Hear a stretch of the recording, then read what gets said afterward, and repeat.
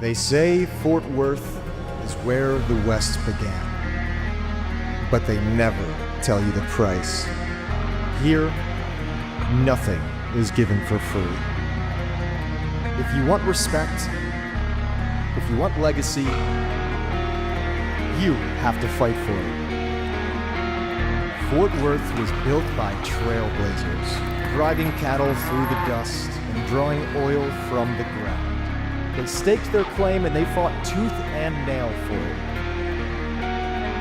Fortunes made in a moment and taken away even faster. And in all that time, nothing has changed. When you step into the server, you better fight. Because your respect, your legacy depends on it. This is pressure. This is everything on the line. The fight never left this city. It just welcomed new contenders. Welcome to Fort Worth. Welcome to the fight.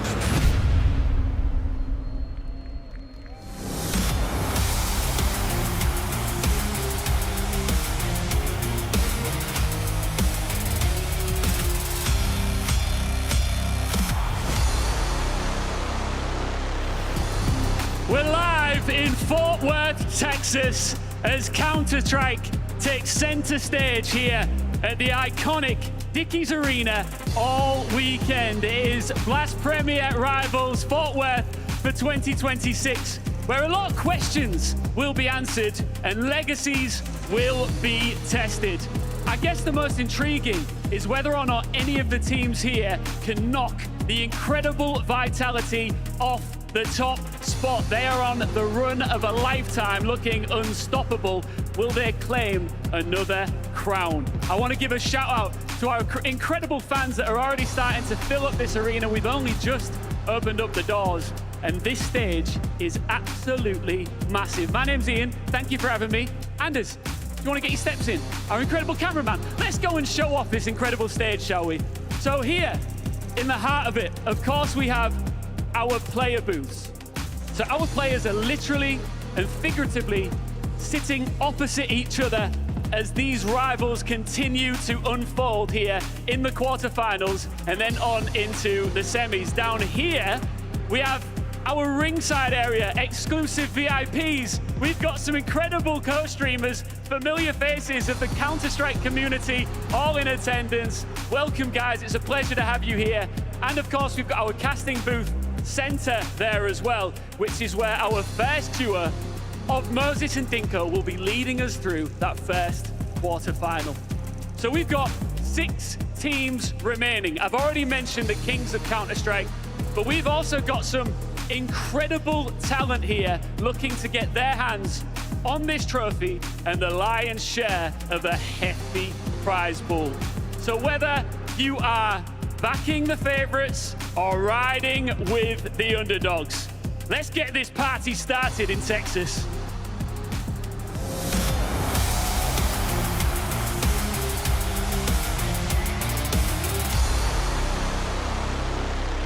FaZe Clan! I think FaZe is going to win. FaZe has a lot of heart. They play with all the soul all the time.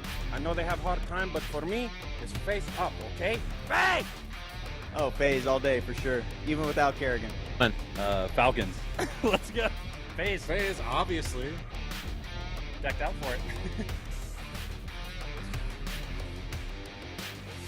It's gonna be FaZe Clan. It's gonna be FaZe Clan.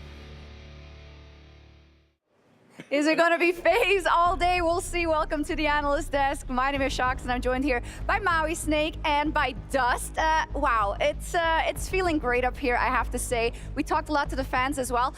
By the way, FaZe, those tracksuits, what a stroke of genius. So like, good. Everybody's wearing them already. Oh, they're so good. I feel like I've already seen a dozen people wearing them.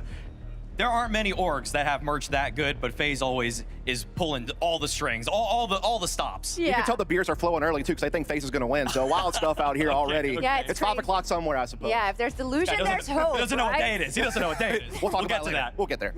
Yeah, we'll get there indeed. Let's take a look about what we have on the docket, right? We have such an incredibly stacked playoffs, and I think, Maui, you're the one that said this is, name brand value-wise, an incredible field. In terms of the organizations here, there's only one that's really missing from the group stage. The fact that we don't have Furia, but in their stead, GamerLegion that's proved themselves, and then look at it, star-studded, already in the semifinals. You've got Na'Vi, you've got Vitality, 2 best teams in the world for my money, and then legacy organizations in FaZe, G2, Astralis. What's not to like? Yeah, indeed. Let's take a look at the schedule immediately, because today we'll have the quarterfinals on the docket to see who will get the honor of playing respectively Na'Vi or Vitality tomorrow, Dust. Yeah, indeed, the chance to take another shot, the greatest of all time, right? So many have come up to bat, so many have fallen short. We'll see if things change here in Fort Worth. Yeah, absolutely so, and I think that is the story of any tournament, right? The last couple of months, in fact, the last year and a half, who can beat Vitality? And whenever you talk to any of these teams, they always bring up Vitality in one form or other. Famously, Alexi B, right, saying, if you win a trophy but you don't go through them, have you really deserved it? I mean, this is a team that hasn't missed the playoffs ever. This is a team that's placed top 4 21 times in a row. They are the final boss of Counter-Strike, and yeah, I agree with them. No trophy's gonna feel as satisfying unless you're able to deal a blow to Vitality on the way to it. Yeah, definitely so, but I want to know who you guys are backing. Maui, a little birdie told me you're back in FaZe. We all know. We all know why that is, okay? FaZe Clan now with Twist taking the reins once again with a couple new up-and-comers here on the roster. Nateyu, NKJ showing what they're made of here, but I can't remiss the fact that we all know that it is indeed Brokey Friday. Nateyu, how you doing? Hello, I'm doing really good. You've only been on this FaZe roster for 8 days, and now you're walking into a quarterfinal. How are you feeling? Feeling really good. I'm excited to play in the arena, and I just can't wait. Twist has said already that you bring a lot of energy to this team. I imagine you're going to need a lot of energy here on the main stage. Yeah, of course, it's going to be really important. I think it's one of the fundamentals we have in the team to have really good energy, and this is where we perform the most. So, yeah, I hope we're going to have good energy for the stage. And you showed that with a shock win over Furia yesterday. How much confidence is that given you coming onto this stage? I think good confidence. I think we were still confident before the match. We just focus on our fundamentals, like I said, energy, like what we did in practice, and I think we're pretty confident in it. It worked pretty well against Furia. Even against Na'Vi, I think we had some good takeaways from the match. So yeah. Final thoughts on G2? It's gonna be a fun game. Best of luck. Thank you.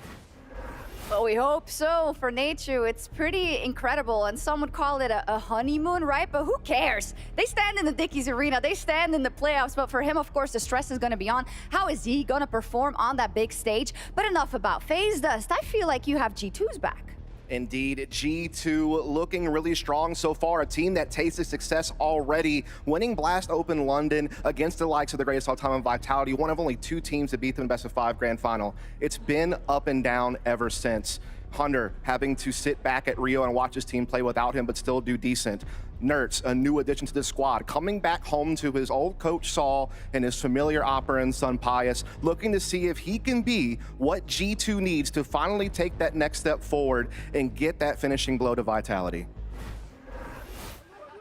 Welcome to Fort Worth once again, Hunter. You said that you were sort of grateful that you missed Rio because it gave you an opportunity to see what your team can do without you.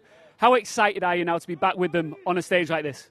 I'm really excited. This is the first arena together with Nerds, and I'm looking forward to play this game. You've also mentioned that the atmosphere and the energy within the team is super positive, especially because you've got a couple of best friends playing together. How important do you think that chemistry will be here? Oh, I mean, of course, it's important in CS, and when it's a team game, overall atmosphere is really important. And since I joined G2, we always had a good atmosphere, but right now I think it's pretty good as well. So, yeah, I'm just looking forward to play more, and especially in front of the crowd here. Did you prep much for FaZe Clan? Did you expect that they would be opponents here today? I mean, we didn't prep much because they are kind of a new team with a new player. Without the Carrigan now, it will be a different team. So we didn't have too much things to watch. We were mostly focused on ourselves. And yeah, we'll try to show our game on the stage. Best of luck. Thank you. We'll see, indeed. Yeah, he says it there. You can't really prep that extensively. It's not like a Vitality where you have so much tape, right, Maui? So it's understandable that he says we're going to focus on ourselves, as always. Unfortunately, it's going to probably be mostly platitudes coming out of Hunter for a game like this. You're going to play your own game. Yeah, work as hard as you can, as much as you can. There's a little bit of footage, of course, that they can work with, though. It is. He also said on HLTV, the leg isn't in perfect state, but he really wanted to come back. And thus, he said that he wasn't there in Rio, but he said that it was nice to see that the guys could stand on their own 2 feet, right? How do you think that will come into play in an arena like this? Luckily not needing the leg to play Counter-Strike, That's that does true. help out quite a lot. But yeah, I think it allowed him to have maybe a third-person perspective that he doesn't normally get of his own team to see what they're capable of. And I think it also forced more players to probably be more vocal and be more involved in the game planning and how they operate, which is nice for, you know, micromanaging later. For sure, and we see those fundamentals and see how they can be built out with nerds. But for FaZe, it's unquantifiable. Do you agree that it is a honeymoon phase, and is that necessarily a bad thing? It's not a bad thing. You got to make the absolute most of these entry moments when Twist is coming into the lineup, where you have a couple new guys around you, where the hierarchy of leadership is now shifting. Now everybody just has to be respondent to their teammates around them, take in as many ideas, collaborate as well as you possibly can. It feels like the brain trust in Twist and NKJ is already finding some success. I mean, they took down an elite Furia to even get here, so there's already some proof of concept. There is. We're going to talk about the veto a little bit, and we are going to send you down because you'll be helping. You'll be a helper, let's say, on stage. So you can go ahead and we can start talking a little bit about that veto. Again, for FaZe, it was the question coming in here, how much work can you really do in this week? And Twist did signal at the beginning, obviously we can't focus on everything, but their T-sides looked quite promising, right? Do you feel like in this overnight they would have built out a lot? And what did you see from them so far? I think the big thing for them is that they come in with that mystery factor. We don't know what they're going to do. Yeah. Right? We don't know how much their map pool has pivoted with this new system of Twist in-game leading with a new coach and all those things. We already kind of saw them pivot what they were banning and picking in just the games they've already played. So I think that'll make things interesting for G2. We kind of know what to expect from them. On the other hand, for FaZe, they're the total wild card here. It's true for G2, of course, a couple of maps that they really love. See if we see that Dust 2 again. Some Pius loves to play it. On the other side, you're right though, for FaZe, even when it came down to that third map and it came down to Nuke yesterday, we were really surprised that they were so well prepared, and we even saw some of that vintage FaZe bullshit in the very last round. It was funny because NKJ said, I'm German, I don't like that, I want him to save, but I guess you can't argue with that experience. Sometimes you need a little bit of bullshit to get things done around here. It's already rock bottom, you got to find a way to get back up. Definitely so. The longer we talk, it means the longer Maui is taking to walk downstairs to the stage. Listen, we don't usually get our steps on the desk, but, he's out there trying hard. So I'm looking forward to seeing what him and Ian have cooked up on the pick ban. I think it is one of those pick bans that isn't going to be as straightforward as they normally are. You kind of know teams' perma-bans and what they like to pick fully. But with FaZe, you have no idea, right? The only thing I know for sure is G2's probably not going to let Nuke in. But other than that, I don't really know what's going to happen. Who knows? Well, let's see, because I think the veto's ready. And what about the maps that you think are going to come through? Is it going to make it challenging for you guys? Maybe a bit, to be honest. I think we know what we expect, what they're going to play most likely, because they didn't also have time a lot to play all the maps, in the world, because they have also have nature right now. So I think it's going to be between maybe Dust, Anubis, kinda, maybe even Overpass for check, but we'll see, I think they will pick either Dust or Anubis. We are picking Ancient, and the third map is going to be either Dust or Anubis. Good for us, good for them. We'll find out as well.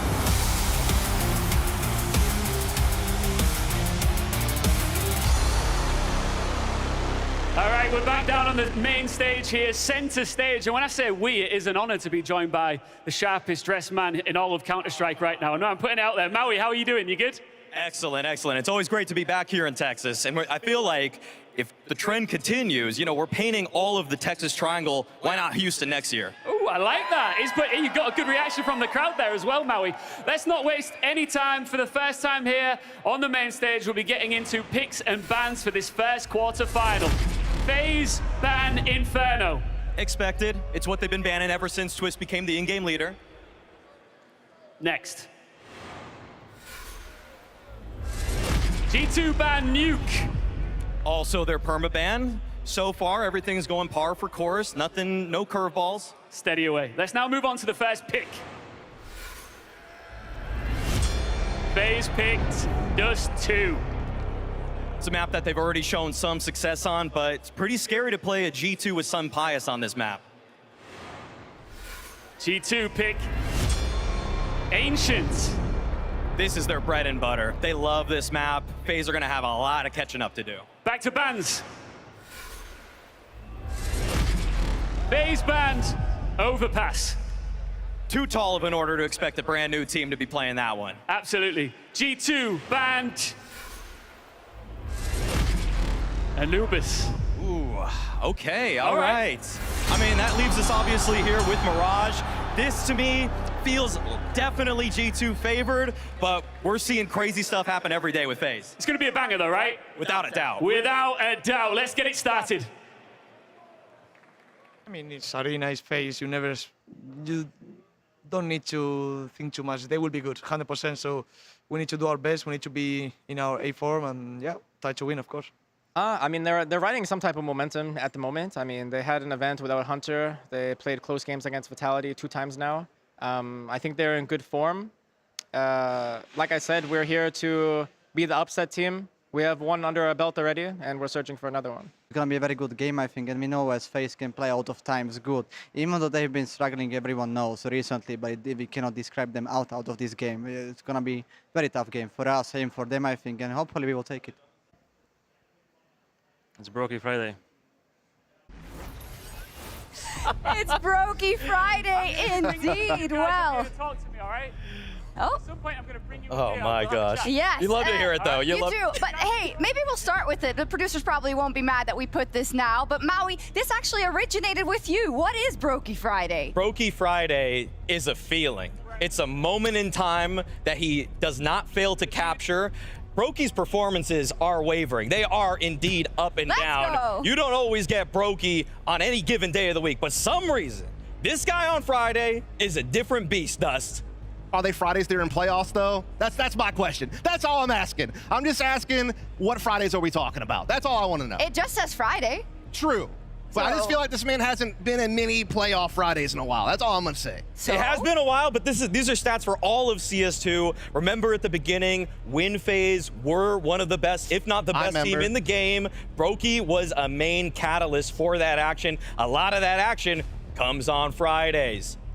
It's just a feeling, Dust. It's a feeling. You can't quantify it. That's how it is. Tell me a little bit about how Brokey Friday parlays into the maps that's been picked. Are there any shocks for you guys? Because it does seem like it's pretty G2 favored, but that could also just be because we know what to expect from them. Yeah, we don't know what the hell FaZe is doing, right? I mean, they're kind of just picking whatever their limited practice allows them to do. However, G2 is going to feel very comfortable with these first two maps coming out. They play Ancient to a very high level. We've seen some good stuff out of them in Dust 2 in this tournament and just in general. So I think they're going to be very happy about the map pool overall. I don't think FaZe necessarily gained any edges here. No. Have to concur with that sentiment that FaZe right now are flying by the seat of their pants. Yep. Any map that they can play, they're just going to try to run with it. Unfortunately, in the second phase, G2 did ban the Anubis, which even though FaZe lost that one to Na'Vi earlier in this, they were showing some signs on. So yeah, they've definitely, G2 that is, has painted FaZe into a corner. Definitely so, but for FaZe, you're saying it already, like flying by the seat of their pants and also just showing hopeful things when nobody expected it. We have to remember just a week ago, this core was shook completely with Kerrigan leaving. We heard it also from Twist. This wasn't expected. We feel a little hard done by, right? So there's a lot on their shoulders, and the fact for me that Twist has led them already to these playoffs is already incredible.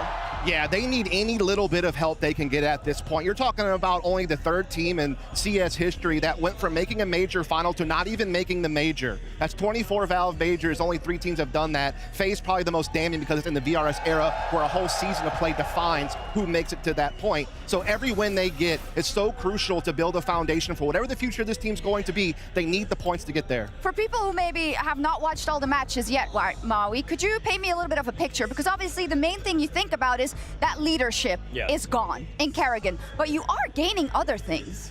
You're definitely gaining firepower. That's one thing that you can expect with somebody like Natu coming in, replacing practically all of Kerrigan's positions. Maybe there's 1 or 2 that other players are filling the gap on. They have actually gotten an anchor who has looked completely commendable. Very respectable performances here from Nateju, coming in with NKJ from that ENCE roster. And this guy has definitely been touted for a while as one of those French talents. When Vitality were scrambling for pieces, a lot of people wanted it to be Nateju instead of maybe somebody like Mezzi, just so they could retain some of that French core. Yeah, he's definitely that one name out there from the French team that maybe people thought that 3D Max would somehow spring forward and get him with all the mess that they've got going on. I will say I think he has done really well so far, considering the situation he just walked into. It's a very tough situation over there, and he's been playing very well. I think FaZe has also done a pretty good job of keeping him pretty comfortable. You mentioned kind of just taking some of Kerrigan's spots. In some cases, that was 1-for-1, like Mirage CT side, for example. So in other cases, though, I feel like they have catered to him a little bit. You know, I saw that on Ancient, for example. So I think they're doing the right thing. Yeah, Twist said as much right in the interview we had with him. He said all we want to do is make him comfortable. Also, Jacob might also be a little bit more comfortable because of what he can do now, and we're seeing it as a work in progress. He did give a quote comparing Twist's IGL leadership to that of Shox, and me as being not as like not me, the good Shox, not as clued into what this might mean. Is this good or bad, guys? Well, first of all, you're a great Shox. Thank you. Second of all, thank you. Arguably, in your role, you might be better than what Shox was in his role as an in-game leader there. No, I think that Nateju probably just kind of sees the way that Twist likes to call as the poppy plays, the set pieces out of spawn, the quicker reactions. Shox wasn't really an in-game leader, neither was Twist to really draw the round out. They're not trying to feel out every side of the map, trying to make the perfect mid-round. You're working with a team that is just getting started, so give them easy set pieces here. Exactly. I mean, you kind of talked about it. You got to be simple with such limited time together, with Twist making this adjustment, with Nate, you coming in out of a crazy situation. They are just going to play scrappy in your face. Yes, they're going to make things messy. They're going to try to drag you down in the dirt. That's what you got to do in Texas sometimes to get things done.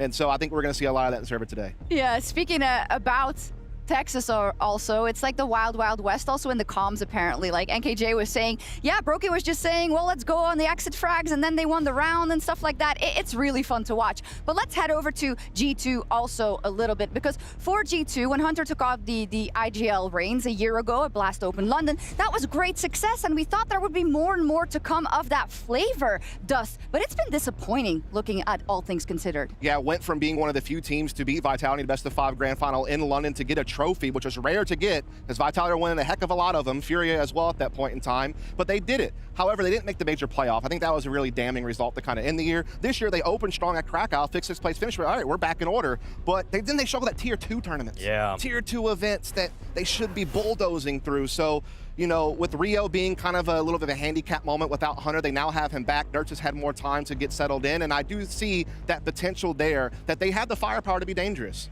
To cope on behalf of G2, some of the Tier 2 lands that they were having trouble at were with Nerds just joining the roster. So a couple of those tournaments are going to be difficult. Also, you just can't count out the teams that are playing in that circuit because they're all fighting with major qualification on the line. So there's kind of a different level of fire in those events, like we see here at the Stake Ranked event and the Roman Imperium Cup and the BC Game Champs. All of those have teams that are just so hungry. Yeah, when it comes to big stage, it was at IM Krakow, so that's quite a long way again, and it wasn't a great match there when they stepped onto the big stage.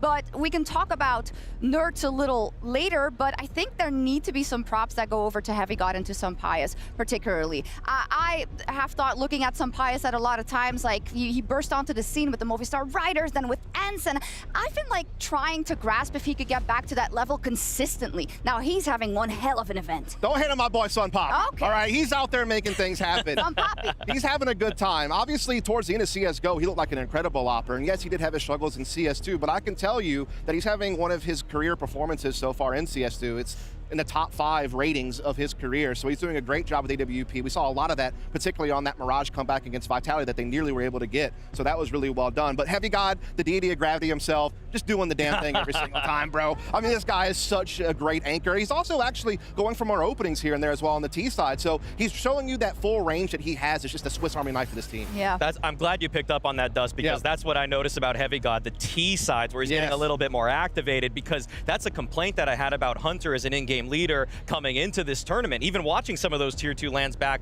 the way that he just wants to group everybody up so quickly. Yeah. You get one pick and you just 5-man hit a bomb site. That's lazy. You got to stretch the map out. You got to stretch the defense thin. And so Heavy God has been pivotal in doing that. Yeah, a bit one-dimensional, looking to add those dimensions into a stage like this as we get some shots of the players backstage. Like, this is where it really sinks in for someone like Nature, I'm sure, right, Dust? You get that speech, you get the focus in, you know that you're about to step on stage, and then it's a whole different ballgame. We've seen greater players crumble.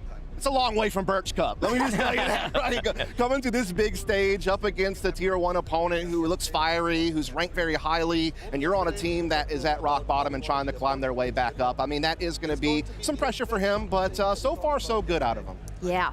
You see there that G2, we're not seeing them yet. Apparently, they're not there yet. Oh, no. So, they can't hear you, so now you can say whatever you want. No, I'm kidding. We haven't delved too deep into the Nerds edition, right? Sure. Has it paid off? I mean, it's very early days, but what do you think? I feel like you see flashes of it. I feel like, for example, when they played Astralis against Dust2 in the group stage, you saw how good he is when you put him in an open space. You know, that aggressive space-taking role that he has, it's not that of a traditional entry fragger, but he's so comfortable when you just kind of get him in a pocket and let him call his own timings and shots. And we have seen those highlight moments when he does go for a big swing, when he calls a big play for himself. But I don't think he's hit that consistent fragging power that we know him for when he was, you know, the Rookie of the Year of 2023 and is such a strong player in 24. It feels like Saw and Sun Pius are trying to help rekindle the flame that was burning so bright for Nerds when he first hit the tier 1 space.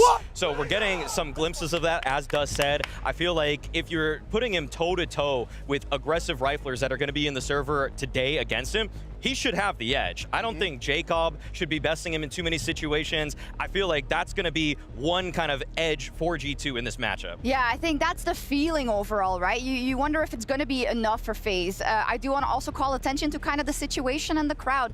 Twist said before this tournament began, because they also have Atlanta coming up, this is a great chance to make FaZe fans excited and perhaps make a couple of new FaZe fans, Dust. And that's always something that you can't ignore when it comes to situations like this. Absolutely. I mean, this is all about the future of FaZe. We may not know what the long-term plans are. There's been a lot of chatter about that around in interviews and just online discussions. But the reality is that in the here and now, this is what you've got. And you know that you're down in the hole and you got to find a way to climb back up. And every single win you can put out there to climb the VRS, every single win to give your fans something to finally cheer about, those all mean so much. We found them.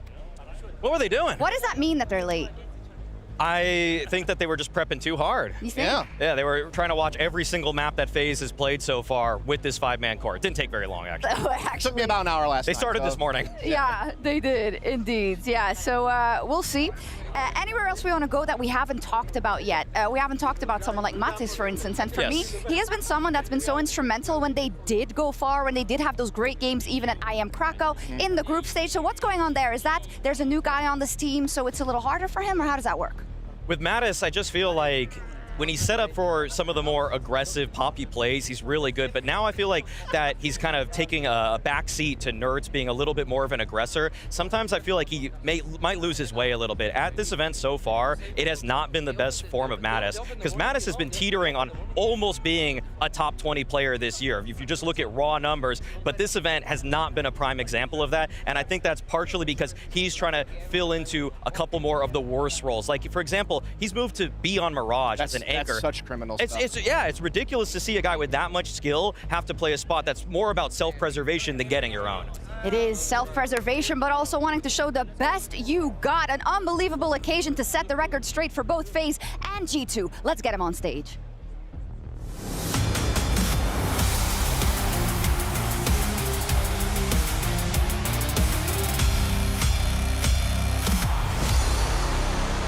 But we're Texas, how we doing?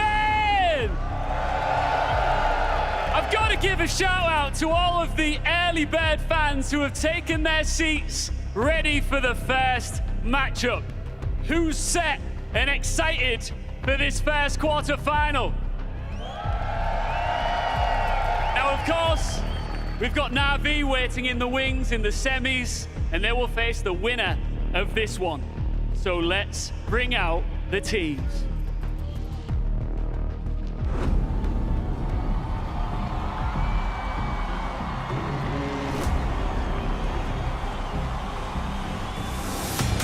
FaZe Clan!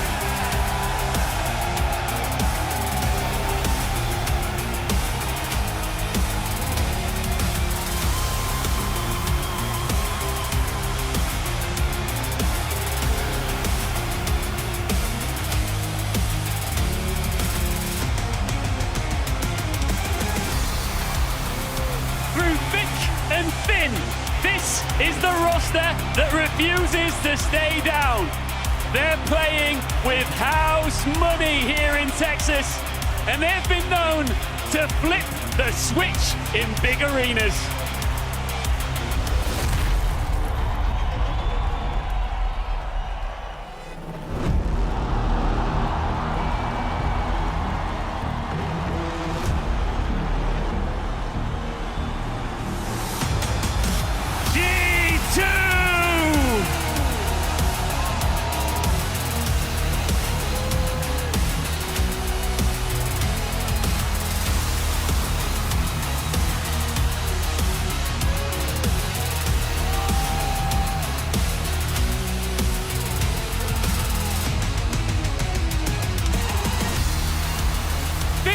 Are clicking into place for G2. A rebuilding powerhouse that can trade blows with the very best. This isn't new blood anymore. They've found their footing, and now they're coming for more.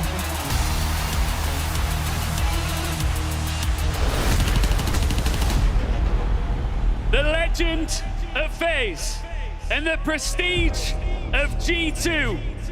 These two pillars of Counter-Strike are on a collision course for chaos. FaZe Clan are shouting from the rooftops that they will not go quietly into the night. With Twists stepping into the ring to lead this team to victory. And G2, not in the habit of giving teams an easy path. With Hunter at the helm, they are hungry for blood. Both teams have something to prove, and neither will go down without a fight.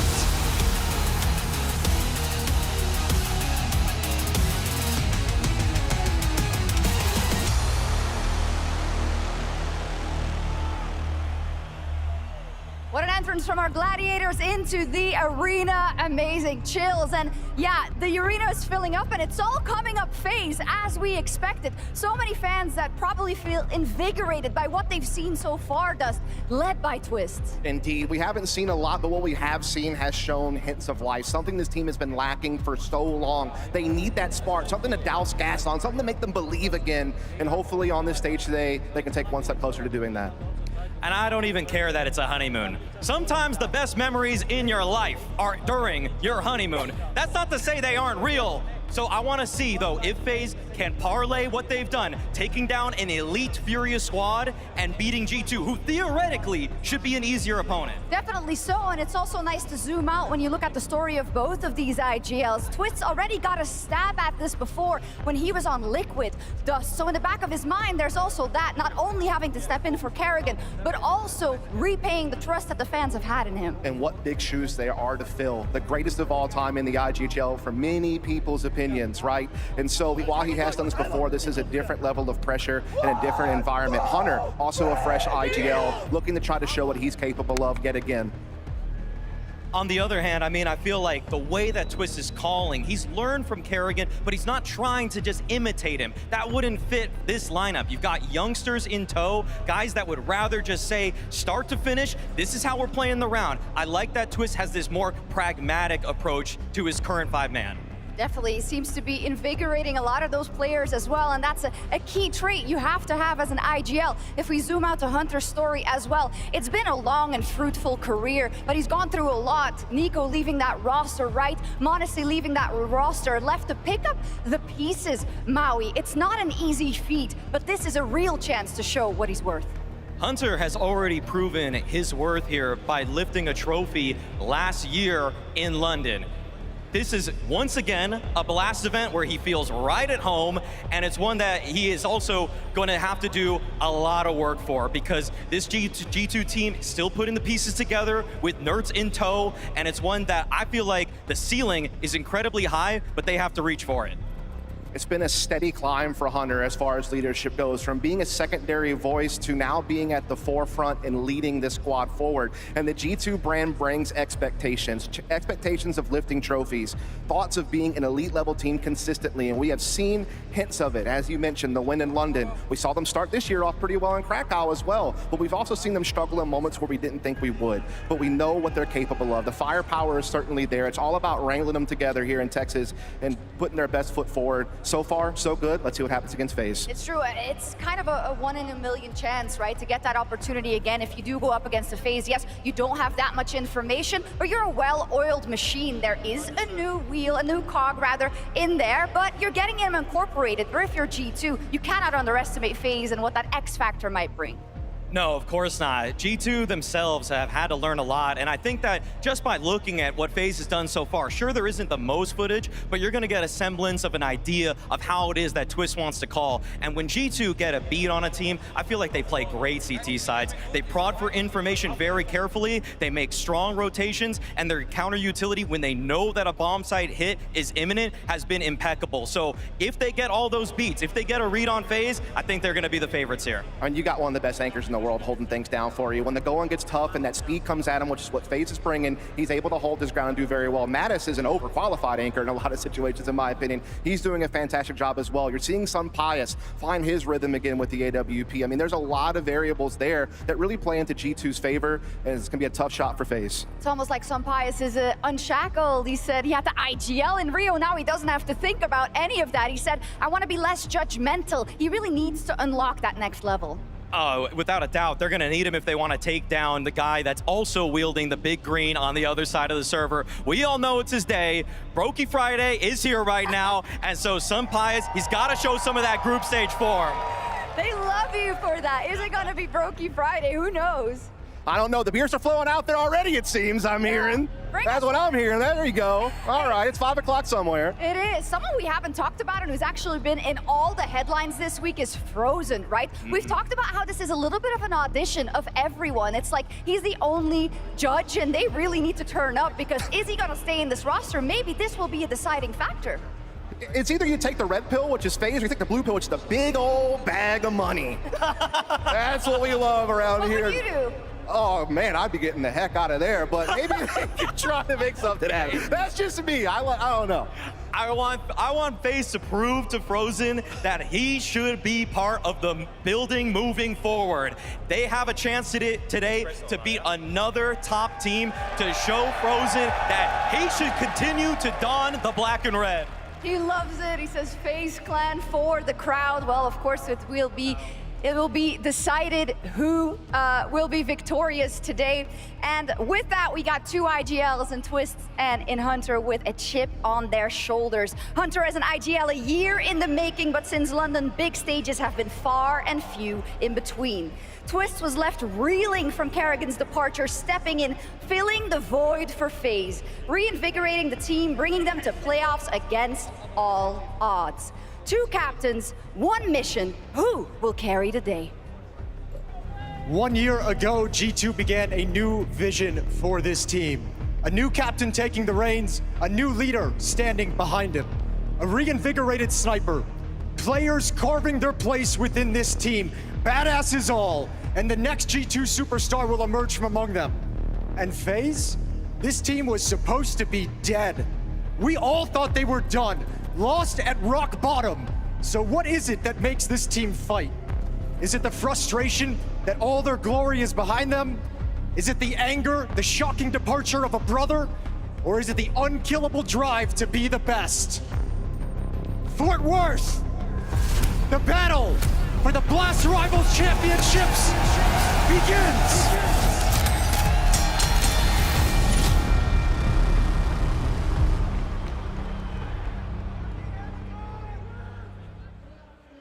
Let's get into this one. FaZe versus G2, 2 of the biggest organizations in Counter-Strike. And like Jason just said, the battle begins. FaZe gonna be on the T side, G2 starting on the CT side. And we'll see what they have in store for us here. I mean, a lot of talk about the in-game leadership for both of these teams. Twist gonna be having to call first on this T side.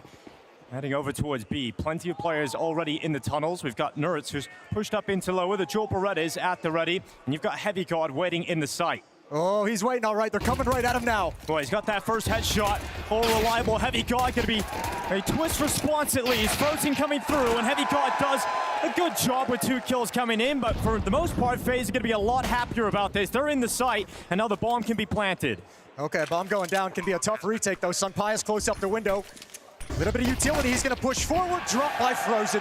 And that shuts it all down. That should be the pistol secured. Yeah, well, Mattis straight through the window. Frozen is dead in a really tough round ahead here for Mattis. Hard to see how he's going to get into this one. He goes out through the window. Undetected so far. There's the head shown, and now he should be taken down from down below. Mattis out of bullets and soon to be out of life. As Twist drops him, and FaZe will have this pistol round. Man, you know, I can tell you, the whole lead up to this event, the whole angle with FaZe has been, can we stop talking about if this team makes it to the playoffs? But now they're in the playoffs. It's kind of like, all right, let's see what happens now. It just seems like every time, doesn't matter who's in FaZe apparently, they will exceed expectations at the weirdest of times. For FaZe, obviously, it's massive to get a win here today in terms of the VRS implications, because obviously in free fall with all the losses they've been taking, missing out on the major. But if they win today versus G2, or the number 12 team in the world on that VRS ranking, they'll climb 6 places, yeah. And everything matters so much to FaZe at this point. That's their goal, is be good enough to keep Frozen here, give him the vision that you can be that good, and the VRS. Here's the exit out the long cave, 1 kill for Jacob, and Mattis is going to try and fall back, trades back and forth. Yeah, and the round is still very much alive. Somehow 2v2 out of the initial engagement. It's quick, it's direct, and it's heavy from FaZe, but results in a lot of casualties. Meichu in a fight against Nerds. Gonna back away. Not give him that chance, not trying to put Brokey into a 1v2. Brokey strolls up short. It's all about the timing. If he spots this push, this is the play that G2 wants to make to get back into the round, grab some information, and it's looking just close to perfect. So when will someone from FaZe consider the flank? When do they turn around? Brokey's got the bomb, he can't get caught. Oh, here's Meichu looking the right way at the right time. Does get back to it. Hunter dies, and Nerds now 1v2. They know exactly where he is. And so winning this round becomes almost impossible at this point. We take a massive mistake from FaZe. And re-smoke a bit short. Nerds with no kit on his back nor any utility will concede. So falling back, it's going to be 2 in a row here for FaZe. Yeah, really admirable round out of G2, unable to close it out, but doing some good damage. FaZe won't be too concerned about that. And one more maybe at the end here. Nerds has given away his position, wants to fight. He's got that. Another exit kill right in line, but he's shut down, and it's a 2-0 start for FaZe. When coming into this event, Jason, you've been very confident in G2. You've been excited about what they can do. We got to see them versus Vitality yesterday. They were competitive on the first 2 maps. Not so much here on Dust 2, though. And, I mean, for G2, what are your expectations now we get into the playoffs? I mean, when I look at this side of the bracket, I want them to be... I just want to make sure, boys, that we are not afraid to take initiative. Not afraid to take chances, right? Not afraid to take fights. Take duels. Try to be the difference maker, boys. I mean, with this side of the bracket, I'm looking for them. The semifinals is going to be huge, but I'm looking at them to get through these quarterfinals. You know, for me, this is a match that G2 can really make a statement. I know FaZe has been struggling. I know we've kind of lost a lot of faith in them. Well, maybe not the crowd here in Texas, but otherwise, we've lost a little bit of faith in them. But I think answering with a good win here, getting into the semifinals, and then you have a tough task against Na'Vi, that would be a very cool game. Well, Mattis is pushed up towards top middle. Beyond the telephone pole, into the fight. Jacob down first, and Mattis goes again. Going to get confident in their face and fight them as G2 come out on top of 2 fights, leaving FaZe with 3 players in tunnels trying to go towards B. All right, well, Heavy God's tucked into Cubby. Actually, G2 has such a brilliant defense at the moment, powered up by this push towards T-spawn by Nerds up middle. He's got all the information in the world. And there's Sunpia. Scout lands, and FaZe is whittled down to just 2 players. Never able to progress into the bomb site, and now with 50 seconds on the clock, thinking you have to reconvene, but will you clear this position? Surely not. Surely you don't check where Nerds is playing right now. I don't know. Oddly enough, I think they do. They're very slow about it, so yeah, here they go. Frozen going to be aware that everywhere is a possibility for the CTs at the moment. All right, Fort Worth, calm it down. Frozen going to be taking the engagement. Low HP, knows the position of Nerds. So this is just 2 and time off the clock. Now Brokey's come back to help him, so the round's done. FaZe can't fight for this one. Just going to try and hang on to the AK-47s if you're G2. Not a lot of money left, but the decision to keep buying pays off. Finally, they get the break they're looking for. Well, first round for G2. That's going to be, and this is part of the reason why I've gotten excited about them, and I've been excited to see them play this kind of aggression. The rebuy into the third round, you've done economic damage, you want to try and punish it, and then you still go up in their faces, even with weaker weapons, and they've got the players to pull it off. I mean, you have to remember too, like there's an element of this that gets me excited, because one of my favorite teams at the end of CSGO was that ENCE lineup. Saw as the coach, Sunpius, Nerds, like now that these guys are reunited, I think you're seeing Sunpius gain that consistency, and I'm hoping we see the same trend out of Nerds now that he's reunited. I mean, we have seen him have some great performances in the G2 jersey so far upon his return, but we didn't necessarily see that yesterday against Vitality. So we're interested to see if that progression, that upward swing continues against the better teams. I'm sure it will eventually. We heard Saw saying that he's kind of 80 to 90% integrated into the squad. Well, he's going to get tested here in this round, it looks like so far. Frozen and Twist are just going to have a little bit of fun in middle and maintain some presence, but with 3 players in the bomb and upper B, this is going to be a split. So Nerds and Heavy God going to have a challenge coming their way. Hunters and CT spawn to help the pressure, and here it comes. Nerds going to be up first. Spray down from Nerds going to work out. Netchu take it away, and you got to get away from the flames if you're Heavy God. He has moved off. Nerds has got a second. In the meantime, Heavy God backing him up, and Heavy God down. But Nerds is still alive, still in the tunnels, and still a threat for Frozen, who's on 11 HP. Nerds on 10. Frozen goes into the shroud of the smoke. Trying to find him, trying to spot him. They're right beside each other. Nerds, the pistol's out and not able to get it. A prolonged fight, but Frozen gets by the smoke. Mattis has been taking his time as well. He wasn't exactly sure how fast he could move over to the B bomb site to provide help. Now that he's gotten here though, and Frozen's attention is split, this is very strange.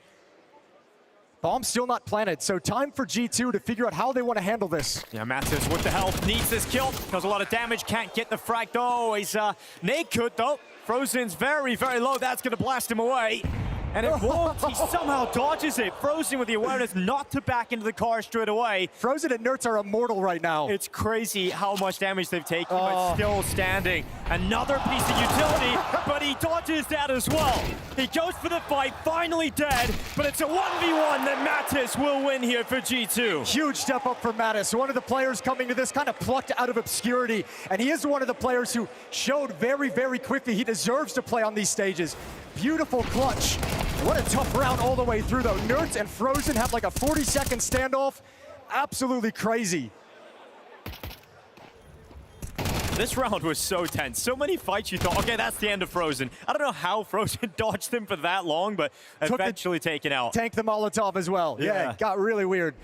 Well, does FaZe want to buy into this too? No. They could have challenged, obviously would have been a huge risk, but getting the CTs down to just one player, you could have forced up the way G2 did to you, but they're content to sit back early on in the half. So round 5 is going to be a little bit chill with unarmored pistols.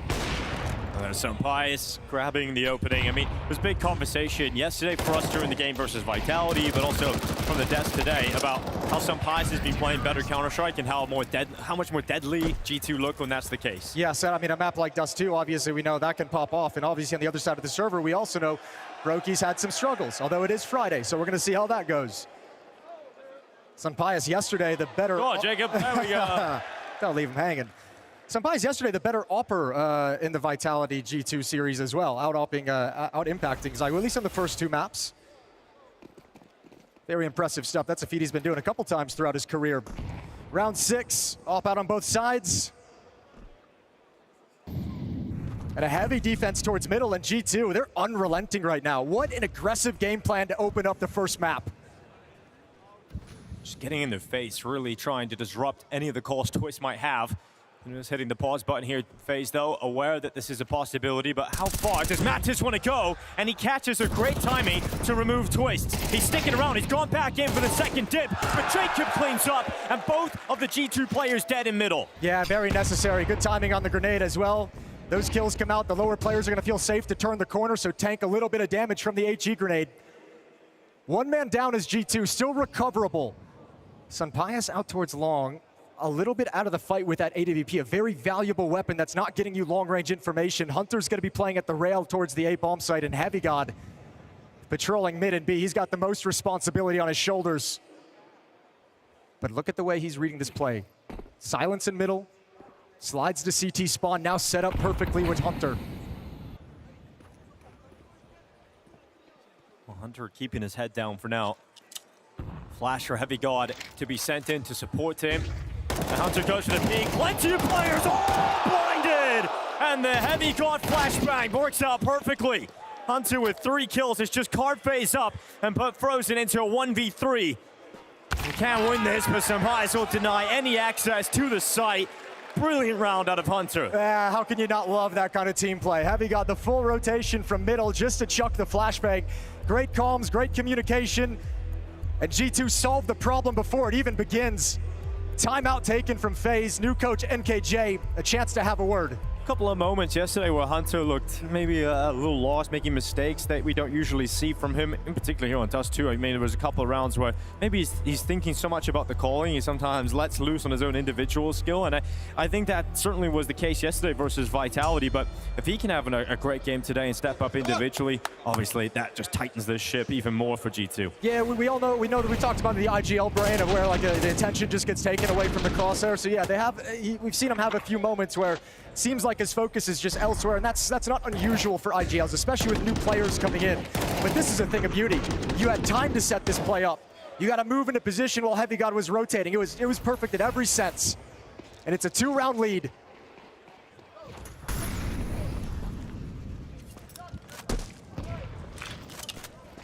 Made their way down middle already for FaZe, climbing up on top of the Xbox.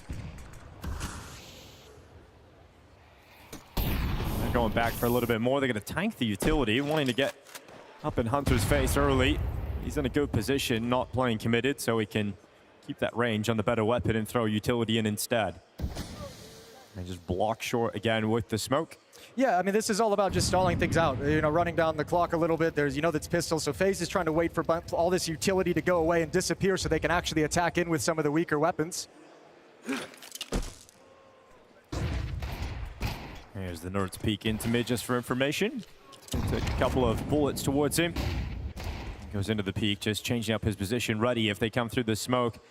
Any flashes available for FaZe? No. So this is going to be uncovered fight for Nerds. He can only get the one, and then Jacob comes in on the Deagle, and all of a sudden, that B-bomb site wide open for business. This is a disaster, and you're going to want to go for this if you're G2. 3-on-3, you have the weapon advantage as well, but retakes at the B-bomb site are never easy. Broky's got an AK-47, Molotov to delay things as well into the choke points. And no one from G2 is set up to go through tunnels, so all three, no! Broky Friday! It's Freaky Friday right now on the server with that kind of shot. We've got Hunter and Sampias setting up, thinking about actually just repositioning through the mid doors and going straight up into the tunnels. They have been scared off by that. That is just ridiculous. Okay, Broky. I can't remember the last time I've seen something quite like that. That's a disgustingly crazy shot to hit. Completely takes away any chance to retake. Yep, out of that. Okay. Yeah, we're getting weird. There's that FaZe bullshit. It's all coming together.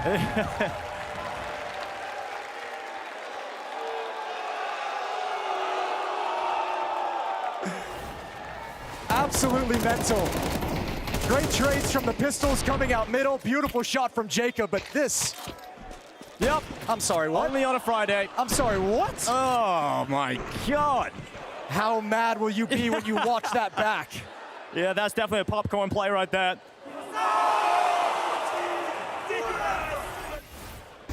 Some of the co-streamers we've got down on the floor next to the commentary booth. Xbox smoke deployed out. FaZe gonna move down middle. What a great round to find for them. It was looking so good as well there for Nerds. They didn't have a flashbang to get him off the angle. He's primed himself for them coming through that smoke. But this is where the strong maps against Vitality yesterday should give you some confidence in G2 to be able to withstand something like this. They answered the call against Vitality a number of times. Surely against FaZe they can as well. Coming through the doors is Twist again. Nerds dead. Heavy God's gone. And Broky and Twist combining. Okay, the OG FaZe players all finding themselves a lot of success. And it's going to be Mattis with no chance. You say you have faith in G2 to bounce back from that. They get annihilated in the follow-up round. Yeah, they really do. They still got money, though, to buy moving forward in the next round, especially Mattis is going to be desperate to save this M4, lowest on cash. So how much does FaZe want to hunt out of these round wins? Broky's just waiting to punish if he continues the push. And this FaZe team with 2 rounds in a row and a round like that you win with pistols and the Broky shot, that's going to build up some momentum for you. This is still, despite all the struggles they've had, going to be a scary team if they catch momentum and start believing once again. We saw some elements of that towards the end of the group stage. And we're starting to see some elements of that here in the first quarterfinals. Well, Nertz is going to be kicking himself. That's back-to-back rounds, right? He creates that opening by going down for FaZe to move through.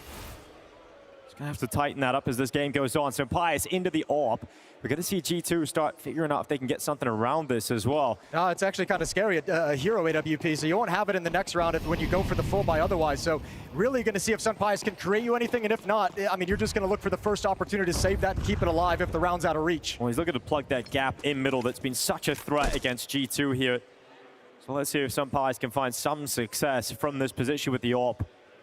Might be the change-up that FaZe aren't anticipating. Maybe the element of surprise, but they've got the information now. So no longer does he have that added advantage of surprise. Might make FaZe a little bit nervous, thinking that all of a sudden, okay, this is actually a full buy. The AWP is on the field. They might not realize that it's going to be all pistols they're up against. So utility into place and all the details still going. Sunpius mobile, but I feel like you got to maintain a little bit of aggression with the AWP, which is a scary prospect as Broky's around the corner. Oh, Sunpius has to make this AWP sing. Moving up towards short. Not wanting to take a single step forward. Just slithers as he gets closer and closer to the angle. Frozen utility out in his hand. Sunpius now has the angle. Gives it up. Eventually, he's going to see that utility coming in. He goes forward. Good shot. Got information as well on Frozen moving up. The G2 have players on the right side of the map here. Could there be the release valve towards B, though? Nertz is over there on his own with a 5-7. He's being spotted, coming up the ramp, trying to take the kill inside of the tunnels, but he can't get it. And that bomb, it's going to have to try and get into the site. And Frozen, hoping from the A-bomb site, he can carve them up from behind. But that bomb needs to be collected, and Nechu's got it. Hunter's got a one-on-one. Hunter's moving into the B-bomb site. He's going to go forward. 5-7 in hand, and he goes, and down he goes to Nechu. So it's Sunpius on the AWP, the hero AWP. And the Spaniard steps up to try and go back into the site. Nechu waits at the window, out to the AK. He's heard it, and Nechu walks to the window. Confident in the clutch. Steps into the FaZe jersey. We wonder what he's made of. What is he going to be able to do in this FaZe jersey? And he's clutched up for them already in the playoffs. I'll tell you what, scary sign for me is Sunpius dropping the AWP in that 1v1. I know it's a more wieldy weapon for it, but you're giving the sound cue, you're giving information, you're letting him know exactly where you're coming from. That's a big risk for Sunpius, and obviously gets punished for it. 5-4. Oh, well, clutch factor falls in favor of FaZe here. Sunpius does so much in the round, but just that final kill escaping him. That round got so scrappy, so incredibly scrappy with the way the teams got spread out. I thought Hunter might be able to push in and stop that plant. Timeout comes to a close. 1 round lead. Full buys for both sides now.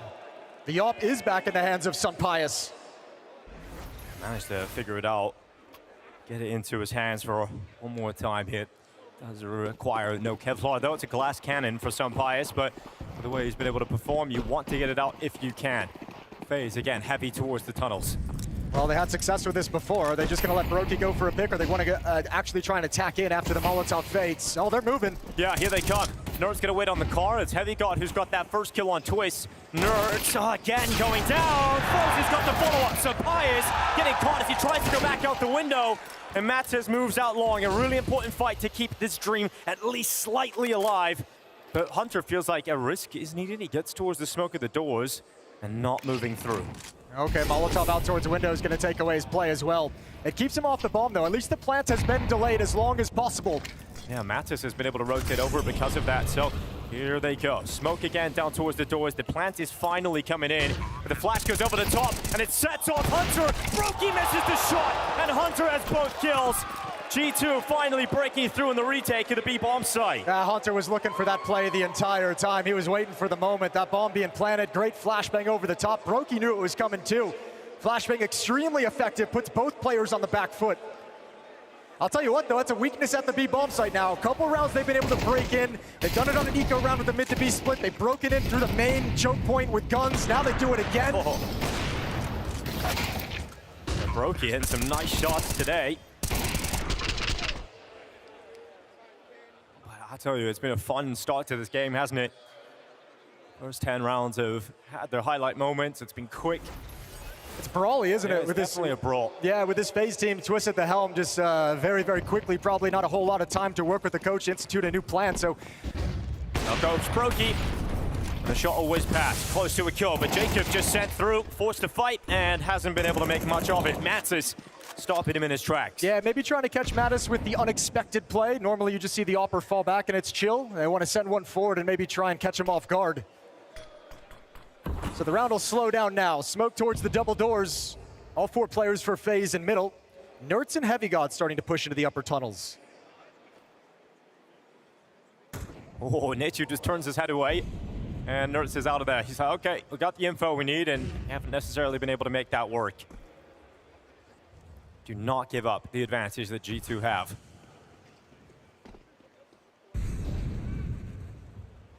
Sampai's being patient, holding for this push to the doors, and eventually Frozen will provide that push.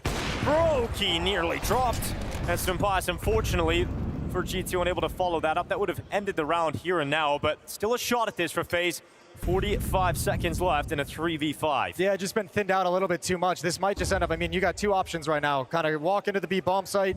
You'd probably want to go contact at this point, or you just back off and save the weapon. But with the way they've been able to break in previously, Nerds has played this position at Car in the previous round a little bit scared, which allowed them to scale into the bomb site. If it happens again.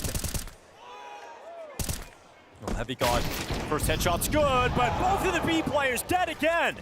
Nothing from Nerds, and he's out of there. That's the site taken. Oh. Twist has got the chance. He's got the information of that player close to the doorway, but now he's looking towards the tunnels. Oh, Twist. This could be a brilliant play. Inside of the smoke, his teammate gets dinked though. Brokey low, 14 health, but Twist up on top of the box, sees the barrel, seizes the chance, and Twist couldn't get to the second, so it's Brokey instead, looking to that is what Brokey does best. He gets his second chance, same shot, same situation. This time absolutely drills him to the wall. And again, FaZe will not relinquish this advantage. They just creep 1 round ahead yet again. And that's a timeout called. That's more like it from Brokey. I mean, when he's having a good game, when he's having a good day, FaZe obviously become a lot more deadly. 4 out of the last 5 rounds in the favor of FaZe, and NK's still taking a timeout here just to talk to the boys, get this last round. I mean, if you're G2, you're like trying to figure out whatever you can do to help that B bomb site defense out, figure it out. Because time and time again, through different variations, FaZe are finding their way into the bomb site. Look, I mean, look, the B defense just hasn't been good enough in a couple of these rounds. Not really a whole lot the rest of the guys could do. You know, you can cheat a rotation over, but that's going to weaken you elsewhere. Plenty of situation, Nerds and Heavy God should have been able to deliver a little bit more. This round being one of them. 1 kill between the 2 players.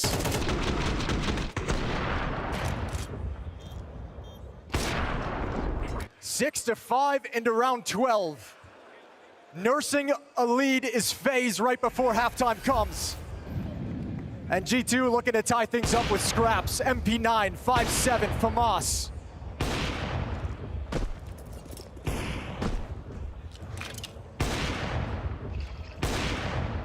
Interestingly, they've left Nerds at the B site, Jason. Is this one of those rounds where you think FaZe have hit B so often that eventually they're going to think G2 will make the adjustment to strengthen that B bomb site? I think because of the weaker weapons as well, you also want like someone like Heavy God with an M4 to be a little bit more mobile and give him the freedom to read the map. So starts at the A bomb site in case there's something there, but shifts back over now. So defense all of a sudden is a little bit more standard again.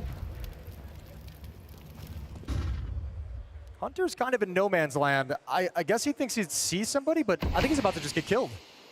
If Jacob peeks.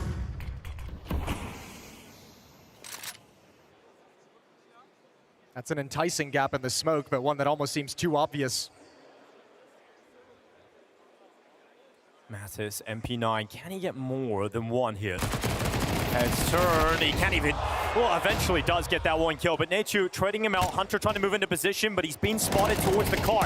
Here come FaZe, moving forward, but Senpai is carving them up, slowing them down, and still a threat inside of the site. Brokey and Nechu trying to come towards this A bomb site. There's a flank coming as well from Heavy God, eventually outlawed, but it's not required. Senpai grabs an extra round. We've got a tie game here in the quarterfinals in Fort Worth.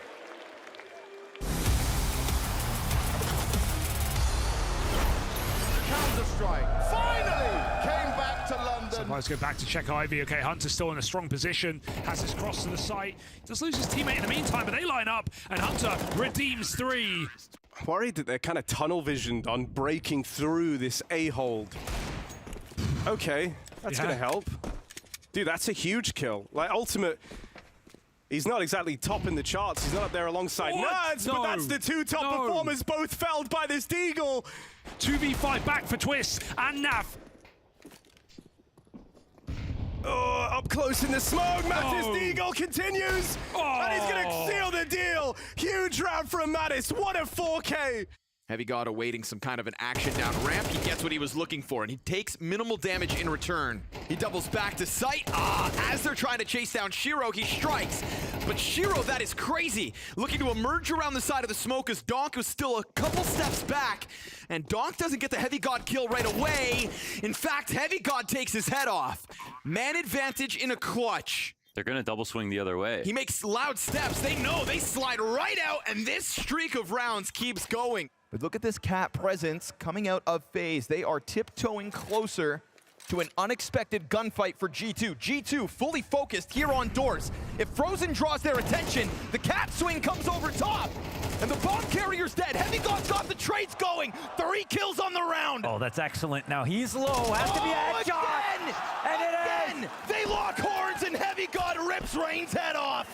Hunter's calling the correct move at 25 seconds. We've got an incendiary down on short side. That's going to make this problematic for Furia. Has to go. And then we get this activation out of Sunpius. Bombs down. Oh, man. Again, it's the multi-frag. Again, it is G2 throwing a wrench into Furia's works. It's been amazing to be back, London. Thank you for having us. Let's enjoy this 5-map final. This pistol's going to feel like everything. Oh, okay, never mind. No chance at catching your breath whatsoever. It is immediately out onto this outer yard. Mattis continues to tap players out of this round. Quad kill. Hunter and Mulbs within this bomb site versus 3 of 2025's very best. The old bones of this new lineup. Hunter waits for the presence. Oh, it's an instant headshot. The Kovac blood runs deep. The talent knows no bounds. But with Flamesy from the bottom of the board and a smoke on the bomb, he's gonna just try to stick this. You are denied. And G2 do what no one else could. Not Mouse, not Falcons. G2.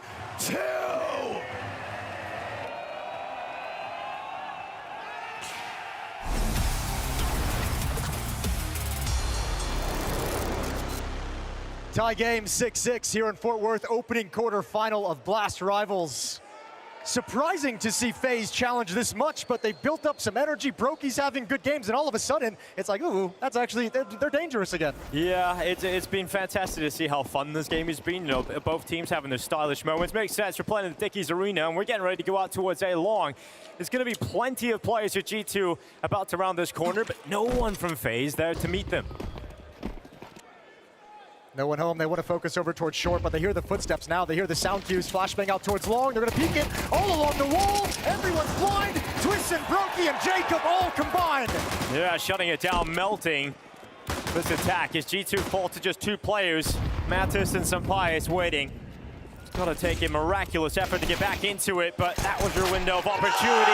And now the door is shut in your face. It will be a pistol round for FaZe, picked up now in the second half. Yeah, it's both pistols for them. A great advantage to have in the opening map of this series. Dust 2 is their pick, and they're showing why they felt confident on it with this patchwork lineup. Led by Twist at 11 kills, Brokey and Frozen following up with 10 apiece. The veterans delivering here in this game. And a very strong pistol round, a quick adjustment. And all Senpai can do is chuckled to himself a little bit as we move into the second round. No force buy for G2 without the plant, without even getting close to the site. Right, they had the aggressive economy decisions, you know, in that first half, buying up, trying to get it back, but don't have that luxury here. They want to get the buy round out as quickly as they can. Going to be behind by 2 by the time that comes out. Heavy got walking into the open. Jacob is taking 2 with the FAMAS.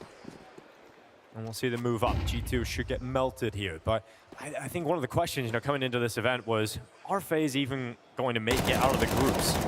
I don't think many people had them making out of the group stages before this event started, but it's so surprising to see them at this level. You know, we were so positive about G2, and now FaZe in the lead of the game here in the quarterfinals. Yeah, I mean, that's probably the most surprising part about their run so far, although actually the win over Fury is a little bit crazy. Yeah, isn't that's it? 2-1. very crazy. I'll take that back. The win over Fury is pretty crazy because I think that's the one where you look at it and you're like, well, they probably were one of the teams that shouldn't have made the playoffs, but Furia came in and just for whatever reason gave them all the chances in the world and looked horrible. Yeah, really underperformed at this event.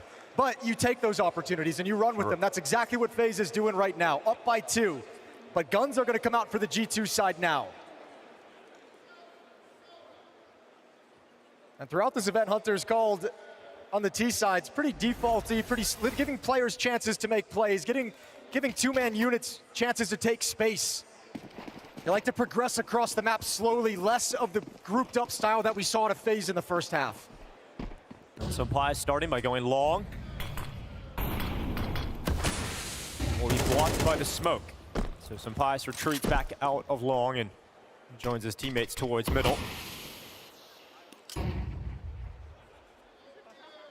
And she ready to break that smoke open.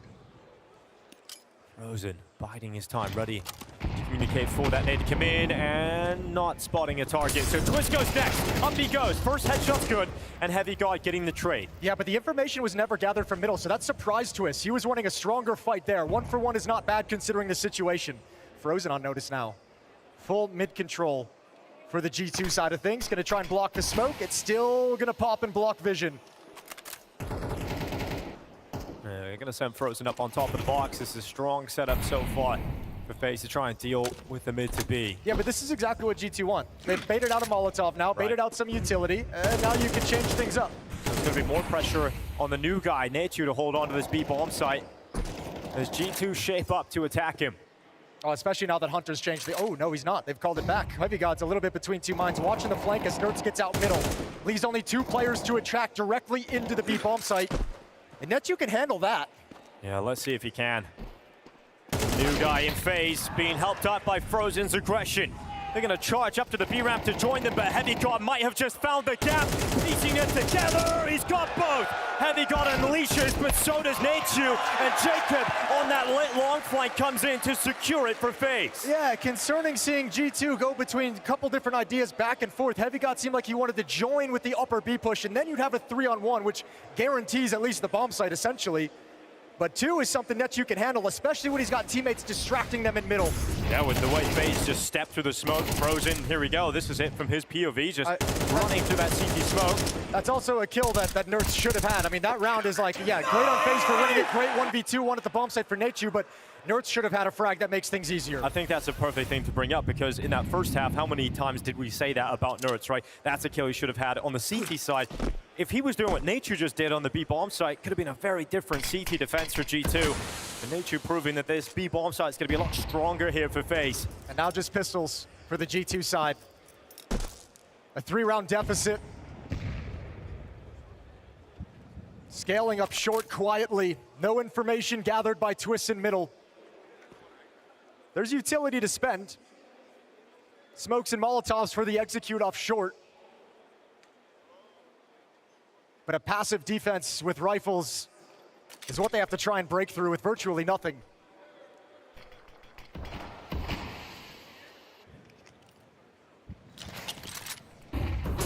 Trying to stop them. It's going to be Jacob straight away. A haircut towards Nerds. Looking for a follow-up kill, but Brokey's got that. Senpais' deagle does ring out into the kill feed and make Brokey a little nervous. Yeah, the fact that he forces Brokey back is actually kind of interesting. Now let's see what happens. Over towards short is going to be the retake coming from Twist, but he's alone. This Tech-9 can do work, and it will. Nobody there to trade. That's a gun that can be recovered, and all of a sudden, G2 has a chance at this 2-on-3. Yeah, Senpais and Hunter Experience between them to try and win out this 2v3 opportunity. Hunter waiting it short. There's the rifle out, and unfortunately for G2, unable to make the most of it. Brokey and Frozen come right back in, and FaZe to another round victory, up to double figures. Yeah, another valiant attempt in a low buy round from G2, but another one of those valiant efforts that goes the other direction. And starting to run out of chances to come back in this game. 4 rounds back. Money's going to come back under their control. A full losing bonus means they can buy whatever they want, and they decide to burn a timeout to talk it over. Good shot from Sampais. That really opened up the chance. Well, no, Jacob should have peeked into him. Another decision, another question, but Sampais absolutely making the most of his opportunity, and G2 couldn't close it. And timeout, trying to figure this one out. Trying to find some way into this game now for G2 because they're running out of chances. I'll tell you what though, one of the reasons why I've kind of grown a little bit high on G2, and I've actually I'm liking the progress I'm seeing. Saw gives me a lot of confidence, you know, as a coach, with what he's been able to do and how he's been able to build this team up, what he's been able to do with some of his past teams. So give a timeout to Saw. Very, very good at making the adaptation for the team to turn things around. Let's see if he has that success here. Yeah, let's see if there's a turnaround from the timeout into play again. You've got everything you want. You've got Sampais on the AWP. You've got plenty of utility. Everybody on an AK-47. Set up the boost early on. It's only been one player to cross. It's going to be 4 defenders at long. Nature wins the fight versus Hunter, and instantly it's an advantage for FaZe. Well, Nertz is going to make the move out mid, but Brokey's already prepared for it. He could shut this door in his face right away, but a missed shot from Brokey, and a perfect one from Sampais. And Sampais, like we saw yesterday against Vitality, just the engine of this G2 team. Once again, he's in that kind of carry mode, trying to pull them through a tough stretch. Heavygod's gonna lead the way up short. Support of the AWP behind him. Jacob gets a kill out towards long. They need this clean, and they got it. Yeah, well, kill at least coming in from Sampais. He's doing what he can here for his squad to keep them going, moving into the site. Plant's gonna go down for short. Nertz really quiet, opening map to this quarterfinal. Can't afford to go down here with nothing. There's Frozen spotted. Nertz gonna get swung on. Now he's in an awkward spot, and Nertz gets nothing. FaZe make it very difficult for him. That puts a lot of pressure on Heavygod to find a new position. You still don't really fully know if someone's coming long, so big risk now required. Thankfully, FaZe isn't coming from that position, so Heavygod's gonna have safety. Yeah, well, that time is ticking on the plant. Held behind the smoke now, they've got to go through it. Here they come, missed shot, Sampais, they know where you are. The flash goes over the palm tree, he goes into the peak again. Sampais connects, so does Heavygod, and Sampais is delivering here for G2. Absolutely monster performance, 20 kills now. 4 kills in that round, a must-win scenario for G2. And how many times is he going to be the one to pull them through? Kept them in it yesterday when they had a slow start versus Vitality on Mirage, right? He was the player, who was the only player who was performing long enough for the rest of his teammates to show up and make that one a real fight against Vitality. So good to see that form continuing into the playoffs here for Sampais, but it's yet to be seen if it's going to be enough. The money's there for one more buy on the FaZe side of things, but it's gone if they lose this round. Thankfully, Brokey gets the opening kill. Once again, Hunter, that initial player to go down in the drop. Yeah, Brokey just throwing himself into the mid doors. He actually took a nade to the face. We'll see it here from his perspective. Oh, just spotting a little bit of Hunter. Brilliant shot from Brokey. That's a crazy way to die if you're Hunter. You're very frustrated. Back-to-back 4v5s that G2 need to convert. Gonna be Sampais again. I mean, look at the riflers you expect to show up here for G2. You've got 8 kills on Nertz, 10 on Heavygod, 9 for Matters. Sampais sitting at 20. Well, this is where you're looking at Heavygod, who's had a relatively quiet game compared to the rest of the tournament. This shot from Brokey, he's gonna back away. So cat control over to G2. Heavygod, the 4th highest rated player of the event so far. Today, we haven't seen that impact. And another mid to be split. Nertz throwing out the utility. This time, he's gonna be alone as the lurk. More forces heading directly through the tunnels and traded. Yeah, Nechu, the 1-for-1, he'll take it, but Sampais, there's the advantage pulled back, so it's going to be a 3v3. They're saving. And yeah, that's enough to force FaZe away. You highlight the economy at the start of this round, and that plays a factor in the lack of attempt for the retake. And this kind of lead, you can sort of back away and play with the lead a little bit. You don't have to risk all the weapons now. You get to chill and just save them for the next round. You can have a full buy. The next round, you can be dangerous. Netu has 1,000 in the bank. They'll be getting an additional 1,900 after that. So they have the option to force up if they want. That would be a risk.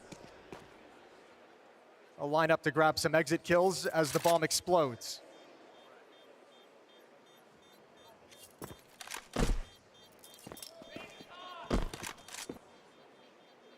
There's a really positive sign that G2 have been able to flip a 4v5 back in their favor twice here.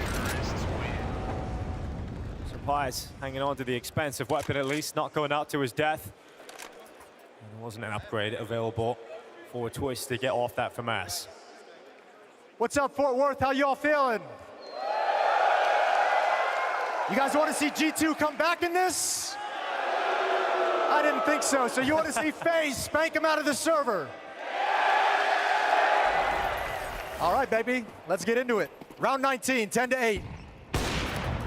Well, FaZe have definitely started to stall out here. Let's see if that save can help them. We've got Heavy God going out long. The corner smoke has been deployed. He's got the cover he's looking for, but here comes the push. Nature and Frozen, both over towards tunnels. The weaker weapons trying to puff up their chest and really show a fight towards Nerds, but he's going to handle it. Nature goes down, an advantage towards G2. Finally an advantage towards G2. What a difference it might make in this round. Hunter's feeling a lot more comfortable, still alive, got a man advantage to play with into the mid-round. Long control is there, but FaZe at the moment don't have the desire or really the resources to defend against it too heavily, so focus more towards middle. Gonna start activating Frozen to push into the B tunnels, to shrink the map, clear things out so they can turn and address the situation. Miss smoke, but they've got plenty left to redo it. Well, there it comes, so smoke gonna be tossed out again. The mid push coming up here to Twist. Mattis actually moves into it and loses the engagement versus Twist. So 4v4, 45 seconds, and the bomb now arriving towards the site. But Brokey's here. He drops down. He's going for the stylish maneuver. Twist has died. Heavy God. This is more like it for G2. But how freaky can Brokey really get today? Goes for the jump shot, hasn't made it work, and Heavy God over the top into the 3K, and he's finally online. All right, that might be, if Heavy God, yeah, if he shows up, he continues playing like this, if he just shows up and is the closer on this map, that would be something special. 21 kills on Sunpius, and Heavy God's gonna start closing the gap here with a triple kill in this round. And FaZe can't make that defense work in the 4v5. Good job closing the map down, making it smaller, moving into position, having the right read, but none of the kills going their way at the end. $2,400 losing bonus, so likely another buy in the next round for FaZe.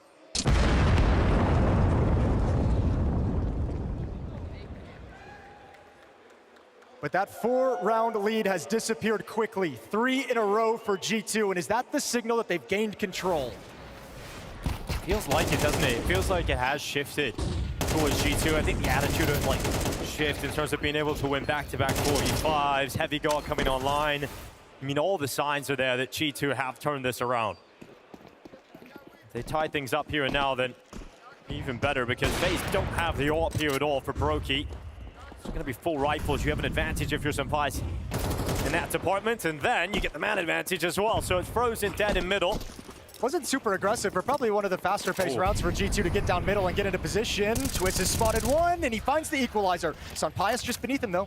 Yeah, being able to react quickly here because Nature looked like he was going to be soloed towards that B site. So Twist gets aggressive, forces himself into a couple of fights down lower, and he's still confident to engage. But now he's pulling Brokey in, who's up next. Brokey coming through, swings, and the 2 kills come in for G2. At least Jacob was around, so he gets a frag, but he can't fall back safely. He will actually make it around towards CT. Nerds is hunting him, but the utility looking to burn him out. He's so low on health. Will it spread? Jacob moves into the smoke, and he dodges the flames. There's the push from Nature. Good clear, though. Good clear from Nerds. He's likely going to go down. Can't win the fight. Oh, Sunpius is here. 1v1. Jacob's on 5 HP, and this is the top fragger. The best performer for G2 in this quarterfinal.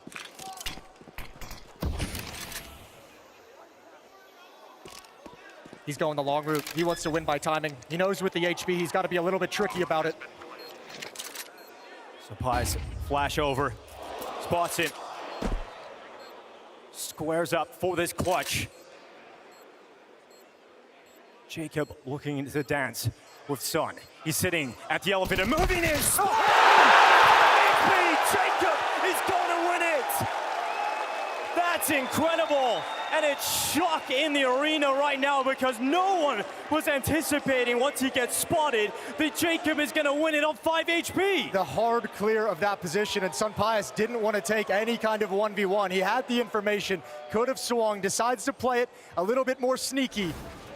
What a punish. Jacob spots him on the jiggle and just spams the position, but this round is provided by Twist. Equalizing kill, maintains presence on Catwalk. That's a superstar performance out of Twist to bring this round back for FaZe.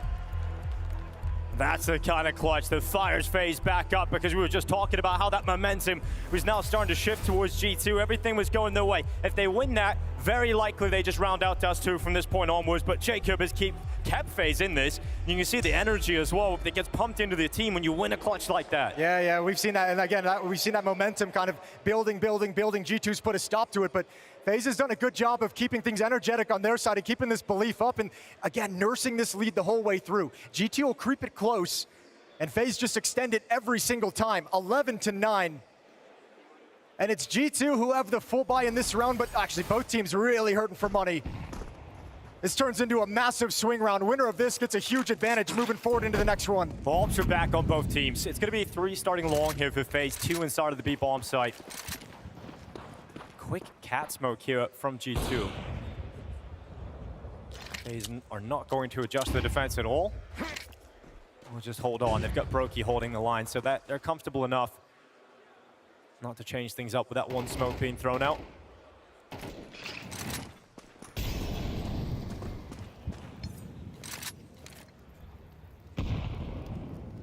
Control of middle. No presence towards long, but Sunpius watching for a push. Mattis is in charge of any push from the B-bomb site. So they have options. Can apply some short pressure, go mid to B. It's a very split default CT defense.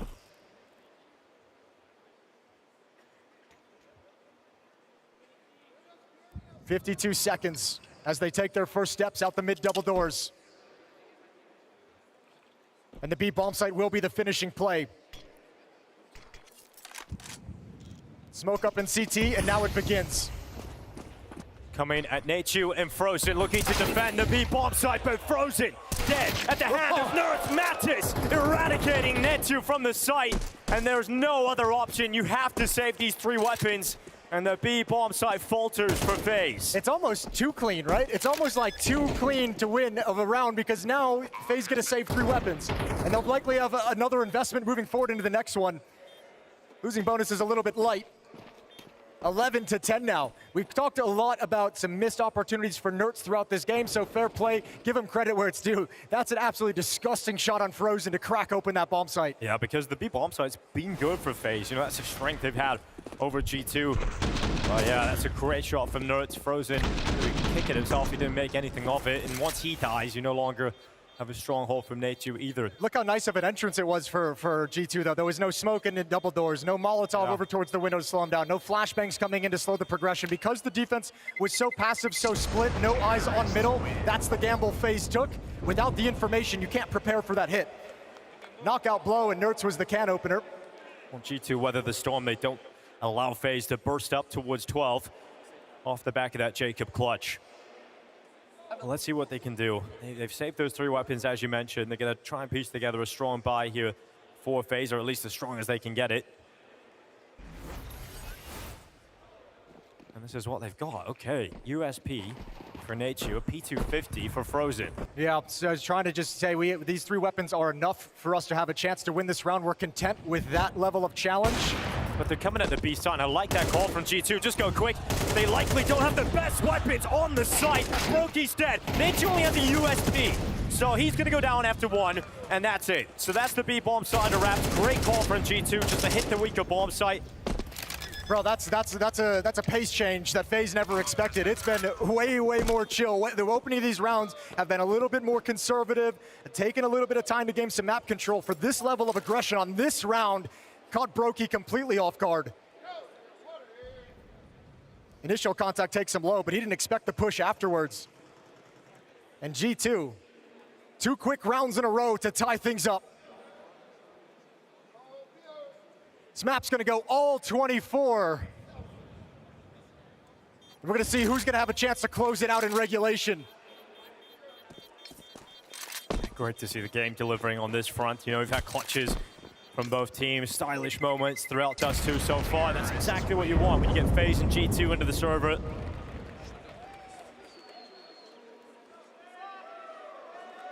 Well, here comes the buy for FaZe. They're going to be missing the AWP on Brokey, which he's had a number of times, so... Oh, no, they won't. He's picked it up off the ground. Timeout called.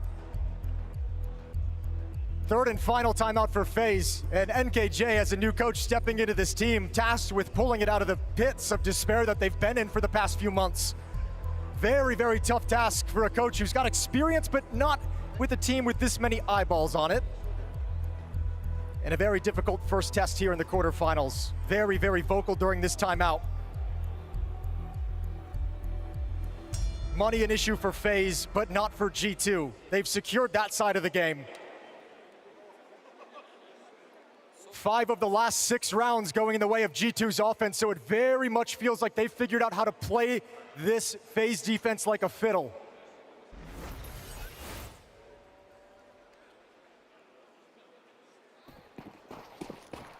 And off they go into round 23.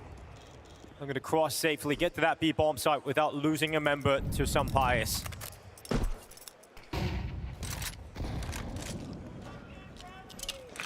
A lot of B hits throughout this game from both sides. Mantis showing some presence early, willing to just send a few shots towards the B-bomb site defenders. You see that lean from Brokey, trying to put the AWP over towards middle to defend not only the mid doors, but also the B ramp if it comes to it.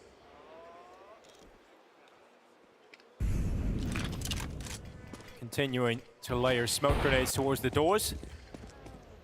Minute 10 left. I don't have information over on short, so Twist had to give up position in CT to man the A ramp. Brokey's gonna slide back as well. We just passed the 1 minute mark, and G2 really haven't made any kind of moves across the map just yet. Secured Xbox control. Now once again pressuring middle. They've had success at the B bomb site. Do they want to continue back? Does FaZe want to cheat someone over on a timing? Brokey holds and connects. It's going to be Hunter dead straight away. Brokey to peel away and play from long instead. 35 seconds. That's all G2 have to try and get into the bomb site. Long fight falls in favor of FaZe. Are they about to grab map point first here on Dust 2? Nerds tapping away. No one from FaZe wanting to give up their life. They know 20 seconds left. Pressure's on G2. A missed chance for some bias as well. Looks like they just wanted to save, but they said, nope, we got money, let's go back. Nerds with 1. Okay, Brokey, you need to land the shot. You have to. Jacob's giving you some space, and yes, he has. That's the round done. Yep, some pies now with 5 seconds left. Will he go down? He's got cash in the bank at least. And he's just gonna try and pick up that AWP on the way out here as well. And he'll secure it at least into the next round, but it is going to be FaZe up to map point first here on Dust 2. Yeah, stalled out G2, missed detail. There's flashbangs. No flashbang thrown to take any AWPer off the angle. They, I think, believed, 1, either the money wouldn't be there, or 2, that they'd done enough damage at the B bomb site that Brokey likely wouldn't be in that position. Punished, and now FaZe have a chance, 1 chance to win this map and avoid overtime.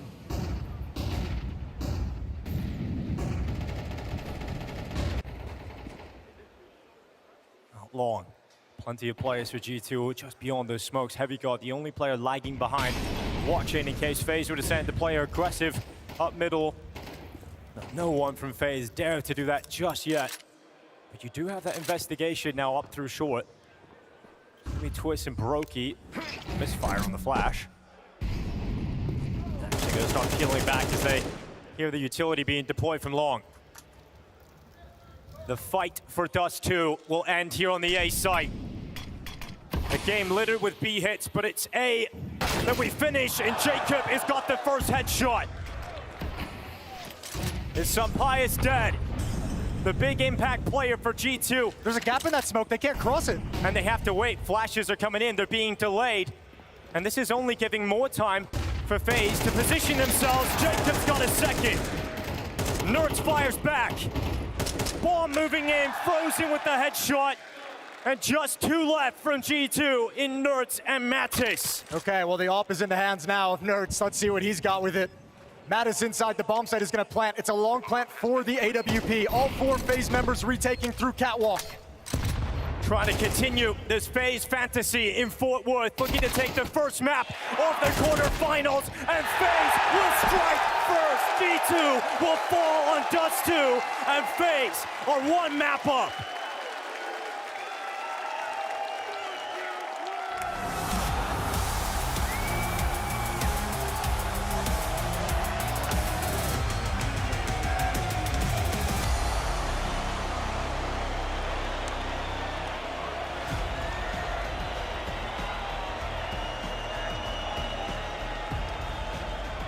All right, that is map 1 done. I can only talk to 1 man after that first map here. Brokey, what day is it? Brokey Friday. Of course it's Brokey Friday, and you're proofing it there in the server. Can you just talk us through that shot? And you know which one I'm talking about. Did you love it as much as the fans did? The scout one? Yeah. I just knew I could wallbang with the scout and take the AK, so I just got the easy kill there. The fans here, you've got a lot of FaZe support in the crowd. Can you clutch this up on Ancient? Of course we can. If we can't, we will finish in the third map. Best of luck. Thank you. Thank you.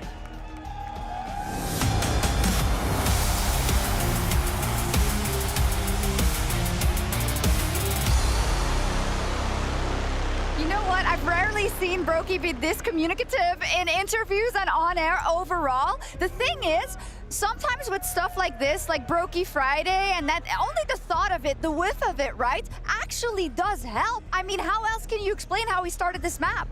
Brokey just needs a reason to wake up. Yeah. That's the thing when it comes to him, okay? He only gets really excited for those big games, the playoffs, the qualification games, the elimination ones. Obviously, he's looking back at some of them and wants a little bit more, but man, the way he played in this one, some of the shots that he was hitting, Dust, I couldn't believe my eyes. He's back on his bullshit, Maui. He's doing it. But look at this. I mean, but that shot is ridiculous. Where does that? Who does that is my question. Like, when have you ever seen someone land a shot in that way with the Scout on Dust 2 in your life? In the playoffs here in this big arena. Yeah. Mattis, if I was him, I'd throw my headset down. I'm like, I'm done. Like, I'm right-clicking his what am I supposed to profile. I'm do? checking how many hours. Is this like, what is this account? Like, Yeah. I'm online? I don't believe it. No, it's crazy. And it's one of those things that gets in the opponent's heads. But the thing is, that site was porous. Oh. Like, what was happening there for G2? I have to say, this is also something that came up when they were playing against Vitality. Now, fair, it is Vitality, but the point still stands, is that B defense, Nerds being that new guy there, playing the rotator to assist Heavy God, the anchor, they had their struggles up against elite opposition, defending that area, and we kind of saw that happen here again on the CT side. They just were kind of folding to the pressure of those mid-B splits or just straight-up B executes, and it's just uncharacteristic, particularly for Heavy God. It is really strange to see that, given that Heavy God himself, top 3 anchor in the world, I'd say easily. For Nerds to come up as empty-handed as he did in so many of these hits was really surprising, and probably one of the few moments where you see some of the weaknesses as he's joined this roster. This is also a round that shouldn't be recoverable, but it was in the end, right? And that's when it starts to dawn on you that this might be your map. The 1v2 that Brokey pulled off here, just nerves of steel. The little play that Twist made through the door right there, recognizing that they're at a man deficit, doesn't want to just send it, doesn't want to just play a really standard crossfire. So very tricky stuff there from the new IGL of FaZe. Yeah, it's FaZe's map pick, Dust, but G2 usually is pretty good on his map as well. I wonder how much you can take, how many like notes you can make of Twist's T side, because it wasn't exactly the best defense out of G2, but are you happy with what you saw nonetheless? Yeah, I mean, I like that they were playing a confident style of Counter-Strike. I think when you compare it to the other side, I thought G2 played really damn timid through a lot of their T side. We'll get to that in a moment, but the FaZe was bold, and that's what Brokey's known for when he was in his heyday, is doing those big moments and being able to shine in them. And Twist obviously knows that as well, being a guy who's been there and done that at a high level. And so it's nice to see them come in confident. The energy was insane. Every round, Totally. one Twist just screaming his head off, knowing that this was possible. But then we head on to the other side, and G2 ends up on the T side. Now, first couple of rounds, a write-off. The first one where they get guns in their hands. What did that tell us about Hunter's T side calling on this one? Because this was a mess. It was. I mean, I feel like it took a while for them to get activated into this one. We see the 4-on-4 kick things off there with Twist getting the one, but the way that G2 just kind of were in and out of this idea right here in middle, you just see how the timid play that Dust was referring to, how they're going for it, but then they're not committing, and you could see actually as all of this is taking place, you get the double swing set up from FaZe. Jacob instantly springs into action on the flank, so even though Heavy God himself found a great timing to get these 2 kills, it was just so obvious to FaZe what was happening here, even if they let Heavy God under their noses. I think it's a combination of a simplistic playbook that I think is plaguing G2 tactically, and I also think that it comes down to the timidness again. When Nerds was in those same situations at that exact same location on this map against Astralis in the studio environment, the man thrived. He was hawking people down. He was having huge impact frags. Right there, he looked scared. He did not want any part of that, and that cannot happen on the stage. Yeah, people, you make or break them by playing on the stage, and I think FaZe wasn't as intimidated by the bright lights, it does seem, but it wasn't all she wrote. And I want to talk about Sampayas a little bit and how Sampayas giveth and Sampayas taketh. We'll start first by looking at a round that was completely on his shoulders, where he gets a 4K, and which shows why he loved this map so much. Sampayas has just been delivering for G2 at this event so far. Yeah, to get the double op kill to kick this one off and to help close it out as well. I mean, this felt like a crazy fumble from Nerds. What is he doing? Yeah, this late round positioning is hardcore ridiculous. So for Sampayas to have as many opportunities as he can and to work with Heavy God to secure this post plan, this is what breathed life into G2 to even make it as close as it was. Yeah, I mean, Sampayas definitely had a couple of really big moments. Unfortunately, he kind of got one robbed of him, as I think we'll talk about a little bit later, but I really felt like he was doing the best that he could. This is a Sampayas we've been seeing all event long that's having one of his best CS2 events ever. He's carrying that momentum into this match as well. Unfortunately, it just wasn't quite enough to get the job done when you stack it up against everything else that happened. It wasn't, and unfortunately for him, it was also in round 20 where it was up to him. This is a crazy round to me because Jacob holds his nerve. He escapes with a sliver of health, right, through mid, and then he has to finish the job, and you think there's no way he's winning this round. This round was so all over the place. It was that scrappy nature that you sadly kind of expected from both of these teams, but so for Jacob here to just be able to read Sampayas dropping into the elevator position, I found so unlikely. Elevator. Nice! Let's go, bro! Fucking important round. Let's go.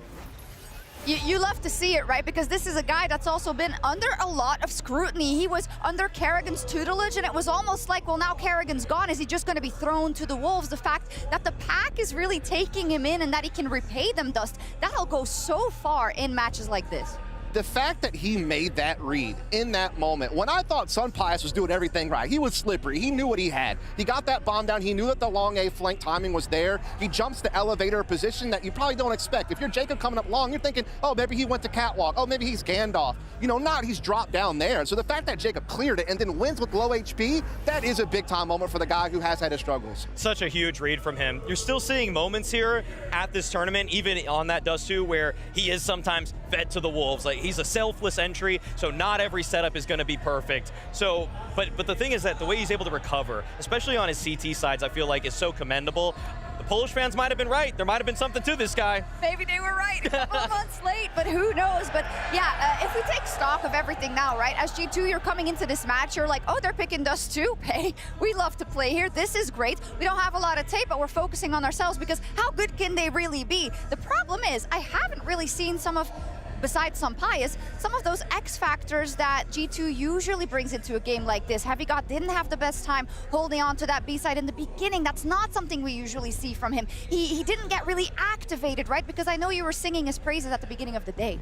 Yeah, no, I mean, again, they've made kind of a marked difference in how they use Heavy God 2 offensively. They're using him more actively. You even saw it in a couple of clips that went wrong. He was actually still getting some good trade frags on catwalk or finding some good kills with an aggressive lurk middle. Like, he was definitely putting in his work on the T side. I think G2 G2 just got to it a little bit too late. They started too timid too early. I'm used to that mob CS of confidence where they just gather up and they go. They didn't just go. They stopped, they drained the clock down to the last moments, and they relied upon clutches to bail them out, and they didn't get them when they needed them. Also, one of the aspects of Heavy God that makes him such a scary anchor to play against is that he knows when to leave bomb sites, but when he's against a FaZe clan that he's just flying in the dark against, also the glow is just aura. Like, by the way, I can't even, like Heavy God, when he doesn't have a beat on the opposing teams. Slow-mo walk.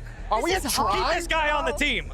Do whatever you can, FaZe, to keep that guy on the team. Yo, they look so badass. I can't get over it. It's like Tron. It looks like Tron. Oh my God. Get the light cycles out. You were saying, Maui. No, the 3M goes crazy. The 3M, I need some 3M in my life. That. You know, okay, yeah. No, the fact that Heavy God doesn't have a beat kind of strips away one of his weapons, where usually as an anchor, he knows when he can peel away, when he can rotate. He does it so much better and faster than other anchors. That's why he has such great CT numbers. But when you're against a FaZe team where you don't know what's coming next, it's very difficult to do that. Yeah, I've heard you say in the past that maybe it was a little bit too predictable, the T-sides coming out of Hunter, or one note is the term that you like to use. Is this a thing of, okay, we need to change it up a little bit and we need to make it more multifaceted? Because I feel like the first T-round, they got guns in their hands. It was just like, I don't know, it seemed like there was no plan, right? And that's what's kind of tricky, because that does set the tone for a lot of the map. I think there's a plan. It's just that I'm not always seeing the most mid-round adaptation, and I'm not seeing the, I guess, autonomy from the individuals that Hunter could probably allow. It just feels like he knows they want to run a mid to B set, and they're gonna do that, and that's why they're thinking, is the smoke good? Should we still run it? But Hunter's just like, we're running it, and sometimes it's into a wall. Yeah, I think at times you have to be able to make that call that, hey, this is not gonna work. We need to make a pivot. We either need to throw a feint, we need to maybe fake this out and try to do something else. But getting stalled down to the same clock, trying to go for the same plan, even though you know that it's failing, that's not going to work. There's something to be said about being on the same page no matter what, but when you're in situations like that, they're just unwinnable, you have to be able to find a way to get around it, and they didn't. It's a rough one. It's a bad start, but they are by no means out of this one yet. Ancient is coming up next, and G2, that is their playground, but we thought a little bit of the same of Dust 2. They have to recover here, because maybe it might just be Brokey Friday.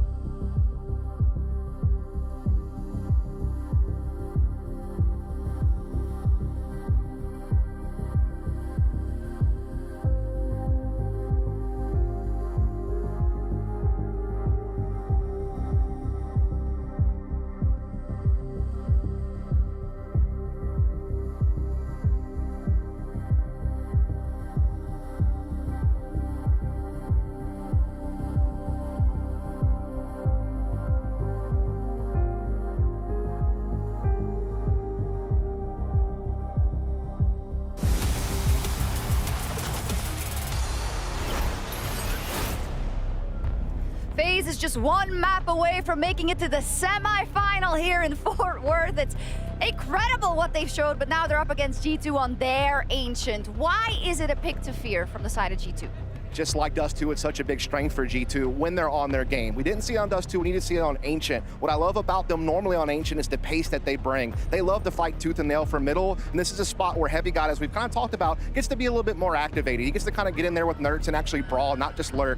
And so I just need to see them play with some confidence and not timidness is what we really saw on Dust 2. And I feel like FaZe, though they lost to Na'Vi, their only game, obviously, with this roster, I saw them also play a nice pacey style where they actually got Frozen a little bit more involved on the opposite side of the map than he normally is, being that B guy. Like, that's not something he used to do. He used to be kind of in the middle, but they're trying to comfort Nate-U, and they've done a good job with it. I do think that Nate-U is it was a little bit difficult for him against Na'Vi, but we've already seen some good moments here on this stage. On his last stage performance back in Finland in 24, he looked completely comfortable there. That's one thing that I'm glad to see, that he hasn't been swallowed up by the moment. That's something that you need if you want to be part of that FaZe bullshit. It's true, and to be devil's advocate, that's Na'Vi's Ancient, right? That's a completely different game entirely, but you're right, G2 is usually very confident on it. I'm just starting to think, is this not their day? Because I'm thinking back to Krakow, where they also got a shot at the playoffs. It was a non-starter. That's what I'm afraid of. How do they make sure that they can activate what they need? They have to come out the gate swinging. Again, we know that G2 play at their best when they're playing pacey up-tempo stuff and they're getting nerds in the pocket. I think the big thing they have to worry about, though, is that even though FaZe are new, they are playing bold Counter-Strike. They're playing very aggressive mid-pushes, sometimes with 3 or 4 players on defense. So they're going to give G2 a lot of looks. Well then, we will see if G2 gets it started or if Ancient will also go the way of the crowd favorites. Will it be FaZe that kick it directly into the semifinals? That's absolutely the question we all have right now. Are FaZe actually going to make it into the semifinals with the way they've been playing? We didn't have a huge amount of expectations on them whatsoever, but I do expect G2 to be much better here on Ancient than they were on Dust 2. Absolutely, and this should be a game where they're able to rebound in a map that's going to be difficult to put into your map pool when you have a new coach, when you have a new kind of standardish player, when you've made these changes. Not an easy map to get yourself acclimated to very, very quickly. So fist bumps are out off the surprise, the shock of map 1. Off a map in the series, FaZe enter Ancient with a chance at the semifinals. And they start on the CT side. Gonna be starting heavy over towards B. Now FaZe very good in these pistol rounds. You've seen that over on Dust 2. It'd be fantastic for G2 to come into the second map after a loss and try and kick things off with the win here. Frozen climbing up towards the top of the boxes. Plenty of players from G2 just around this corner, and it's a clean, quick first headshot on Mattis. Oh, they've got him boxed in now. This is tough. Hunter can't be involved with any of his teammates. Nerds might have to help alleviate some of this pressure.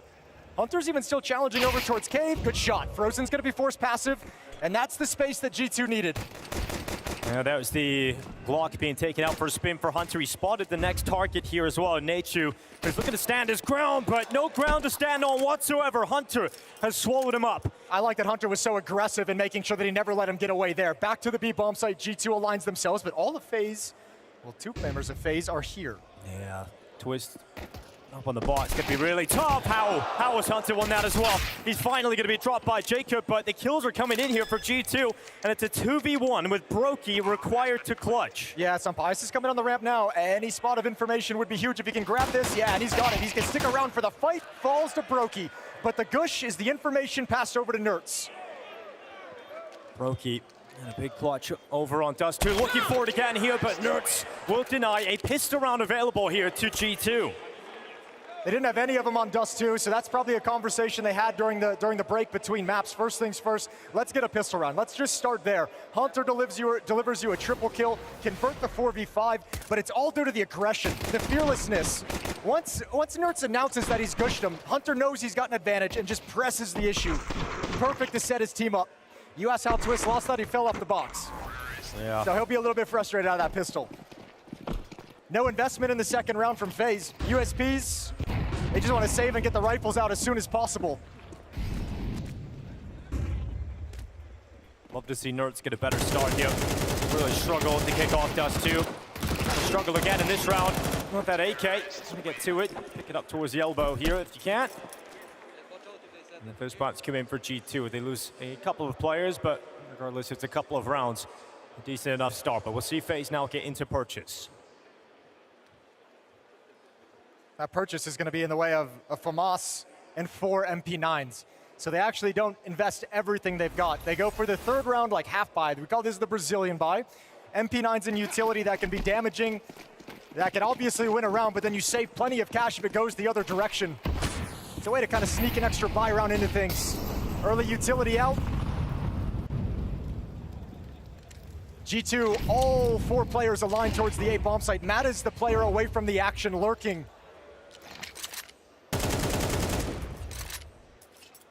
And he's even able to get anything that's going to really weaken this defense for FaZe so much, but they have drifted Nature over towards Donut. As it is G2 now arriving in towards the A site. They flood the site and there's no one home.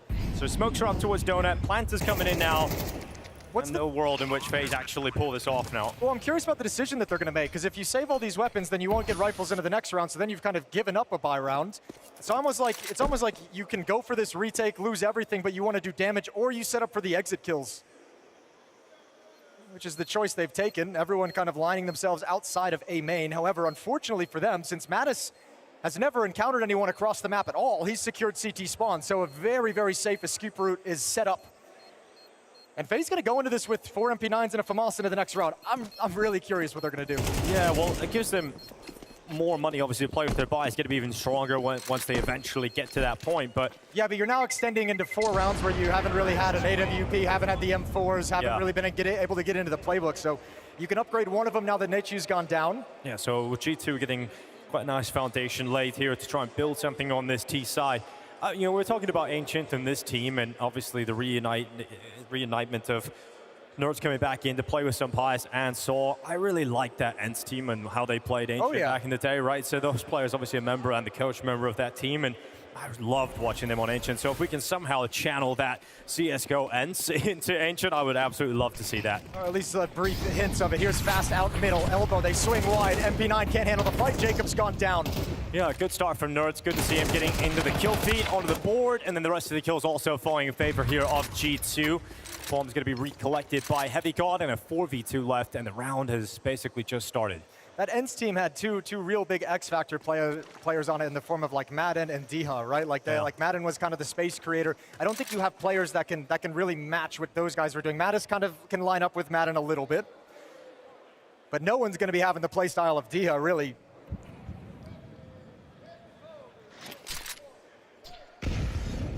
So 4th round for G2, 4-0 here on Ancient, their map pick. Strong favorites on this map with a 79% win rate in the last 3 months. This particular FaZe lineup has only played it once, with Nechu in the lineup against Na'Vi earlier in this event, as the desk mentioned, 13-11 loss. So this map for FaZe is going to be rough around the edges. We're going to see them have to kind of improvise solutions. They're going to take a lot of risks. Well, rough around the edges, but also now a rough start to the game as well, right? It's something that's really a strength for FaZe, has been those pistol rounds, and so you don't win those, you don't win a forced buy, you let G2 get up to 4 rounds before your real first buy comes out.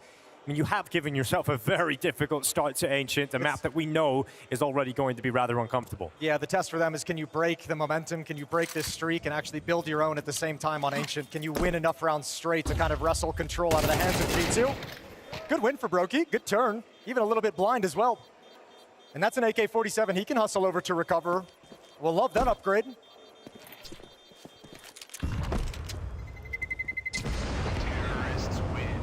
And the 4th round, it ticks up for G2. All right, you've got plenty of cash now. You've been saving for this rainy day for FaZe. And you've got the orb coming out for Brokey. What's he going to do with it? Where's he going to position to start?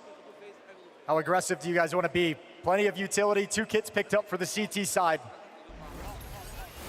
I'm just interested in the call for G2 in this round. They're keeping, obviously, 5 AK-47s out right now. Looks like he's going to go out into the default. Try and get out towards elbow, but more utility this time for FaZe. Going to make that job a lot more uncomfortable for Nerds. He's not going to be charging out just yet. I like the call to be passive in this round. You know this is the round. All the utility is going to be there. That FaZe is going to have all the weapons they want, so don't want to challenge that full-blown utility right into the M4s. Brokey has his AWP over towards the A-bomb site. Oh, good find from Mattis. taps the smoke open, blows a hole in it, sees Jacob and completes the frag. Twist is pushed up as well, and he doesn't seem to have any idea. But the hit now moving towards A, and Brokey's had to give up his initial angle. Yeah, well, he's moved into the donut, which means he's going to be behind smoke cover unless he takes a risk, and that's exactly what Brokey does. He goes to the start of that smoke, he gets that kill on Heavy God, and now a 4v4 retake available to FaZe Clan. All right, well, bomb not planted just yet. A little bit nervous about this play over towards Donut. Hunter hasn't put it down. They want to secure CT spawn. There is a player there. It's frozen, tucked into the corner. There's the push out from Nuritz. It's going to be Frozen, who's taken away. Look at Mattis again. He's done the same move as he did a couple rounds back, where he's just pushed up the B ramp. He finds nobody, encounters nothing. But Twist is coming in behind him. Twist is around the back. Can he get this kill, though? Twist, there's Mattis taken down, back turned. You're not going to go for this retake unless Brokey gets a kill. You need one more. You're still far away from the bomb site with only one kid. And they've got to offer up the kill, and they do give him the peek, but he can't get it, so Brokey's going to fade away. And unfortunately for FaZe Clan, it's going to be a 5-0 hole. They find themselves in to kick off Ancient. All right, I'm going to keep my eye over on Mattis. I imagine Twist is thinking the same thing of having to kind of, you really have like kind of late attention towards that B bomb site to watch for that lurk, because more than anything, it's just, this round is just chewing time off the clock. Cool plays from Mattis to open up Ancient. This is a really nice way to find an opening kill if you're nerds. Smoke doesn't break all the way through, but the one bullet helps out. Brokey finds the equalizer, but he had just shifted. He had just shifted behind the smoke, so gives up any position to actually defend the bomb site full on. Early timeout from FaZe. But they need it right now, staring at 0-5 on the scoreboard.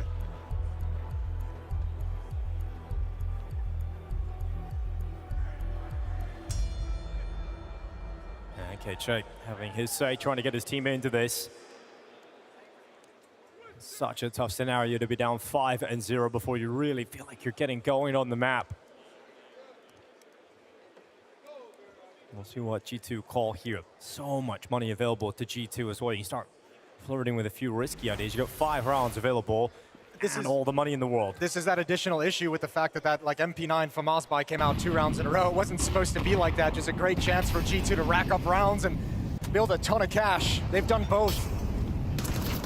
Well, Hunter getting spammed down. He will take a good amount of damage, 12 HP left, but Mattis has got the opener on Brokey. Up, down for FaZe. It's a brutal loss to take this early. We have follow-up there as well. Senpai's moved up to the donut fight.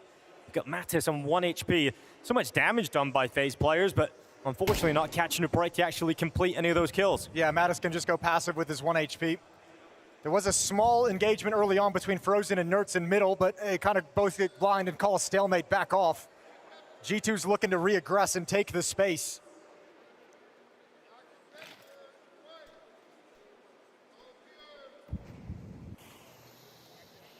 Brokey's AWP was left on his body as well. They've shifted over towards middle, but no one's recovered it. There's the push out for Nachu. Nertz and Heavy God collect both kills. FaZe are collapsing right now on this defense, not showing anything towards G2. And Mattis always finding a way in the late round to get some impact there. He comes through with the elbow and find himself in a good position. It's going to be 6-0 for G2. It's not really competitive whatsoever at the moment. Yeah, this map is going kind of exactly as we thought it might, considering how much of heavy favorites and how much experience G2 have on this map compared to this FaZe roster. I think you have the added problem on rounds like this, you know, with FaZe and that inexperience. It's an easy T-side for Hunter to call. If his team gets the opening pick, I mean, you know that they're going to have to make a play, and you know that play is going to be relatively disorganized. Just fight together, make sure we're on the same page, okay? Things haven't been going our way, but now that will change. 1 frag is all it takes, boys, okay? Let's step it out, let's step up, come on. doing that? Trying his best to get the belief from Dust 2 back in the FaZe, boys. 1 kill, 1 round can change it all. This feels real good if you're G2. Once you enter that A site, there's no one home for FaZe. Jacob is rotating over now, but he's still a long way off. Yeah, he's rotating, but playing it very, very passively from CT spawn, right? Not really any indication that he wants to step up into the bomb site. The problem is he doesn't have any utility, no smoke to block the choke point at the A site, no smoke to extinguish a Molotov.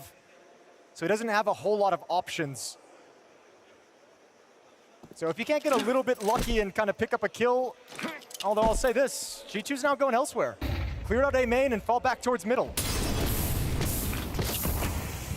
H2 are going to maintain his position. Doesn't matter he's really giving up the information. It's just about staying alive and not being a net negative, but eventually will be taken out. And then Heavy God just shot through the smoke and headshot Jacob. So everything's going well for G2. They're just going to run in towards the A-bomb site, and that'll be it. Another round for G2, 7 in a row here. Yeah, looking real easy, looking real simple for G2 at the moment. Just such a tough situation on this map for FaZe to be in. And if you look back at that Na'Vi game where they ended up losing 11-13 on this map, I mean, their CT side netted them 7 rounds in that game, even in a loss. So we're sitting in a position where this is just, there's not really a positive spin to put on it at the moment. Well, there is. Well, there is. It's from G2's perspective. Yeah, but also, you know, FaZe won the first map, so they'll get a chance on Mirage. Yeah, they gave themselves the buffer. Yeah. Does feel like we're going to have to go there, though. This is a very, very good start from G2. I wonder if FaZe could go back in time and they could redo that MP9 save round. Would they change anything? That's what I was wondering. Like, are they actually just going to go for the upgrade and throw away the MP9s? Like, it seems like a crazy thing to do, but look at the consequences. This team's economy has just ramped up to a degree that you can no longer stop. Double nades. They're going through all the details. Slow and calculated. That's happening. That's happening. And this is where, I mean, the lack of plans, the lack of coordination, the lack of experience. FaZe don't have those moves to make of, okay, let's pair up and do this. Let's flash here for me so I can get this intel. And FaZe, after getting battered for 7 rounds in a row, probably going to be feeling a little bit more timid as well.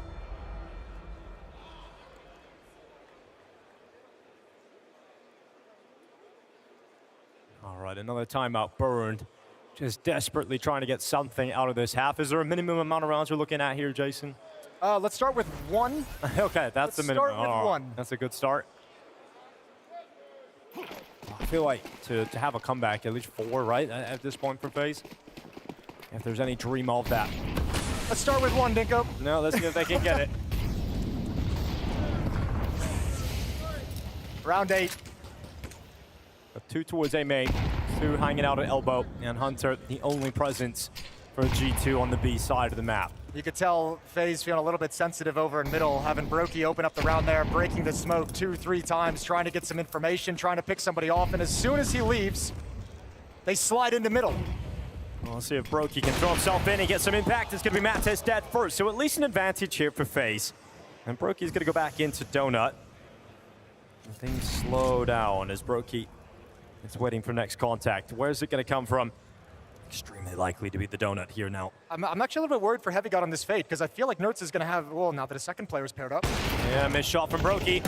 Gonna need his teammate to follow up, and they just can't get it. So G2 loving this right now. Even though the opening kill goes against them, now you've got Hunter pressuring on the flank, trying to catch a good timing to get in behind. I mean, there's no option here for FaZe. It's all going to crumble. Hunter heard the footsteps as well. Okay, big win for Heavy God. Now the retake is just not there. And Hunter decides he doesn't need to push forward. He can be the backstab to prevent any kind of a save. Twist and Jacob against 4. Currently stuck in middle red room area with nowhere safe to go. I mean, this is great to see from G2 being able to reset after Dust 2. It was so scrappy, so back and forth. We're talking about we're missing on Nertz, we're missing Heavy God. The only player really showing up there was some Pius and at times Hunter, but now you've got Nertz online, 7-1. You've definitely got Hunter online, 10-2 right now. And this is a much more positive sign to see the G2 that we were excited about coming into Fort Worth. Yeah, I mean, it's a very impressive response after probably a surprise map loss against FaZe on Dust 2. It's Brokey with that initial shot, but from there the pressure just kind of stalls out and waits for this smoke to fade. The setup breaks down on Brokey's next miss. We can all read those lips. It's a fair question. It is a fair question. They're not doing much right now, FaZe at all. Some Pius up on top of the boxes at the bottom of B. There's a chance G2 just individually start styling on them as well at this point. Break them down as the system, but now Matt is confident to go for the peek towards the top of the ramp. Was detected, not going to be removed just yet. Put some pieces of utility in place. Really struggling to get that nade out. That stuck into his hand, didn't it? Well, they don't pick up the pressure. Nerds lurking over and clearing A main as all this is going on, as his teammate just waits for this utility to fade away, and now they can start making their moves. Nachu, let's see what he can get done here. M4, here's the steps. Primes himself for the fight.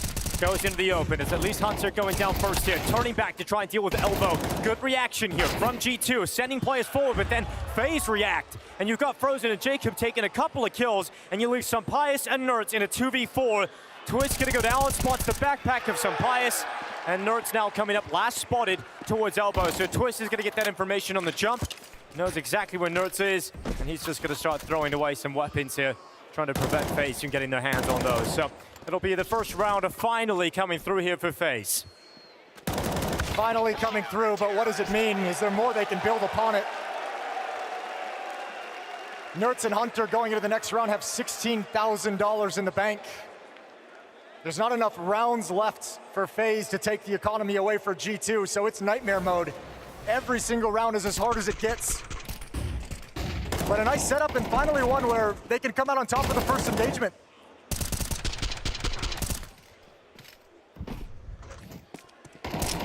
So 8-1.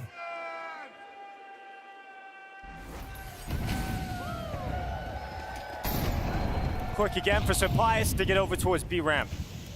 But no one from FaZe putting themselves in harm's way. Apart from Frozen. So here comes the push now. FaZe looking to fight them. Trying to get involved in some of these brawls, but no success on any of them until Nachu. But he's committed out of Donut, so the trade can commit immediately from Hunter. And then followed up by Nerds, at least Twist staying in the fight for FaZe. But look at that A bomb site, completely open right now. So Frozen trying to nip in behind and get anything for FaZe, and he will overperform. That gets himself two, and all of a sudden it's Heavy God in the 1v3 clutch. Yeah, that's way too much from Frozen. To get the 2 kills is crazy. Heavy God, how you gonna play this? You got plenty of time, 1 minute. Plenty of HP, he's got 100. Now moving in towards CT spawn, disappears on the map. Jacob and Twist about as far away as they can be from each other. Heavy God in Temple.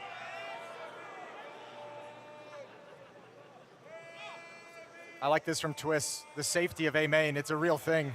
Heavy God's searching for any opportunity, any opening, but none of them coming his way. I think the play he's got left, if he doesn't go to the B bomb site, got to plan for CT spawn since you have this cleared. Yeah, he's got 30 seconds. He's gonna go back over towards CT spawn now.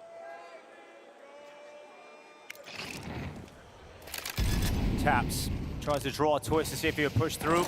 He won't, he's just making him busy. Smoke goes down, now pressure's on, trying to buy time for the rotation of Jacob to come back, but the plant is now through for Heavy God. Where does he go? Heavy God looking to feast in Donut. Jacob, he's right there. Heavy God, can he get this kill? He's close and he's got it. And now it's just Twist coming right back. Godlike in the clutch. Easy for Heavy God. Man, Twist never expected to follow up aggression. And Heavy God wants to bask in it. A 1v3, shutting down Frozen. And an extended 1v2 clutch. That's what he's here for, and that's what he's delivered as he's gotten better and better in this G2 jersey. Oh, even the dink is so painful. Final bullet too from Heavy God. Immediately pulling the mag out, and look at that. He's absolutely loving it right now. 9-1 for G2. The scoreline just keeps getting worse and worse for FaZe. Any hope, any dream of coming back into this game feels completely shut out for now. Jacob at least getting the opening kill here for FaZe. Mattis, can he respond? Can he get something back here? He's been searching for it time and time again, never really finding that success. And then Jacob and Frozen were all over the top of this G2 attack, and a second round will be coming up for FaZe. All right, that's 2 now, so carving out what little they can in this half. But obviously nothing boding well for the second when halftime comes in and they switch sides. So Hunter's just gonna chill, maybe try and take a couple of weapons away. Money's not great. You could take some resources for the last round, but nothing too significant.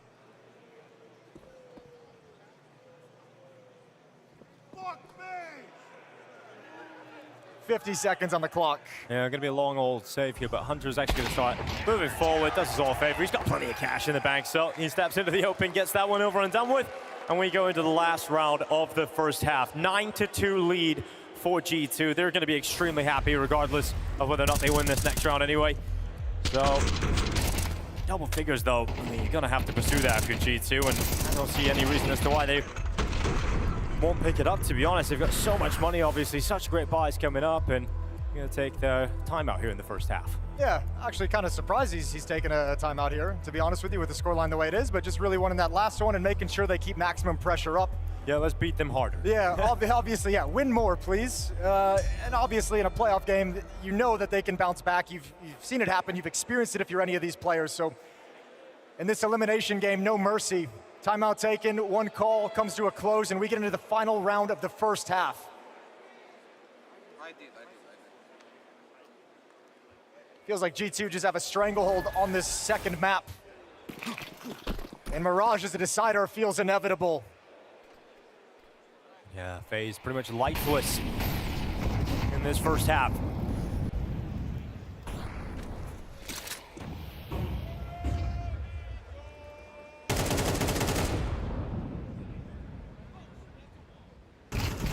Spam goes through. It's not going to be happy about it. He just checks the, oh, really? This is happening? Yep. 19 health left.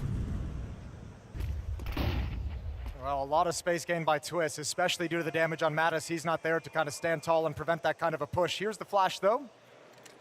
Nertz and Hunter in middle. Heavy God and Senpaius once again push into A main, clear it out, and then they drop back. Frozen dies. Trade comes in for Nateju and Jacob, though. Advantage, FaZe Clan followed up, looking to secure their third round. Feels like they started to get something going towards the end of the half, but too little, too late at this point for FaZe. Roki holding and cross into the open. Senpaius sends one shot back and is now attempting this clutch. They're gonna run him down and deny, and a third round will be saved by FaZe, but a 9-3 lead from G2 leaves Mirage feeling like it's inevitable.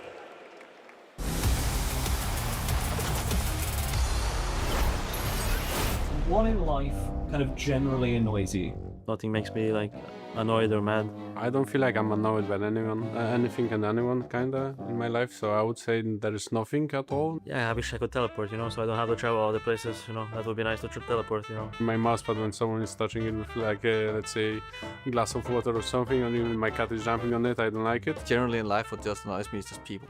I just hate people.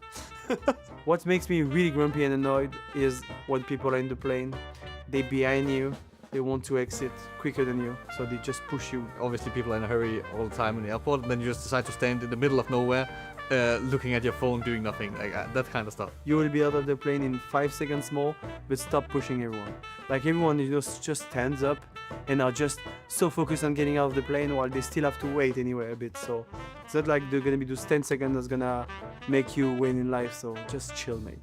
If I have like early flight like 6 a.m. or something, try to go to sleep, but you know, I have to wake up with 3 hours of sleep, and the whole day feels like ruined because you have to wake up early, and then yeah, you're like in the zombie mode the whole day pretty much. Some of the most annoying is obviously losing your luggage. I think more than I have fingers on my hand, to be honest. I think I have lost it too many times in my career. Definitely had it been delayed like for media days and stuff, and then I didn't have like jerseys and stuff with me, so I have to use the same jersey for like 6 days, and it becomes pretty nasty in the end. So I would rather travel to a place that is too hot. I hate cold. If it's a little bit colder, I usually don't mind it, but if it's plus extra wine, then oof, I don't like it. I think the coldest location so far has been Sweden compared to Denmark. It's like pretty much the same, but that doesn't mean that I like it. So I stay inside. That's why I became good at playing video games. It's pretty cold where I live already, so unless it's summer, then there's not that warm where I live, so I like to travel where it's warm weather. So when it's too hot, when we've been, for example, to like Riyadh for EWC, like it's oven outside. It's like 45 degrees minimum. It's not possible to breathe or whatever. I've been to places at -10, -20, -25. That was not a pleasure to be there, but that was a bit easier if you have good clothing for that, so I would say that. Let's be honest, media days are really annoying. I had several times that I went for 3 hours of media and then I was doing only things for maybe 20 minutes, you know. It's not like media is making me mad. I feel like this wasting of time is maybe taking me a little bit off the edge, you know, there. It's normal. They have to ask basic questions, but it's always the same question. How do you feel about the game? Why did you win this map? Why do you feel like that's wrong? Why you won 4 events in a row? Blah, blah, blah, blah. It's always the same question. So sometimes it's been a bit boring. After you've done it like 50 times, it's kind of like, yeah, okay, we just do it again, you know, like cross your arms, take a photo, sure. Like, so yeah. Doing media is like, come on, please, leave me alone. You know everything about me now. It's over.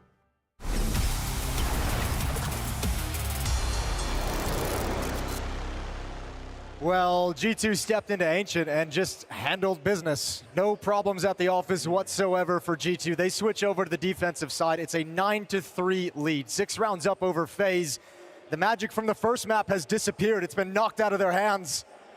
And it feels like Mirage is coming quick. Pistol round is live, and FaZe going to attack out mid to Donut. Yeah, speaking of quick, here we go. Straight into it. Mattis looking to defend Donut. Plenty of players coming towards him. And the second headshot is damn clean. Mattis going back for 3. Couldn't quite collect it. This pistol is off to the races here for G2. A 4v2, make it 1 because Frozen's now gone 2. It'll be a 10th round for G2. Both pistols collected, and Mirage right around the corner. Yeah, nothing really to talk about there when Mattis is going to sit in Donut and give you 2 kills like that. You take the teeth out of the attack, you take a good timing out of the attack as well. The speed of the attack no longer matters. Mattis just delivers the goods here. Filthy, filthy shooting working through Donut. Both sides. Brokey and Jacob can't handle it, and then you got Nerds ready and waiting. All the information in the world. Just feels like FaZe had such a slow start that there's just no recovering from it. They just got themselves in such a deep hole. G2 had all the momentum built up, all the individuals looking strong and sharp on G2 now, which just wasn't the case on Dust 2.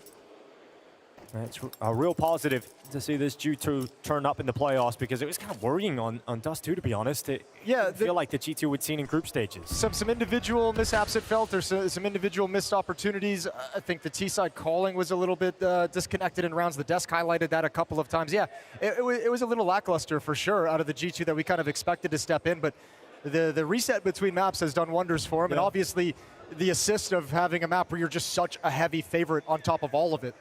It must feel nice for Senpais to be able to take a map off as well, you know from the heavy carry. Yeah, he's been chilling doing over the past 2 days, yeah. I think he's right behind Heavy God as the 6th highest rated player of the event, so he's been doing very, very good so far this week at the G2 jersey.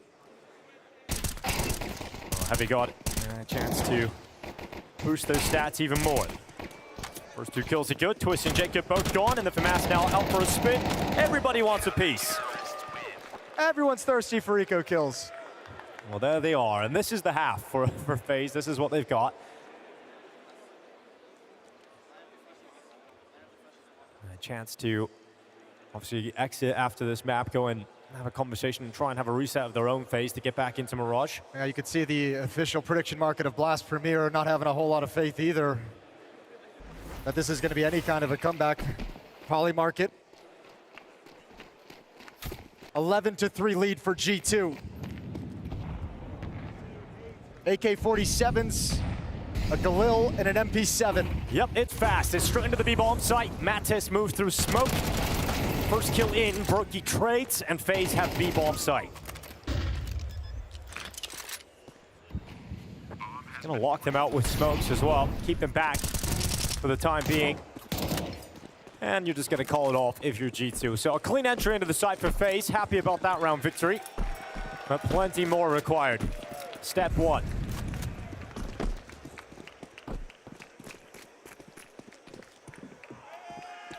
Well, at least the guns aren't knocked out for the G2 side of things, so they'll just reinvest and buy back up into it.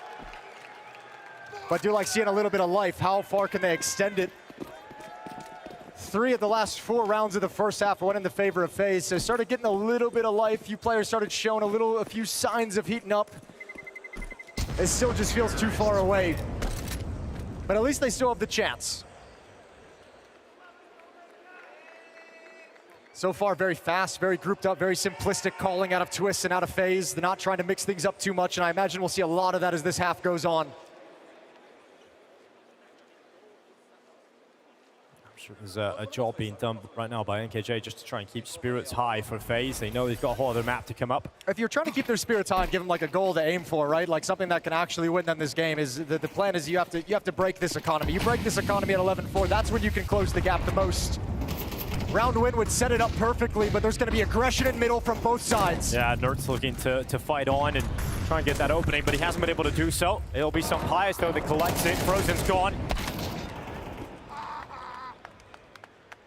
Phenomenal trade so far from FaZe. Yeah, there's another one from Hunter. Oh, he's got a second. And just as you're starting to think FaZe have a foothold in the round, it's Hunter. It snaps 2 kills right back through the smoke. Oh, that's absolutely wild. Yeah, now you've got Twist stuck up in cave. It's just no hope, really. Yeah, okay, it all shuts down. That whole conversation previous about aiming to break the economy and close the gap, that's gone. That's out the window. Now you got to win 8 in a row to get to overtime. Yeah, bomb dropped just at the bottom of the stairs of Red Room. Bottle flip though, not bad. What the? That's a great vintage. The Americans sharing on the bottle, of course. And now Twist now just hanging out, chilling. Nothing coming his way. No reason for G2 to offer him up a single opportunity here. Just take it to map point. Yeah, look how disciplined G2's being. Just even hitting a 3-on-1, even with this kind of a lead. They're just like, yep, we're not even going to make a single mistake. Don't give Twist the opportunity. Even with a Galil, can still be deadly. 26 seconds, and Twist is starting to realize the gun's more important than trying to win the round, but it doesn't matter. He'd already been caught in the open on the double swing, and that's 12. So G2 don't relinquish any dominance in this map the whole way through. They took that timeout right at the end of the first half, up 10-2. I mean, just the way Hunter just melted him, you see the corpses littering the middle. How'd that nade stand up too? The flashbang standing up straight as well. That really is the most exciting thing about that round. Yeah, so let's get into it. Will it be a close right now for G2? Looking for a 13-4 victory on map 2 of the quarterfinals. Nerds holds middle, spots the first target. Can't do anything about it though. Nature just walks right through him. Advantage FaZe for now. For now. But here's the correction, is this push. Find a kill if you can up towards heaven, just one. Great response from Frozen. And Heavy God's like, I don't want to do that. I'm the only defender here at this B-bomb site, so he's going to back away. It does slide Hunter over, though, which weakens the other side of the map. So Sun Pius with the AWP. We said he's gotten to chill this game. He's gotten to kind of relax and take a step back from his hard carry performances that we've seen the past few days. This round needs to be excellent. Perhaps he's just been waiting for his moment on this map. Sun Pius taking Frozen away. Could be the closer. Final FaZe players moving into the A site. 3 via A main. Now arriving towards the bomb site. Plant being committed to. Now they slip away. Brokey getting into the temple. He's done his best work historically. He goes into the fight. He's won it against Heavy God. Good shot from Jacob, and FaZe hold on. Sun Pius is going to retreat, try and hold on to the AWP, which he will be allowed to do so in all likelihood. Unless this fight right goes against him, which it won't. So hopping into his cave, holding on to the big green gun, and that is another round here for FaZe. It's funny seeing the Oppers getting that engagement, because as soon as that second kill comes out, Brokey knows Sun Pius isn't going for the retake, so he sprinted through Temple to actually cut him off. They both had the exact same idea, exact same understanding of what was the important play for the Opper to make. 12-5. Deficit is cut to 7, but it feels so much more than that at the moment. Well, it's got to be perfect for FaZe. You're asking for a perfect T-side from this point onwards for a new roster with Twist stepping into the in-game leader role, which he hasn't done for a while. It's going to be so tough to play mistake-free Counter-Strike on this map. But maybe you can play yourself back into the game, you know, get momentum back going into map 3 of Mirage, because for this one, it just felt like you didn't get into the game at all. And in that sense, I think this will be an easy one to recover from when you go out between the maps. Easy conversation for FaZe to just forget it. They all know how heavy underdogs they are here on Ancient. Sun Pius gonna have first contact, and oh, he's the one who gets forced back, and he's the one who gets dropped first. Yeah, can't get away, but Heavy God, look at him up on top of the box, but Twist sends a shot back. Heavy God taken away. And FaZe, thanks to Twists, have the first 2 openers. Now Mattis is gonna move forward. Brokey is completely ready for him, though. Mattis plants himself in the corner.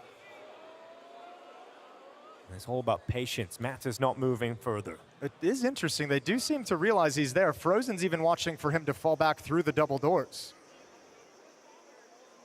So right now, Mattis is in a trap. And that's kind of, I mean, look, Twist, if that's the case, which it seems it is, Twist has an entire picture of the map. You've killed 2 players. You know, you killed the Opera in middle, you killed the B defender. You're still looking for the other one, but you kind of know where he is. It's just the bomb is the issue. You gotta get past him, and they will. So Proki wins the fight against Mattis.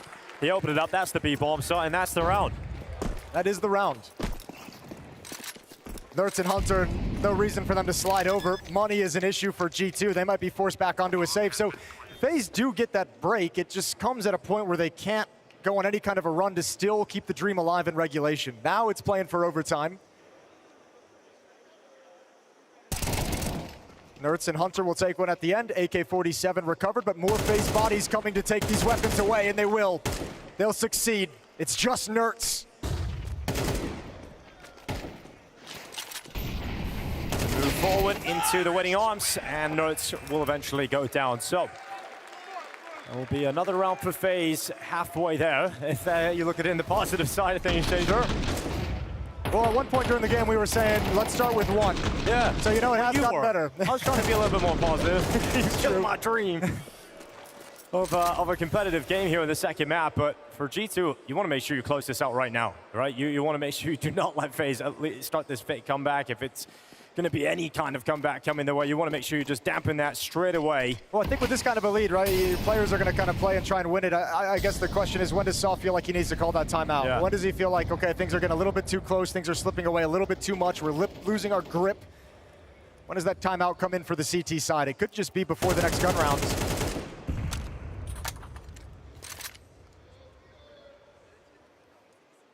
Three of the last 4 rounds in the favor of FaZe. A little trap set up over towards Cave and Jaguar.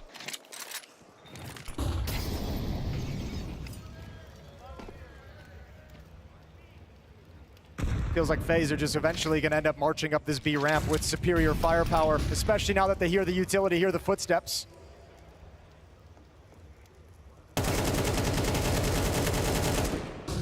Taking away one of the pistols straight away. Senpais is out of there, and FaZe just being disciplined, not running straight in after that first kill. Waiting for the reaction. We talked about one of the goals of this FaZe lineup at this period, because they're not going to be at the major whatsoever, and that was a devastating blow to the team, and it's a period of transition. Obviously, winning this series is going to be very, very difficult, but it would be incredible for their VRS points, which is one of the big deals of getting these changes underway, starting to build up some of the points for the second season of the year. Start moving yourself up those rankings. They're going to miss some invites, and you want to recover and get back to the biggest events against the best teams. And without those wins, second half of the year for FaZe could be extremely disappointing. The Furio win goes a long way to giving them some points and catapulting them up. Now it's all about, can you actually upset G2? Mirage would be the third, or is going to be the third in deciding map. Yep. Go from 28th place in the VRS rankings, jump up 6 spots to 22. 5 rounds back, and this is the timeout called by G2, talking things over. Saw has gotten to that point where he's just not liking that this game has lingered around, that this team is still competing and stepping up to them on Ancient. 1 or 2 more, I mean, a couple more rounds for FaZe, and you're starting to sit in dangerous territory as G2. You're looking at that and like, oh crap, they're within striking distance. Yeah, suddenly they're back in this. Can't say that just yet, but let's see if they can take those next steps. Tildy flies down into mid.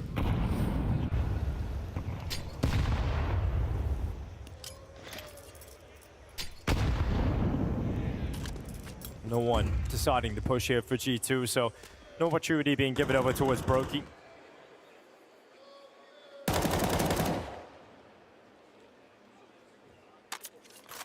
Conversation about Ancient is always that the mid fights feel like 50-50s, right? And when you only need 1 round, that's the part that scares me in terms of feeling like this comeback is possible, right? Because G2, surely they win one of those mid fights within that context. We haven't seen really FaZe kind of swing out and go for those early on. Perhaps that's why. Yeah. Perhaps that's why they feel like it's too much of a gamble to just throw too much at mid early on. Might not have the coordination of utility and protocols you'd like either.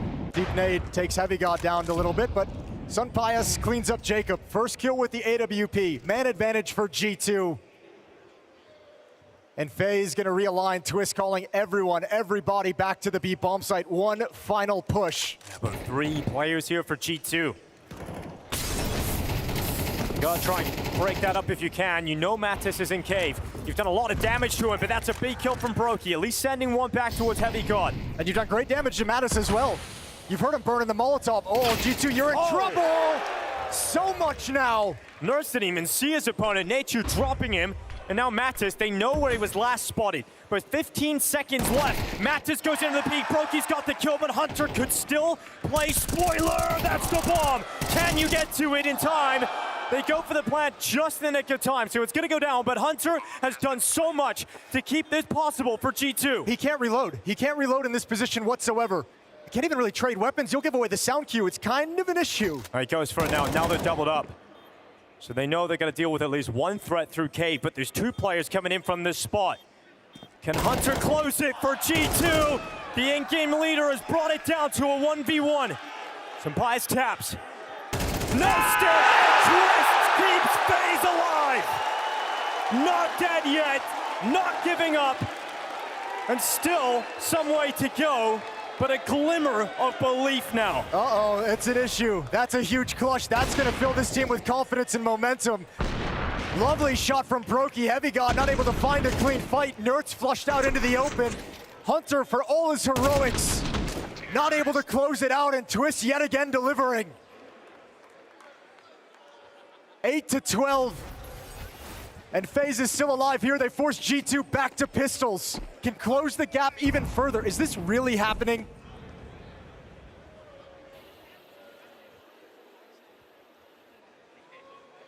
Just a different version of FaZe BS. Like it happens every roster. This would be more of it.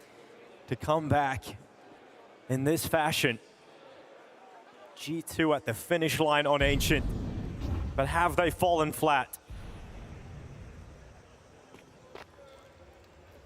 Slowly making their way out middle. FaZe will send 3 players through elbow. No one home from G2. Well, Hunter's got his hero M4. Gave you that triple kill towards the end of the previous round. Now he's gonna have to do it early on in contact. Smoked off, and wants that weapon to be able to have impact, so gonna rotate back around to CT spawn. And G2 don't really have the resources to get too aggressive anywhere. Heavy God and Sunpius playing close up towards the ramp. There's one single smoke on Mattis. Oh, damn, that's nice from Heavy God. Deagle to the face of Frozen. 35 seconds. And the team is split. There's 3 towards the A-bomb site. Twist is gonna start moving it towards B. Bomb coming back now. Brokey's gonna split the difference. And that's gonna keep the AWP plugged on the A side of the map. Hunter is gonna have a tough time getting involved. 20 seconds. Bomb now arriving at B, so the plant will be coming in from Jacob. No utility to make it uncomfortable from G2. They move forward. Twist positions himself perfectly to deal with it. Nature has fallen to Sunpius, but the rest of the kills coming in from FaZe, leaving Nerds all the way over towards CT spawn. So another round for FaZe. 9 in the half. Brokey under a lot of pressure here. Oh, he's missed it. 5-7 goes in. AWP would be a great steal away here for Nerds. Yeah, that'd be lovely to get another round with that, at the very least. And he will. Shouldn't be too much of a hunt. There's money if they want to go for it, but everyone's far, far away. Jacob's getting towards elbow now. He's deciding to go towards A, so thinking that Nerds would have fallen back into the A bomb side, so this decision will leave him too far away to impact that save. So Nerds making the most out of the situation, finding an AWP to carry over. Yeah, but that's still a rough consolation prize when you're getting the sense that this map is slipping away from you. Now 5 rounds in a row for FaZe, 6 of the last 7. Not a whole lot of chances left for G2 with the full buys as well. They do have the complete losing bonus built up. But the CT side has been a struggle to close out FaZe. Twist has got this T side rolling, led by Brokey with 16 kills, Jacob with 14. avoiding the straight up mid fights time and time again. I wonder if G2 will start to realize that they can just take mid, that they can push Nerds up towards elbow. Full control for G2 in mid. Mattis trying to fight down B lane. Flash going to be sent up into the sky, activating Mattis's peak for information. Doesn't spot anybody from FaZe. Good spam on a twist, tons of damage taken. FaZe is getting softened up, and that's a worrying sign. They haven't even really gained control of a whole lot, and they haven't picked a play. And now G2 controls the middle of the map as well. Madison, Nerds pushing out Jaguar. Hunter standing his ground in middle, elbow still smoked off. Well, they may not have picked a play, but the bomb currently leaning towards A. And that's where the AWP of Senpais currently is positioned. Leaving Temple now, moving behind the big box. The weapon that Nerds saved in the last round. Will it come back to bite FaZe? Losing that in Red Room in the last round from Brokey. Getting into Senpais' hands. Well, he's alone at this bomb site. He's got to deliver. Hunter sliding into Donut right now. Perfect timing for it. Scopes up. Ready to go. Senpais nails his first opportunity. Goes back again. It's quick from Senpais. Anything more? No. Finally taken away, but Hunter has arrived. Impact found. G2, 4v2, looking to finally close this map out. Mattis is coming in on the flank towards A main as well. There's nowhere to go for FaZe. This will be it. G2 finally finding a way to break through. A comeback from FaZe denied. G2 bring this to map 3. Mirage shall be on your screen.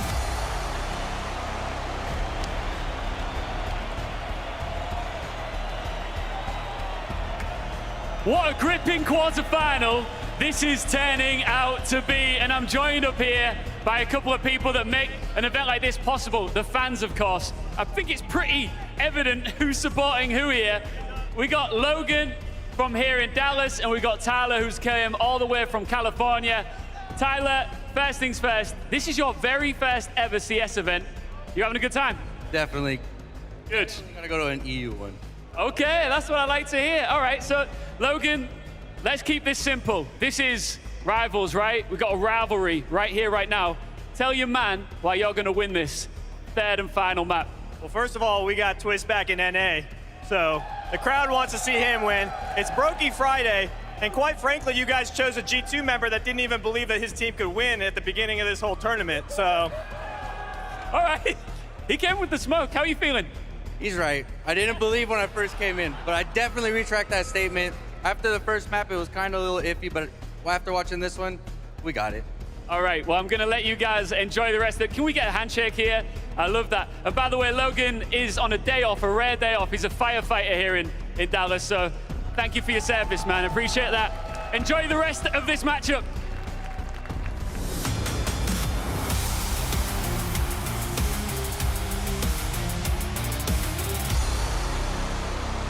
Honestly, get those guys up here. That was entertaining. Oh, you'd rather have them than us?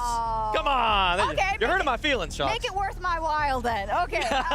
It was fun also. They were interviewing the crowd and he was mentioning Twist, and Twist was actually walking off and needed boost, right? Because, yeah, Dust, talk to me a little about this. Maui, what is today? Yeah. What is today, Maui? Jesus, I thought we were moving away from that one. Hell no. It's still Brokey Friday. It still is. I'm In still what holding way? What has he done? What did he do there?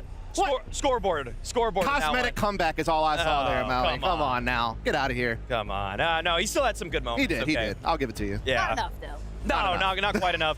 That was just a really, really difficult T-side from G2 for FaZe to handle there. You're not supposed to get 9 rounds on the offense of Ancient. I feel like for FaZe, they're still picking up the pieces. They were trying to go for some early fights. They were trying to find ways to re-aggress into those rounds, but G2 just looked like the more polished team, and they should. They've been around for much more time with this unit. That's the G2 we wanted out of the gate. You know, that's the team that inspires confidence. You know, they do have some pieces on that squad that delivers some really good firepower, and they play that confident, up-tempo style. They can do great things. What I like that they did here was they kind of knew that FaZe liked to just play those fast rip CT defenses at middle, and they actually kind of held back a little bit. I thought they had some really nice timing plays there that we're going to talk about later that really just got them so far out in front, never really were in danger. We can do it now because we're talking about rounds 6 and 7. Hey. But they're great examples themselves, okay? We're not just picking it for jokes. No, the mid-fights were going extremely well for G2. This is an example where we just kind of saw an early pick get converted for the side of G2, where they are able to actually, well, okay, I guess we're seeing it again. I mean, yeah, no, they get the early pick there onto Brokey, and then we get them just kind of playing with FaZe a little bit here. They're able to just kind of play to punish a bit, and then of course they just go for in the next round. Dust, I think this is the one you wanted to talk about. Yeah, I just like that you see the two-front nature of this offense. The fact that Mattis can be that B pressure point while you have Nertz getting out into space and doing what he does best. We didn't see on Dust 2, we did see it here. Great stuff from G2 on the offense. Indeed. I mean, it's one... Smoking mid, yes, it's all good. Batus, you wait a bit. Yeah. They didn't smoke that, the Stram has been. No. Nothing pocket. They smoke pocket. Full, full. I need. The double Batus. 3, 2, 1. In full! Dead. Hey guy, dead. Open A, shoot. Let's go, boys. I'm gonna jump to the smoke, boys. Ready? I got you, Brokey. I flashed behind. I have temple. Smoke city, boys, if you have. Kane is smoke, please. I'm Ollie. I do. It's Maui's first day on the job. Don't worry about it. Yeah, okay. I get scared of dead air. I get really scared of it, okay? I can't handle it. They don't. They're yapping. It's always interesting to me when we get to listen in because every team has a specific style. To me, that just sounds messy, kind of, right? But you hope, right, that they know exactly what they're getting from each other and that they love that there's a lot of information. That's what it seems like. It sounds like controlled chaos, which is kind of the perfect blend for what this team has in their lineup. But I think that what you kind of heard there is it's a coordination of timings, you know, counting things down. But it's also like, hey, I'm going to run through the smoke, guys. It's a confidence that we just didn't see on Dust 2, where they seemed a little bit timid. They were kind of falling back. They weren't committing. There you saw them all come together on a game plan and accomplish it, and that's what we need to see more of. Flip the switch a little bit. Nertz, of course, is being incorporated here. He did have a better game, right? Tell me a little bit about what we saw from him. Well, we just see Nertz in his comfort zone on this one. I feel like you heard Moses and Dinko kind of priming it up. The fact that the bones of the old Ents lineup are more than apparent when Nertz gets to fly out towards middle. He picks his spots ever so wisely. The supporting utility around him is always going to also help him out. Also, the way that him in tow with Heavy God, I think that is just such a strong duo for taking mid control. Not one that you see on every single map does work together, but on Ancient here, they were bulldozers. Yeah, I think Nertz's strength is not necessarily entering bomb sites. It's not the type of space taker that he is. It's whenever you're able to get him past that choke point, get him out into open space, let him just kind of work his time, kind of run through his protocols of what he needs to check, how he needs to scale, and just give him the freedom to call his own number. We didn't see that enough on Dust 2. I felt like he kind of drew back a little bit more than I'm used to. He didn't go forward. This game, he played a lot more confident, and he showed you why this team wanted him, why Saul wants his guy back, why Sun Pius wants his guy back. They know what he's capable of when he's set up properly. It is. Talking about seeing more of what they want to do. Heavy God had a beautiful clutch in this one. And Dust, I know you're a fan, right? I know you're a fan of what he can do and what he has in his toolbox. So it was nice to see that shine comes out, even though they're already 8 rounds up. Yeah, I love Heavy God, absolutely. I mean, the guy is just such a Swiss Army knife. He's played so many different roles. I like that G2 has tapped into kind of the old Cloud9 Heavy God, where he's able to go out there and get a little bit aggressive. Love that stuff. Still got a little bit of time before we listen into them, guys. Well, I feel like the thing, what's so great about Heavy God in this version of G2 at this tournament is also just kind of the late round lurking ability has also just been completely activated there. The way that he's following up with Nertz in middle is one thing, but I feel like we're going to even talk about him more when it comes to Mirage.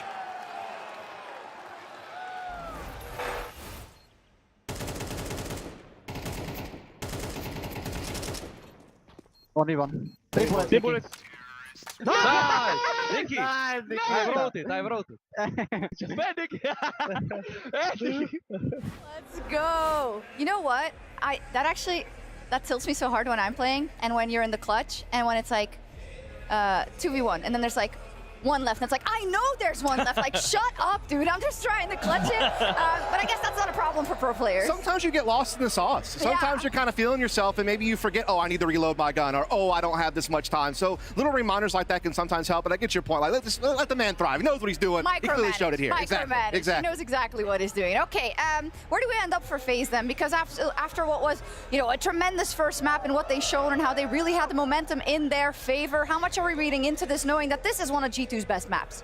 Well, we just see the shortcomings as they're so apparent here on Ancient, where they wanted to play one style, G2 had a direct counter. They tried switching that style up, G2 still had more or less all of the counters for it. The T side got kind of interesting. You could see that they have those kind of pacey plays that can catch even some really well-oiled teams off guard there, as it did when they flipped to that T side. But at the same time, I just think that this is kind of when we talk about map pool, how it's just so obvious that G2 have this one down pat, they're ready for a variety of situations, and they can feel out things, and they can actually come up with contingency plans relatively well. You can't freestyle this map as well as you can other ones, right? I think it's something that takes a little bit more coordination and how you layer utility to be able to take space that normally isn't as easy to get, right? And I think the other big thing is they just didn't give themselves much of a chance. When you're only pulling down 3 CT rounds, I don't care what you do on your comeback on CT, unless you go all the way, you're just not ever going to be able to pose a real danger. And I feel like they got right up to the edge of posing a threat. If they could have gotten to like around 10 or something like that, all of a sudden you start to believe maybe overtime's in the cards. They just never quite gotten that striking distance. It's true. Perhaps they could have used a little bit more time on refrag. Always nice to hone in on those skills, and also on refrag there's plenty of co-op modes that you can use to get better. Oh yeah, without a doubt. I mean, that's one of the ways that you can take a friend into your refrag experience, just the way that you can play the co-op mode, and you can then also just play some of those single-player modes with your friend. So you can get your duo, you can play the pre-fire mode, the crossfire mode, X-Fire. I feel like all of these ways. I mean, Dust, I think we should be loaded up into that. Let's take some duels. Let's do some retakes together. Yeah. Let's figure some things out, man. We got to build some chemistry here. Our chemistry on the desk is great. I think we could really expand that into new horizons. To kind of franchise out, you know what I mean? Do you play together a lot? Not Counter-Strike. Rarely. Kind of a crazy call out right there, Shocks. I mean, maybe we should play a little bit more. You know? I don't know. Okay. Hey. Is this? Are you like famous for not playing Counter-Strike? He's too busy playing Deadlock these days, I think. You can say that on this broadcast. I get pretty sleepy after co-streams. Okay. I get pretty sleepy after this. That's fair. That's fair. Yeah. A lot of podcasts and stuff he's doing as well these days. He's yapping a lot. That little snake over there likes a lot of bantering, so you know, gotta leave him alone. We'll get you as a guest again. Yeah, maybe one day. Yeah. Yeah. Anyway, Surf's up. I love it. We are going to take a little bit of a break because, of course, the decider is coming up. The spot in the semifinals on the line, and it's all going down on Mirage.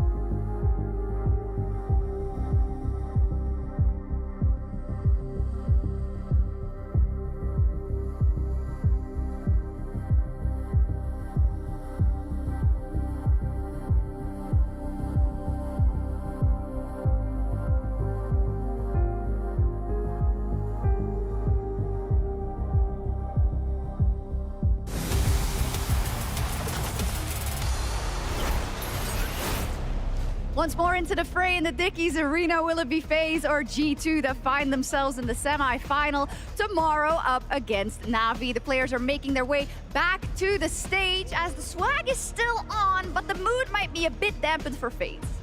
Yeah, that was a tough one. You come out the gate swinging on Dust 2, but then you fall prey to Ancient. Now it all comes down to one final map of Mirage to see who's going to be moving on, who's going to be left very disappointed. This is a moment where G2 should see themselves as the favorites. You don't want to see any of that timid action that you got on Dust 2. You want to see their hits look decisive, because that's what makes FaZe look foolish on this map. If you're moving quickly from one plan to the other, it's hard for this new look FaZe to always keep up. You have to be dynamic. Maybe it's too much. Maybe it's a bridge too far for FaZe, as we do see the players heading to the stage. Hunter, of course, still with that injury, so it's a little bit slower.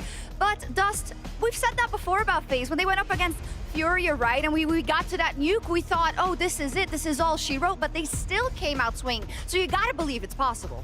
Got to, but unfortunately with Mirage coming up next, I'm just a little bit concerned. I didn't really see too good of a game from them by Furia. They weren't able to really do nothing. I think the one thing that helps them is at least Nate Ude is like a B-anchor upgrade defensively. Yes. You would think he could frag better there, and everyone kind of gets to stay the same. But I think it's also, to me, going to be about dynamic opping. We saw so much of that from Sun Pius on that comeback effort against Vitality the other day. So mobile, finding so much impact with the op. If it truly is Brokey Friday, it'll be settled now, because he's going to be called upon to make a lot of good moves on this game with the AWP.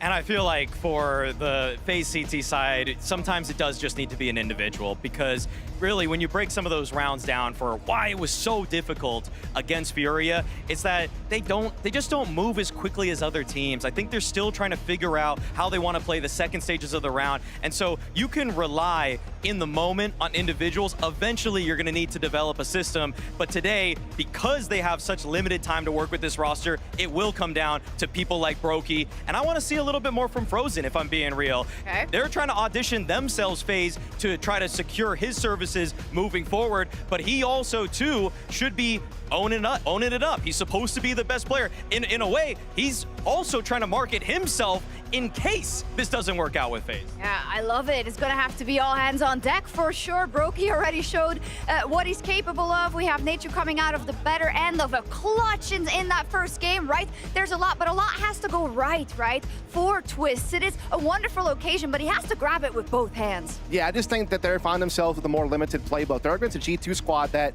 at first, I thought they were kind of playing this map a little too standard, like a little too just let's go fast splits, let's go set pieces. I have seen them kind of evolve a little bit. You're starting to see the mid control get a little bit more fine-tuned. Their mid-round shot calling is getting a little bit better. Nurse is getting a little bit more comfortable being in open space in middle and calling his shots. So we'll see if we can do that again here and close this thing down, or we're going to get more FaZe bullshit. We'll see what happens. We got a G2 that's gunning for a semi-finals, trying to rekindle that magic they had back in London. But for Twist, it's about turning a new leaf and showing what he is worth up. It all goes down on Mirage. It sure does. Mirage, the final map of this series. G2 versus FaZe. I mean, this is all about the fairy tale for FaZe. Can they pull it off? Can they get another upset win? Or is it going to be the favorites, G2, actually getting the job done and moving on? It's weird even talking about FaZe as a fairy tale team and a fairy tale run in this kind of a situation. And it's weird even considering the fact that this third map could go their direction. I think it's absolutely insane, but I like the point from Maui. A lot of it is going to be on those individuals. This team is going to run based off the performance of Brokey, Frozen, and Twist. Will it be the Fort Worth fairy tale continuing for FaZe, or will G2 close it on Mirage? We're about to find out. T-side start for FaZe, G2 on the defense. Pistol rounds have been split across the maps. It's very dominant as of late by G2. We'll see if FaZe can get back into it. Matt's going up into the apartments, climbing to the side of the table. It's a good angle to hold for now, but no one from FaZe is coming this direction. Yeah, puts himself in a position where he can have an early flank as well, go for information if the map stays silent for too long. Sunpius making plenty of noise cues. They know his position, but he would love a piece of intel, and now he's got it. Cold smoke comes in from FaZe, but two players going to go into it. Frozen ready and Palace as well, ready to pounce. Third player rotating over for the G2 defense. Elsewhere, Heavy God has taken the first kill of the round as Brokey dead. Nerds clean headshot out towards Khan. FaZe collapsing. Frozen doing his best on the Palace to release. Oh! Okay, Frozen That's more like it. We just heard Maui talking about how Frozen needs to start displaying why he is considered the best player on this FaZe team, and that's a great start to the map. Now they're grouped up, 3 players coming down towards CT spawn. Heavy God awaits them, sees 2 targets, and Twist will see him off. It's got to be a wild feeling how quickly that round turned on its head. Nobody considered Palace until it was far too late. What a round from Frozen. And Mattis, you don't even have time to defuse. 1v3, you got to find the kills as well. It's a pistol round for FaZe. Starting this deciding map on the right foot. I gotta see that from Frozen's perspective coming out of Palace. Here he is. The reaction out towards the ticket box as well, and the information was just flowing towards him, and he hit somewhat of a close state here in the pistol. He was looking dead there for FaZe. So Frozen resurrects them in the pistol round, and yeah, frustration for Heavy God. Those are the rounds of G2 that you want to see them clean up as the major looms, right? Those kinds of rounds where it's like, oh, you gave yourself a great situation, 5-on-3, nailed 2 shots. You cannot let it collapse that fast. That has to be a situation where you can recover the scenario Frozen gets 1 or 2 kills. So advantages here in round 2 towards FaZe. Second round buy from the CT side. 5-7s, MP9 on Heavy God, MP7 and a Scout. And Heavy God's got good standing in towards A main.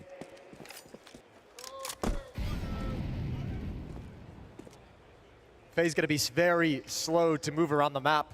Twist talked about after the Fury win in an interview, just talked about the motivation of this team, because it's a huge question when you see all these changes, all this frustration building over months.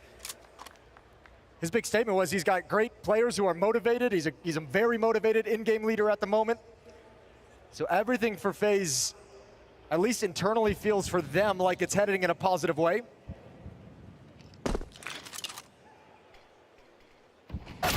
Good start again. Frozen to topple Nuritz. Heavy God in a tough spot now. He realizes he has to fight. He can't run away, and that fight is not going to be easy.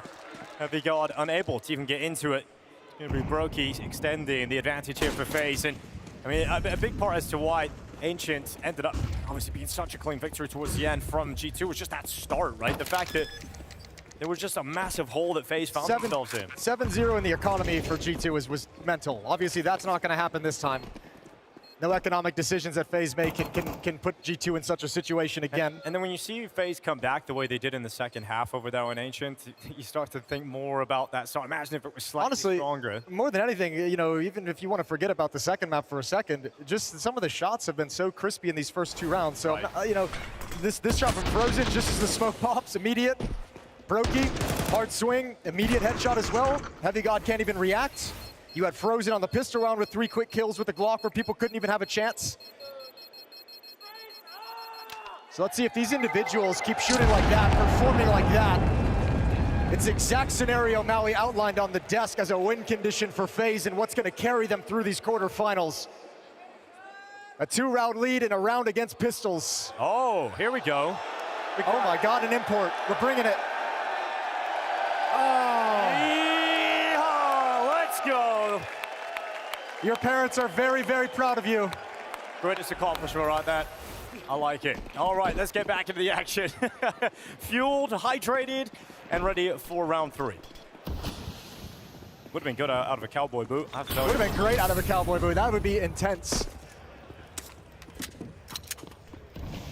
Don't know what we'd call it. A booty. All right, top mid control. And up against the pistols, I mean, there's really not much. You have a couple saved from the previous round, but no firepower, really, no strength in this for G2. And this is the scary thing, is not only like just the eye test of what the players from FaZe look like in these first few rounds, but also the momentum they were able to play with on Dust 2 when they're able to string a few together. They're gonna have the economic advantage until, you know, if G2 don't win round 3, it's gonna be 5 until they can get the AWP out. And Sunpius, as we saw, was a player who's carried G2 through a lot of flat stretches. And if that's how this half opens up, it's gonna be a long time before he can turn the tides in your favor. Hunter, 5-7, can't do much. Twist and Brokey coming right through, combining for the flash kill on Heavy God, and it's all shut down. A single death, and it's Brokey who falls, but everybody else from FaZe feeling very happy about the start here on Mirage. It seems very comfortable indeed. And we get to see what G2 can start to put together now. Got to be the conversation to shape up and get into this. Okay, 3 Palace. Mid-nades are going to be a fake from Twist. All right. Yeah, well, this is kind of an uppercut style of call, right? This is a change of pace a little bit, and we've seen it throughout Mirage in this tournament for G2. They've had a lot of emphasis towards middle at times in setups. Obviously, going up against FaZe, it's an unknown quantity. And G2 do have defense in place to defend against this. Heavy God is going to be the point man on top of the balcony. Sun Pius is waiting like a ticket. Nerds and Khan. There's the mid smokes, but they're waiting. They're waiting for this to fade, and now is the time. Fades away. Frozen. The most comfortable player in Palace is his usual spot, but there's plenty more where that came from, and Heavy God doesn't care about the call. He shuts down all 3 players in Palace. This is his domain, and that's G2 showing some stopping power. Shows a Heavy God because he didn't need anybody else. Yeah, it's a disgusting triple kill from Heavy God. Huge, huge play. And I mean, just powers G2 into such a clean win as well. Got to prioritize life at this point. Sun Pius has eyes over towards A ramp. 47 seconds left on the clock. If Twist can't create something, I don't know if Brokey really wants to challenge for this draw. Jumping to get the information of Sun Pius, but backing off, and this is going to end up being a save. It's Heavy God's triple to decide and get G2 on the board for their first round. Good to see Heavy God come online here on the 3rd map. He had a clutch earlier on in the previous that really kept G2 going and stifled any chances of FaZe in the first half, and here he goes again. See it from his perspective again, one more time. 3 kills from Palace, ready for every single fight. Crazy to see him not get traded out. Not even terrible timing is on the swing. You know, like he just handled it. not even the worst spacing or anything like that. They went for the trade, just no one could get the kill. So 3-1. And with 5 players surviving on G2, money grows behind them immediately. So they've already got that kind of buffer between them and a reset. And let's see how Twist wants to manage this next round. That kind of surprise play out of Palace doesn't work. That small fake thrown in middle doesn't pull anyone away. And now likely looking at a little bit of a more standard round. Plenty of money for the FaZe side as well.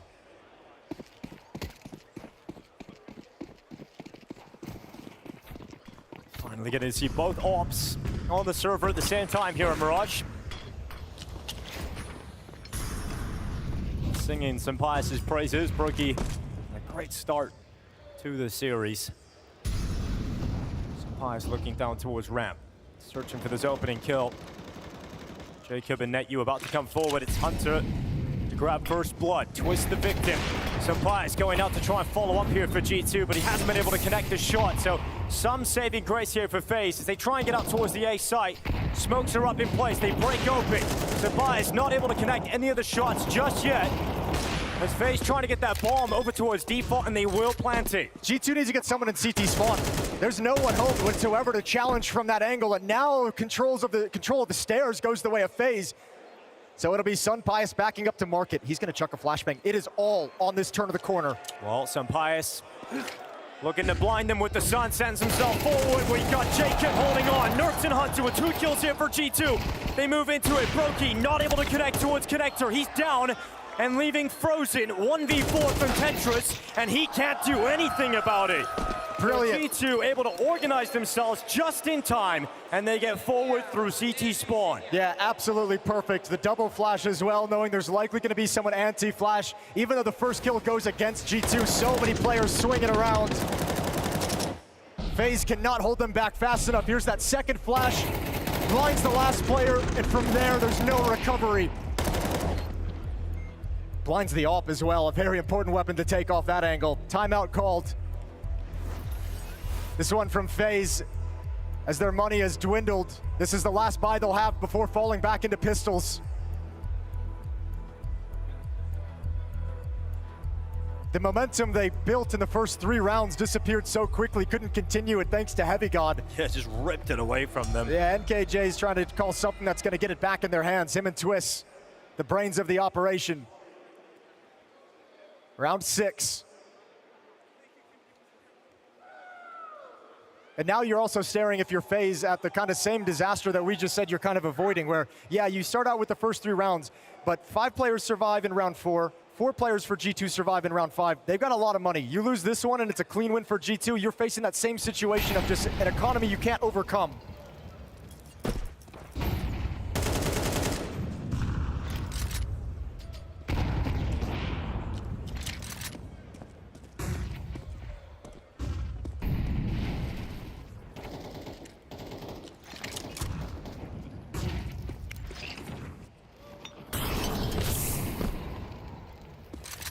Molly thrown out towards Nertz. A heavy lean for FaZe through underpass. You've got 1 player top middle and twists, but look at this. The group is moving through the underpass at the moment. No one detecting it, but Sunpius is holding. All right, Sunpius. Here's your shot. Nails it. Jacob falls. Reposition as well. Palace is smoked, so he's got safety. Now a window boost coming in as the smoke pops. Put NetU up in that. See if you can make the most of this position later in the round. Well, it looks like they're addressing the B bomb site, right? Frozen is close up inside this smoke. Twist is drifting over, so is Brokey with the bomb. So he wants to be a late lurk through the murder hole. You can cut off a rotation if Twist makes, if Nertz makes too much noise. NetU can punish him, but it's all looking at Mattis right now as the smoke fades. Mattis with the first, sprays away, couldn't connect onto a follow-up play, so Frozen and NetU start to activate. Sunpius realizes but misses the shot. It's all Hunter now. All the pressure on his shoulders, but he didn't look towards NetU, who finds the angle. Hunter goes down, and Heavy God now tasked with a 1v2. Where were the comms? How did that not get through to him quick enough? How did Hunter not realize Market was the next point of danger? It all falls on Heavy God. Yeah, and he's just walking into the Market now. NetU just not even playing for the kill. He's playing for the information so they can position themselves in strong enough spots to try and prevent Heavy God from getting into this. No kid on his back and dead at the hand of NetU, who stops him coming out of the Market window. Quad kill for the man who was brought in late to plug an open position on this team. Yeah, and a great start for NetU in the FaZe jersey. I mean, this event, he hasn't skipped a beat. He's had some really good looking moments and now playing up in the stage in the deciding map of the quarterfinals. And he finds himself a quad kill in this fashion. The playmaker getting him behind. I have to imagine that was not calmed by Sunpius. The frustration of the missed shot, surely, because I have no idea how Hunter doesn't react to that. 4-2, FaZe survive a dangerous round. Well, Brokey boosted up. He's gonna drop off. Searching over the top of the smoke and able to make anything of it. Now Jacobs step up. Grenade lands at his feet. Slowed down. Sunpius searching. And he was pretty quick to the shot, but it hit the wall. He's been so reliable throughout this event. These 2 back-to-back misses, really painful to see in such a critical moment in this tournament run.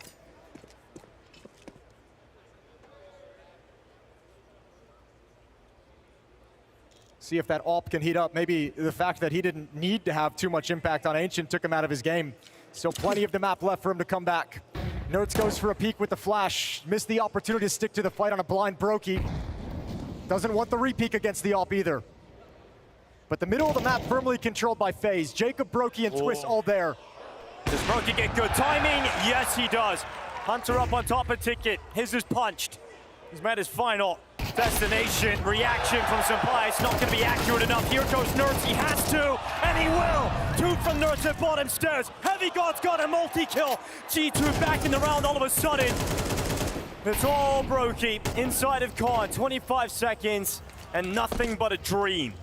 Nertz and Heavy God, the 2 guys, when Nertz joined this team, Hunter said it felt like when Nico joined him in G2. Just the enjoyment of those 2 guys playing together changed the atmosphere entirely, and it's those 2 who saved the day. A 3 versus 5, and both of them stand tall. Brokey backs off, and FaZe don't get to extend that lead any further.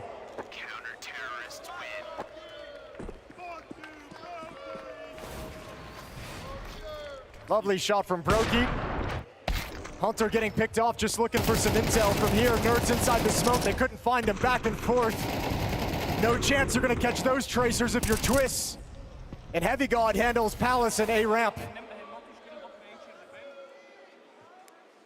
It was looking like no way FaZe dropped that after the start they get to the round. Getting into connector, looked like that A-bomb site defense is going to be put under so much pressure. Fantastic work. And now 4-3, FaZe's lead being whittled away at, and now they're down to pistols. At least you've got the AWP out for Brokey.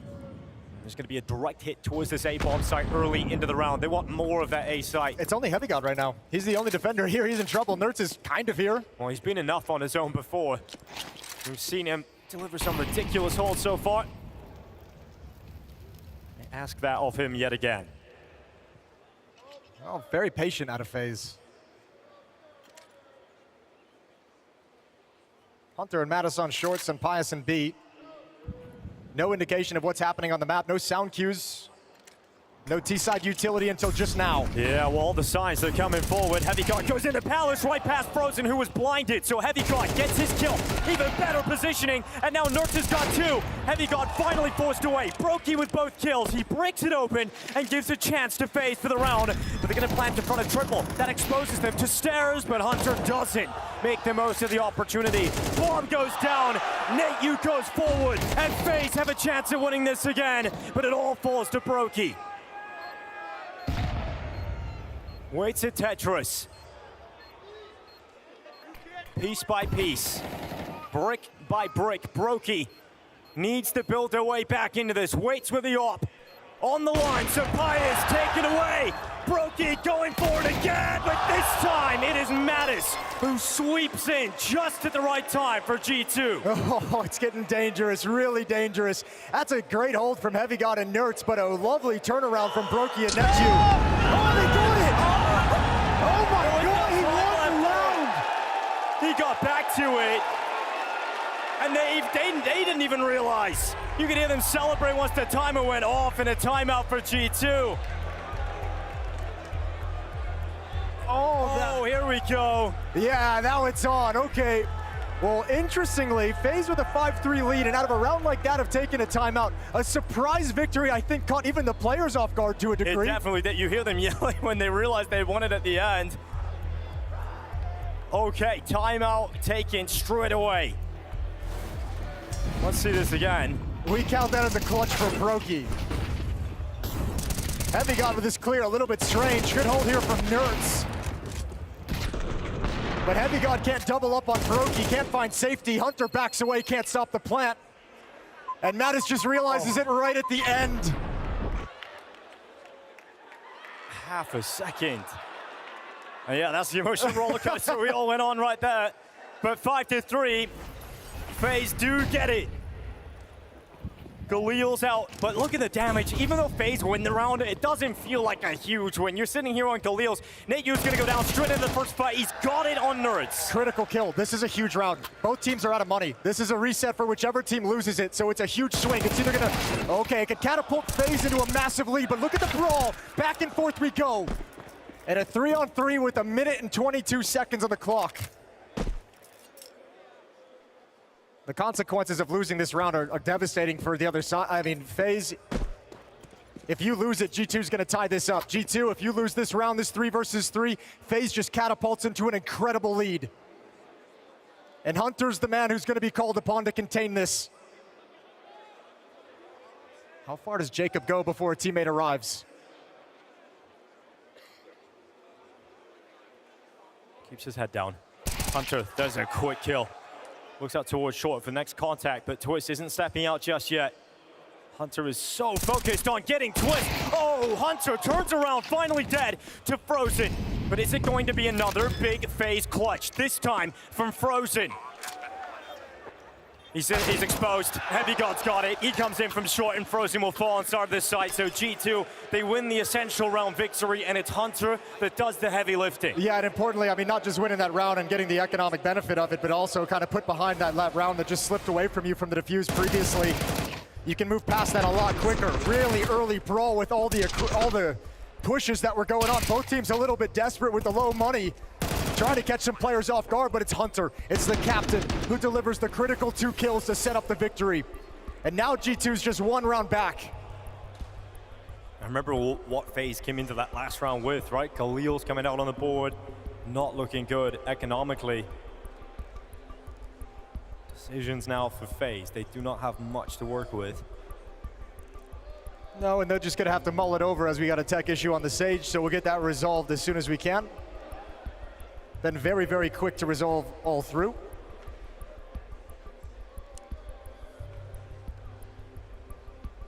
Nursing this one-round lead. Well, I'm grateful that this final map has a bit more of a similarity with Dust 2. And a little bit more back and forth rather than FaZe having to come back into a game that felt lost from the get-go. This has much more of that brawl that, I think that was the word you used in the opening map, Jason.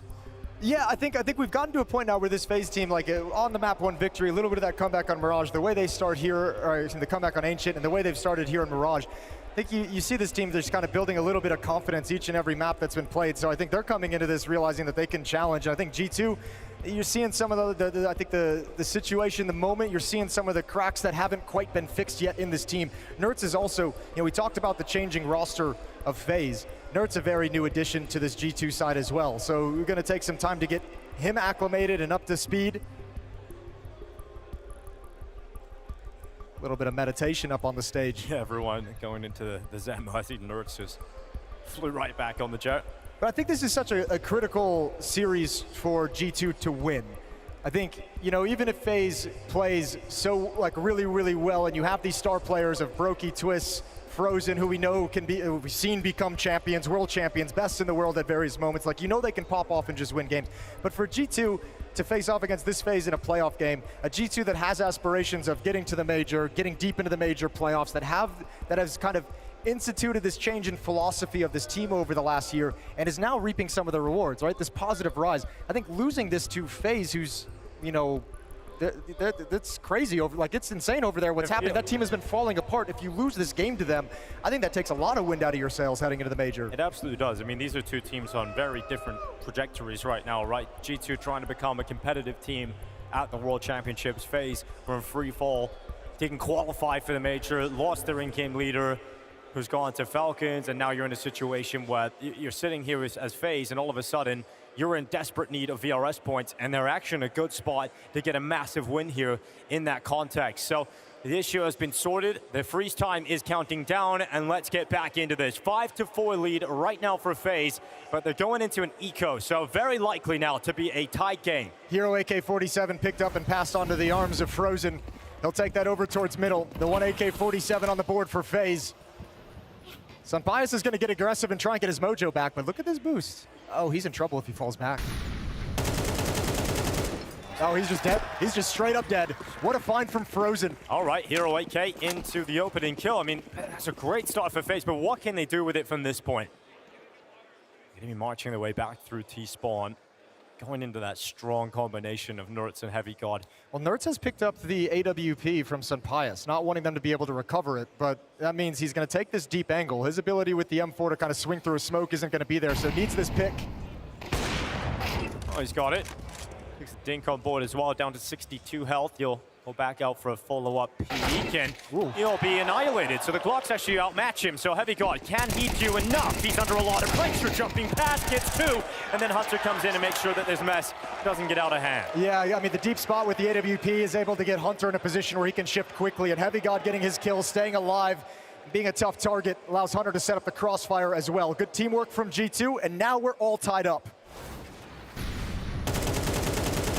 Opening kill from Frozen, unfortunately not able to go retrieve that weapon or build too much off of it.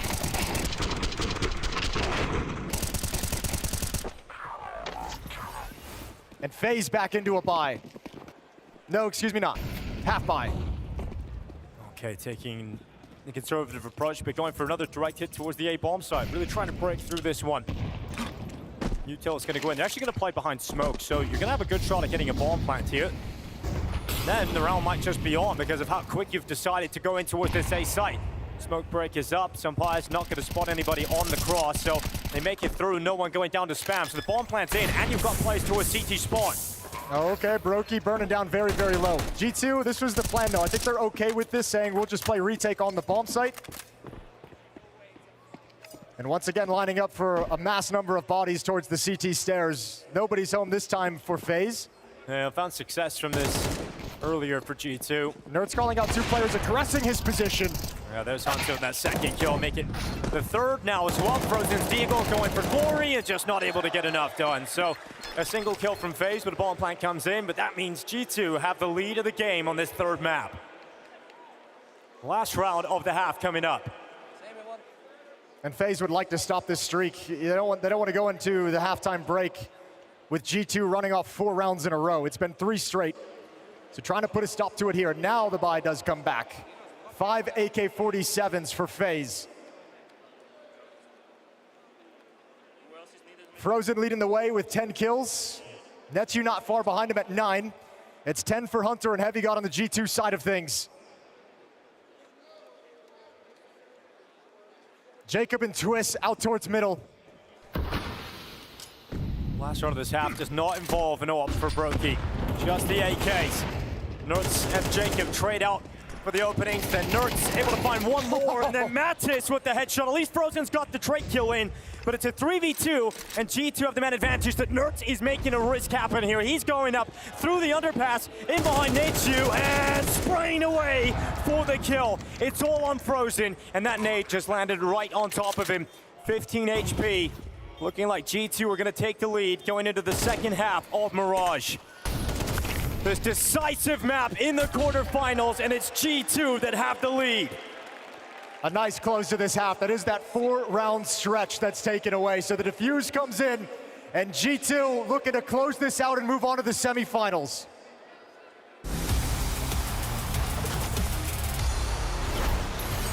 17 seconds left, so this is going to be just an all-out stomp to the bomb side. No slowing it down. They just have to rush him in, get the kill instantly, get the bomb planted. Frozen is dropped, and that's the bomb on the ground. Oh my God! It's Brolin with an insane transfer. He keeps it going. It's a quad kill. He saved his team. Vice. I don't know, the bell is ringing, might be the train bell, but certainly ringing for Astralis right here. 1 versus 4, and he's gonna get a headshot follow. Oh, what? No way! He actually makes it work. That has to be just pure out, just divine intervention.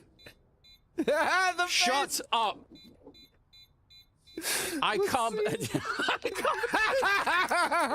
I've never seen anything like that ever before. If they're gonna get a 5th in this first 15, this could be the round he offers it. At the helm of that monster hit, Apex comes around the corner, back of Electronic turned.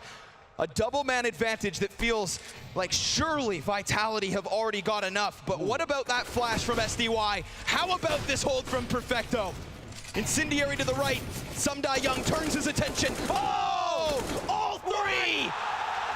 Sumdai Young and Sumdai again and again and again. 11-4, 11 rounds straight, and a dominant overpass CT side.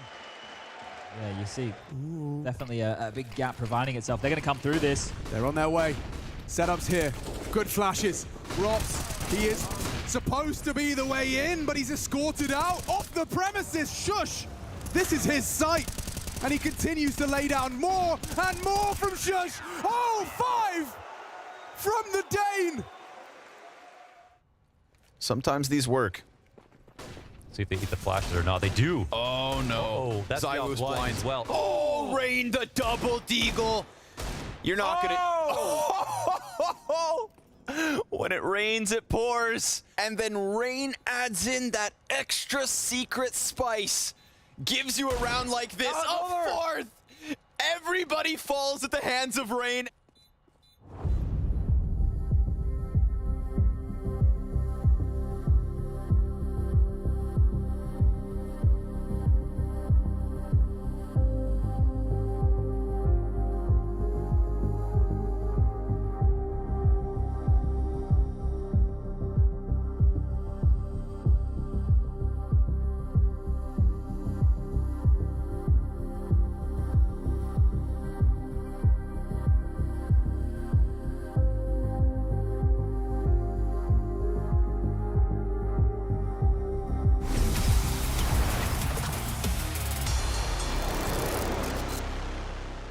Expectations for FaZe were at an all-time low coming into this event. Blast rivals Fort Worth, but all of a sudden, they're here in the playoffs and they're on map 3. There's still a chance for FaZe to make it into the semifinals, but the favorites in G2 are in pursuit of that game versus Na'Vi.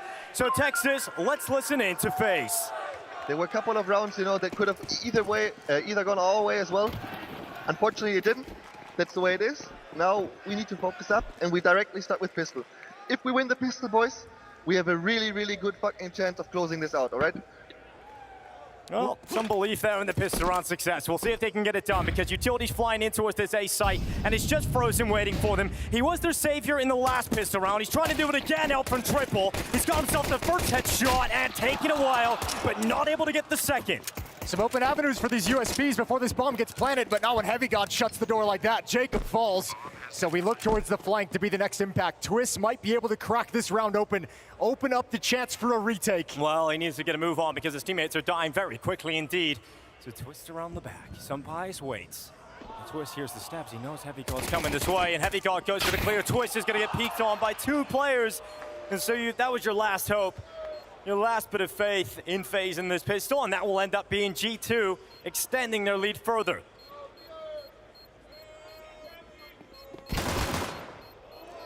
There you go, Brokey. Get some garbage kills. Get some money from the kills. Save it for the AWP. Back off now. 8-5 in the favor of G2. A 3-round lead. And we see if there's going to be an investment from FaZe's CT side in this second round. Frozen gets one, can't turn fast enough to handle Mattis, excuse me. A Glock close up, Heavy God at a distance was a beast. But you know what? FaZe is gonna fight for round number 2 in this second half. They invest in Deagles, dualies are back out, MP9's on the board. It feels like they've got to catch a break in a round like this. Otherwise you might just get so much of a strong lead here for G2. That's a spot out. Twist couldn't take the headshot on the first opportunity. Utility will fly into those spots, and G2 take a couple of backtracks. They step away from these smokes, not want to get caught by any weaker weapons. Oh, relevant stat is they did not get both pistols in this map, as we just saw, but it would go a long way to returning it if they could steal this one away. Almost better than winning the pistol if you can pull it off. 4 players stacked towards the B bomb site. 1 in ladder room. Frozen on short. Netu and Brokey inside the B bomb site, with Jacob handling the A side of the map. And G2 slowly progressing with this mid control up catwalk. A scary prospect if they're just going to blindly call a commitment into the A bomb site. Plenty of time still to turn their attention elsewhere if need be. 5-7, primed and ready. In the hands of Van Nolken, trying to make some magic happen with it, but nothing to be found. Just Mattis arriving. Now Frozen, short, MP9. Good for 2 kills, but it's the stack, it's the trap that waits for them inside of the bomb site. Still here, the only hope for FaZe to hold on is Netu here on top of the boxes. Will you clear this? Uncleared, he hasn't been checked. And now Heavy God. He holds the trigger, he's got the kill, time is ticking. Netu hoping, desperately trying to get this round for FaZe. And it's down to the time, he's holding on, and Netu, 3 seconds! Let's go! That's such an important round for FaZe. It keeps them going at least. Another big round for a player who never expected to be here. What a huge performance as he steps into the FaZe lineup at the lowest point. Oh, he really needed that one. FaZe so desperately needed a clutch from him, but great composure off the top of the box. Runs the time down, runs away, and just the final second, Nets misses out. And FaZe do find themselves such an important round. They get the AWP out for Brokey, and he's taking it for a spin. All right, now it's an issue. Now it's a problem. Now you got FaZe with a round like that. Gonna power up. Nert's playing behind the mid-smoke at the moment. Windows covered. But that's Heavy God who's hit the deck. And you know whose name we haven't said much on this map? Sunpius. Against Vitality, he was the engine.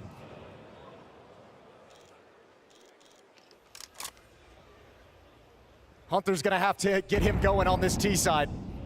But a second round loss, unable to convert the pistol, is gonna keep the AWP out of his hands for some time.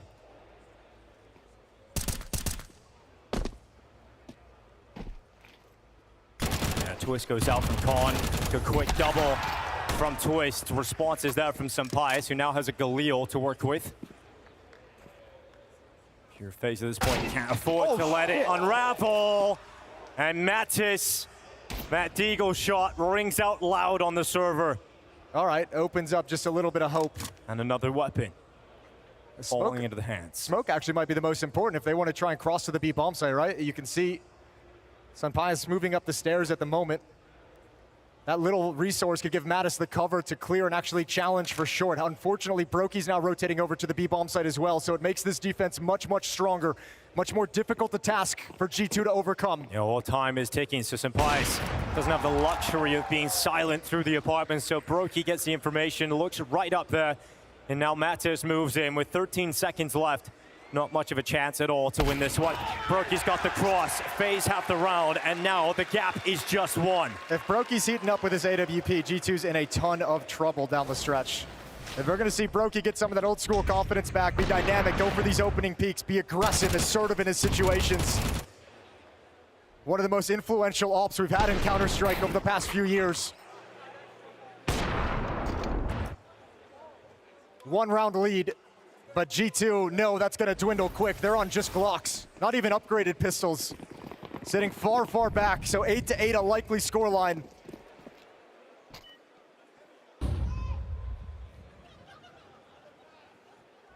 Yeah, these Glocks should get shredded. A tied scoreline of Mirage. And we'll see just how important that round win from Nachu is, that clutch with Time as his only teammate. Which round from him? He had the quad kill in the first half as well. Just he's had some huge impact here on Mirage in critical moments for FaZe. Yeah, good to see him step up like this. All right, Twists. That nade will be very effective. Players down here in the underpass. No Kevlar.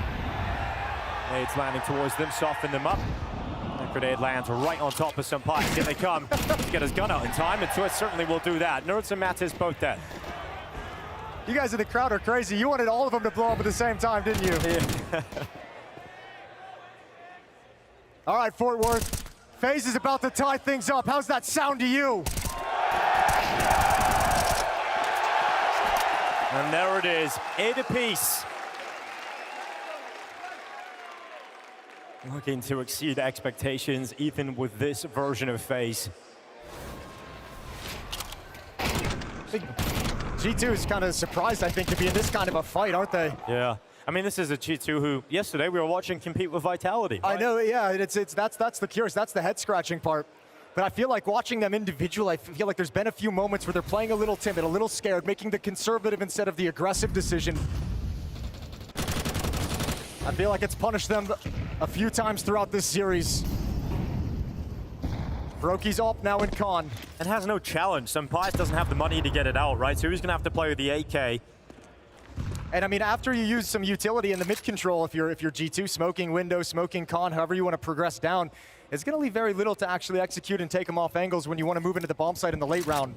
So G2's got to be very careful about utility and how they play this.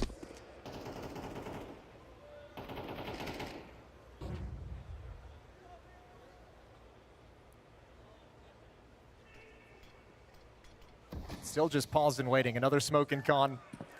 But G2 not scaling quite yet. Happy with Nertz's position underneath the window. They see no pushes. Heavy God watching for something at A. Hunter now leaving his post at the B bomb site. Gonna head through underpass to join up in middle. Frozen and Jacob defend the A bomb site. Twist in window for FaZe.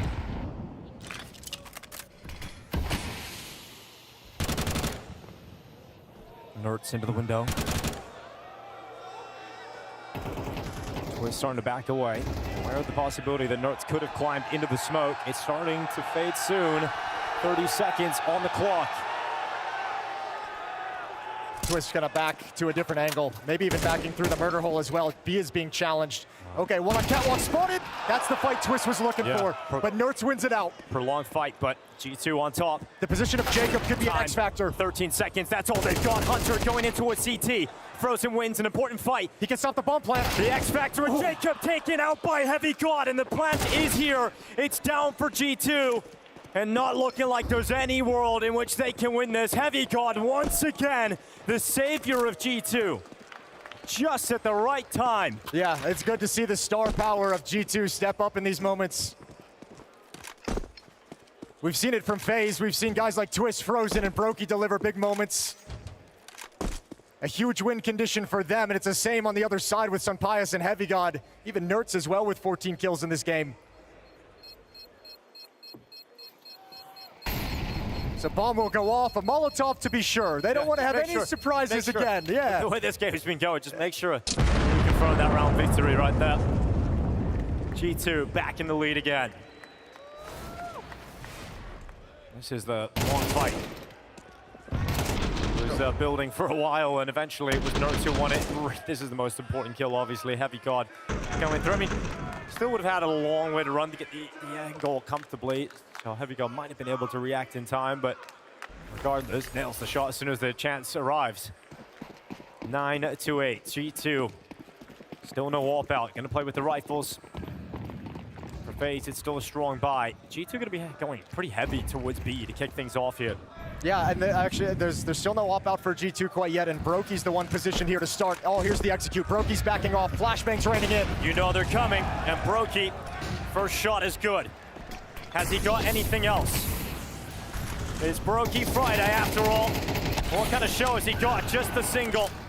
Nertz through the smoke, connects onto the offer. G2 flood into the site. A committed play, and it's paid off big time because G2 now up to double figures and forcing the safe call out of FaZe. Yeah, there's not enough money to attempt that retake. Dicey situation, low percentage as well, and FaZe just back off. They know the economy is going to be such an important, critical part of this game down the stretch. And again, a change of pace. Hunter busted out one of those on Dust 2 right towards the tail end as well, catching him off guard. Big difference here is that, you know, on the opening map of the series, we're talking about how much of a struggle it was for Nertz, how little impact he was able to have. Different story now in this deciding map. 16 kills for Nertz, Heavy God just behind on 15, and that combo is very scary in the rifler department. Yeah, Nertz has been very, very dynamic and aggressive in this game, especially with his openers. Still has that blemish of the lost 1v1. Brokey nail on the first shot. And it's about this point you think Brokey's so good in chaos, but he's just got no room to operate in and no vision with which to do anything. Nertz able to shut him down and secure the round. Timeout taken, third and final timeout from FaZe. Still all the timeouts available for G2. Saw's been confident, probably liking what he's hearing in the team speak. But NK knows he's got to provide a little bit more for his team that's just come together and had this miraculous run into the playoffs. A great fight so far against G2, but now staring down these last 4 rounds of play and they're disadvantaged. 2 rounds back, money's not great. And Sunpius finally has his AWP in the field of play.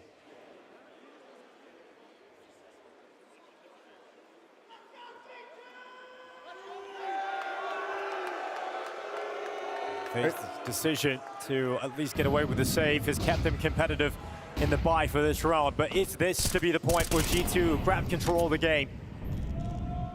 It very well could be. You know how good some players can be on the T side of Mirage out towards top mid. Taking up position already, peering down short. Well, it depends on the information FaZe get too. They have 2 players on short, 2 players playing top con, Jacob and Twist. FaZe could actually set up like a mid-round trap here. If they feel like that mid control has come in, it's quiet, they feel like G2 maybe just kind of camped out on the ramp, they could push forward with some flashes and execute some kind of an aggressive play to try and catch them off guard. At the moment, just looking to see if there's going to be any kind of challenge whatsoever.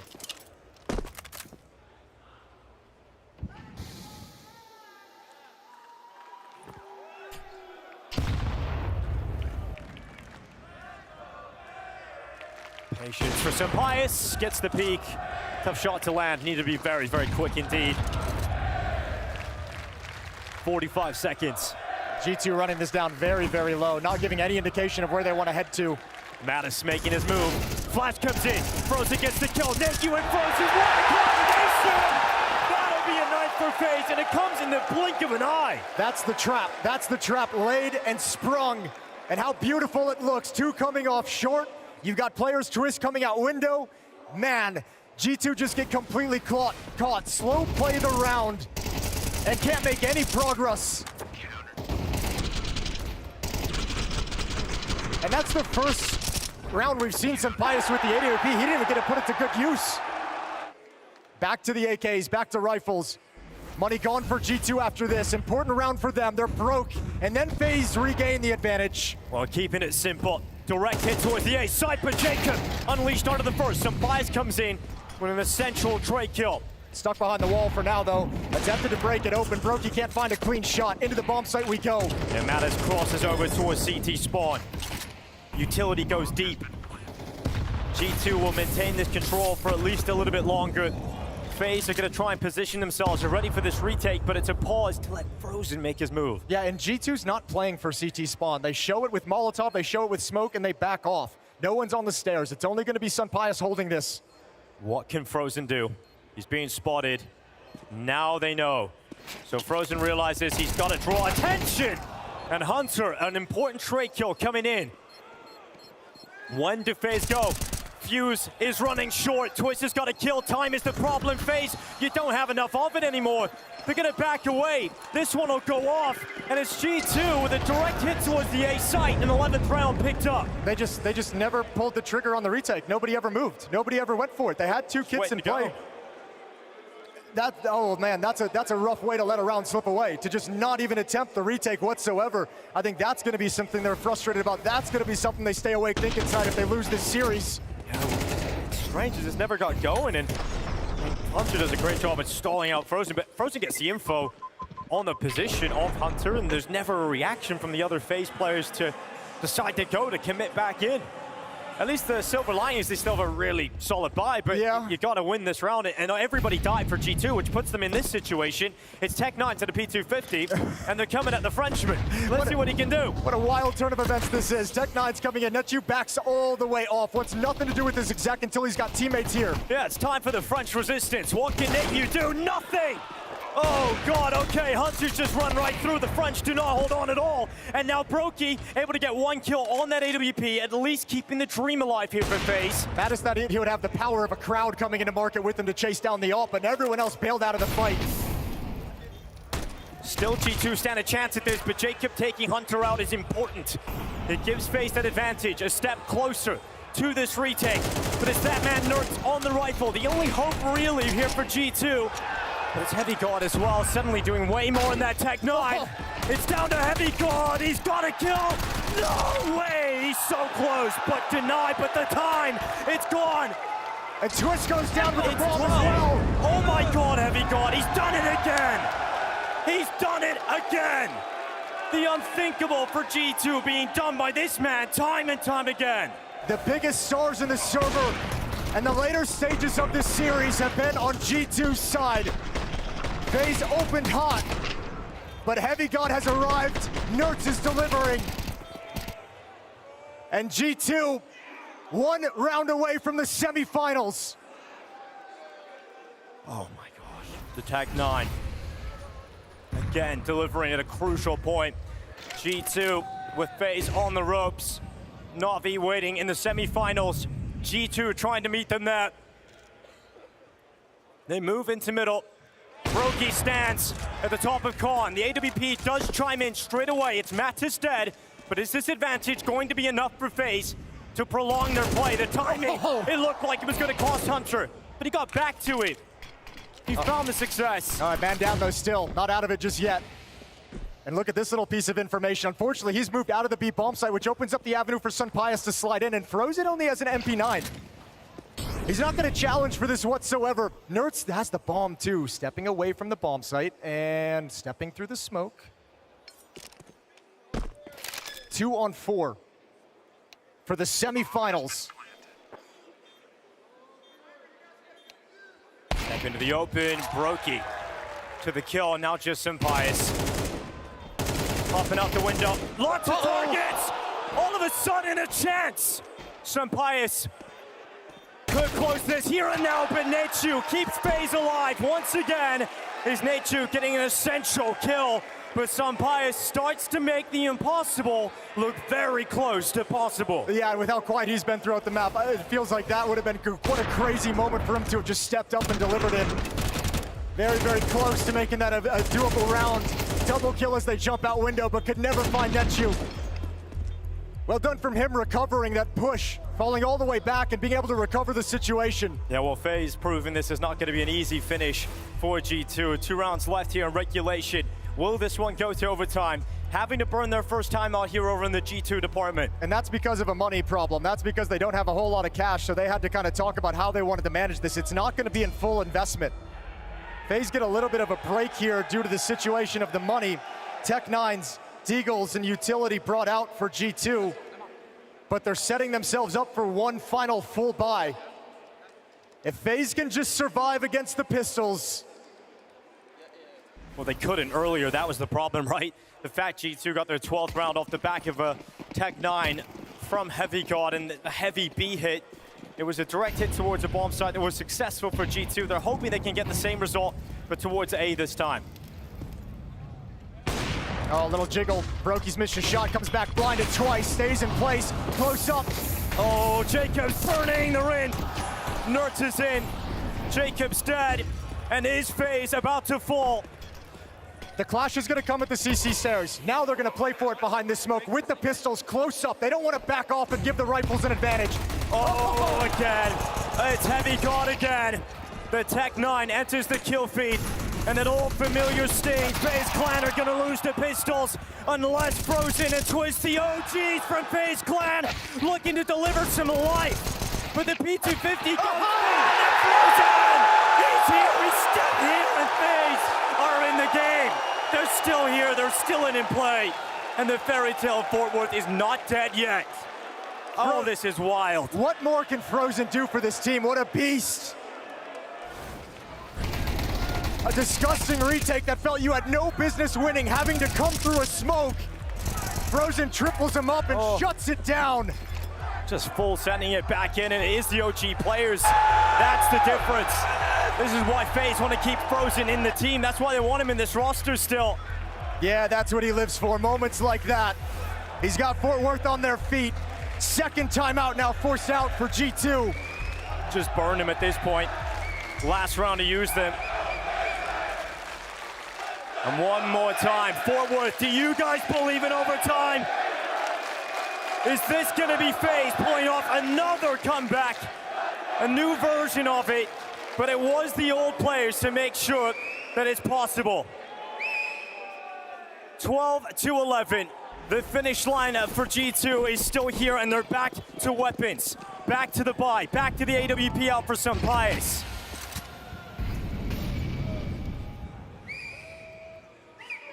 Nertz walking down the stairway, 2 players away.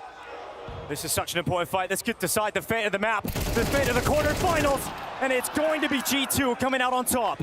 All right, well, Brokey's got the angle. Can he punish? Flashbang out. Brokey turns, wants to get the angle back, and close. Yeah, missed shot from Brokey. Gets to stay alive, gets to fall away. And how do you readjust this? What do you do now if you're FaZe? 3 players, you have no information on the map aside from that jump from Hunter over in the B halls. That tells you nothing about the end game. Bombs in T spawn, so G2 still haven't really committed to anything. They centralize this FaZe defense. Brokey and Frozen and Con. Twist playing on short. They want to control the middle of the map. Fast to react to the extremities.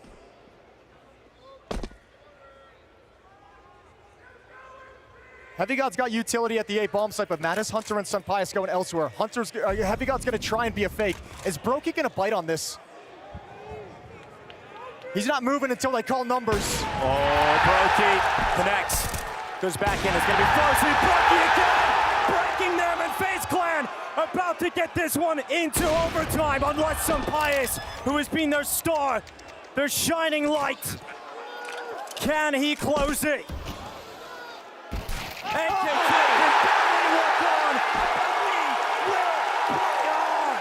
FaZe are in it again. And it's Frozen to close it out. What a performance in these last 2 rounds. Brokey with the ult. It's had so much influence here on Mirage. 27 kills for Frozen. Coming into this game, we heard Maui Snake saying that Frozen needs to sharp himself out, show that he really is the star of this FaZe team. And man, he has kept them in it. Relief that finally FaZe had to win 3 in a row to get there. Dig deep. And now the money issues all disappear. Sunpius on the up, AKs across the board. Brokey's got his with M4s flushing out the lineup.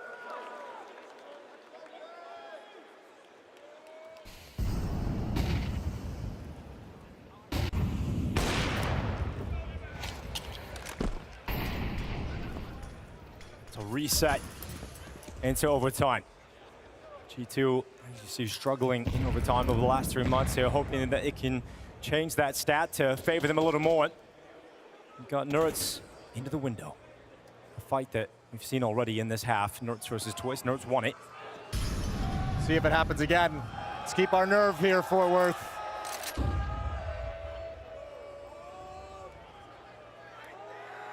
Twist waiting patiently, looking for the cross over towards Catwalk. Sees nothing. He's got a hint, an inkling, an idea. Hunter and Mattis looking at Khan. Heavy God waiting at A-ramp. Jacob blinded slightly, keeps his head down. His patience and Twist, will it pay off? Worried about window late into the round. Can Jacob do anything? Twist, he's able to make it happen. Goes back in! Back in North America and fragging out as well in overtime. It's Jacob trying to deliver. He got a second from that. And so again, it's Sunpius in a clutch. Asked to deliver. He's been asked to deliver so many tough clutches throughout this series. Bomb planted. Footsteps being made in CT spawn. Sunpius still not reacting. Denied the clutch in the last round, but this time, oh, he switched out the Glock. It's an interesting decision, and Nayu has stopped him in his tracks. So FaZe will win the first round of overtime. This is where FaZe lives and eats in overtime in the highest pressure situation. Yeah, it's a new lineup, but you got that old core, and you got Frozen and Brokey and Twist delivering for you in all these moments. That's gonna give belief to the inexperienced players. And for G2, it's causing so much pressure. Unrelenting and never giving up. 13-12.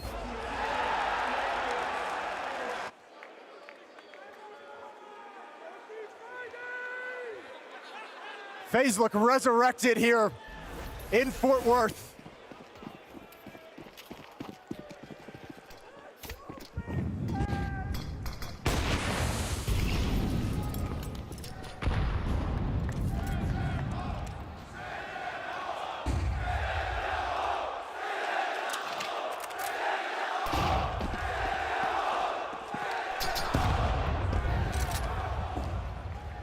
Every time FaZe come to Texas, they get a lot of support.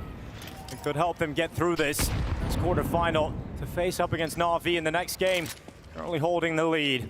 We got Hunter down to 61 health.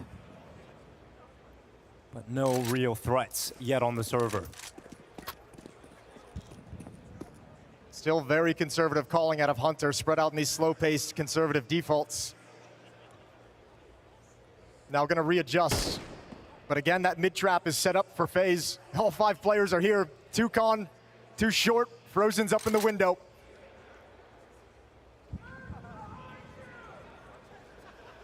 Twist moves up towards top middle. Will Matters catch a good timing here on him? Around the back, Twist is looking the right way. Oh, Twist walks forward. Matters gone. You're doing nothing on the map. FaZe is gonna love taking the initiative.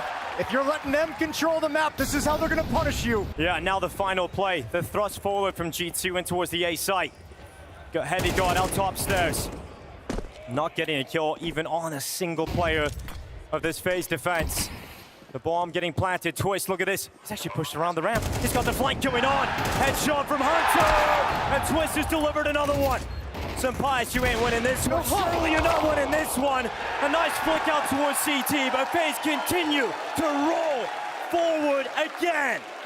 14-12. FaZe rising to the occasion. G2 shrinking from it now. Sitting back, afraid to make a mistake. Not influencing anything on the map. Twist is able to gain way too much control. feels like there's so much freedom for FaZe right now in this overtime. Getting to go wherever they want. Jacob peeking into the underpass. Twist pushing up top mid, flanking around to ramp. Nice shots and some pies, but it doesn't mean anything. 14-12, couple of rounds away. FaZe going for the win here in the quarterfinals. Twist pushing his team towards that victory, hyping him up for this final defensive round in OT. This time not as spread out from G2. They call it a little bit differently. 2 players directly towards the B halls. They wanted to see if there was going to be some mid-aggression, and Heavy God slides back out to his usual position.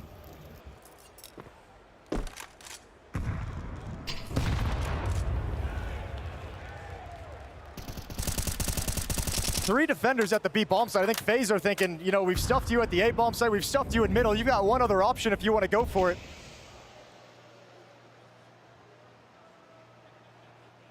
So Twist slides out towards middle when B doesn't have any attention towards it. Plays in ladder room.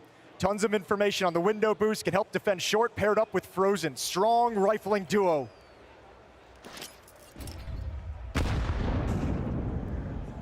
And Hunter wants to finish here. Nerds in middle might be the first play, an aggressive lurk. A distraction, a presence that FaZe have to consider. Frozen is moving off, but he now realizes he's coming back. Trying to help out his teammate NetU with the distraction. Successful off of bench. Spraying away though, NetU's missed. He had a chance, but unable to capitalize. Now you rely upon Frozen. Oh, how has he got that as well? Jacob steps out. FaZe Clan are gonna be up to series point. Can Nerds stop it? The bomb's down. No way! FaZe have brought it back all the way! Absolutely spectacular that they still had this left in the tank. Nobody expected this coming into the event. Not a positive conversation surrounding FaZe for months. We thought the entertainment was dead in FaZe. The last event they played, crashing out of major qualification, Carrigan leaving. You thought maybe the entertainment of FaZe Clan is dead, but they are showing a new version of it here. Everything falling into pieces, or falling into place. And now again, that momentum, that story of momentum, 2 straight to force overtime, 3 in a row once you get there. And the task falls to G2 as they take their time out to figure out a way to put a stop to it.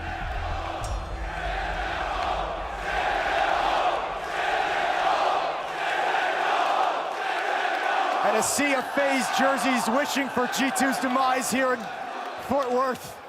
Their Blast Rivals campaign right on the edge. For G2, it seemed like they were on a different trajectory to FaZe coming into this event. As a potential finalist, we looked at them challenging Vitality in group stages. We had positive things to say about G2, but a loss in the quarterfinals to this version of FaZe would be disastrous, and it looks like it's going to happen. It's the fashion that's happening that's the most head-scratching after we saw the game against FaZe, as you talked about earlier, or excuse me, against Vitality. Taking the best team in the world the distance. But here, against FaZe, just falling apart. Now, in that Vitality match, G2 did have a game where they had to come back, 7, 8 rounds in a row. So we know they can dig deep. We know they can plant their feet. But who's going to ignite it? For FaZe, it was Frozen at the end of regulation and back-to-back rounds. Which G2 player is going to step up?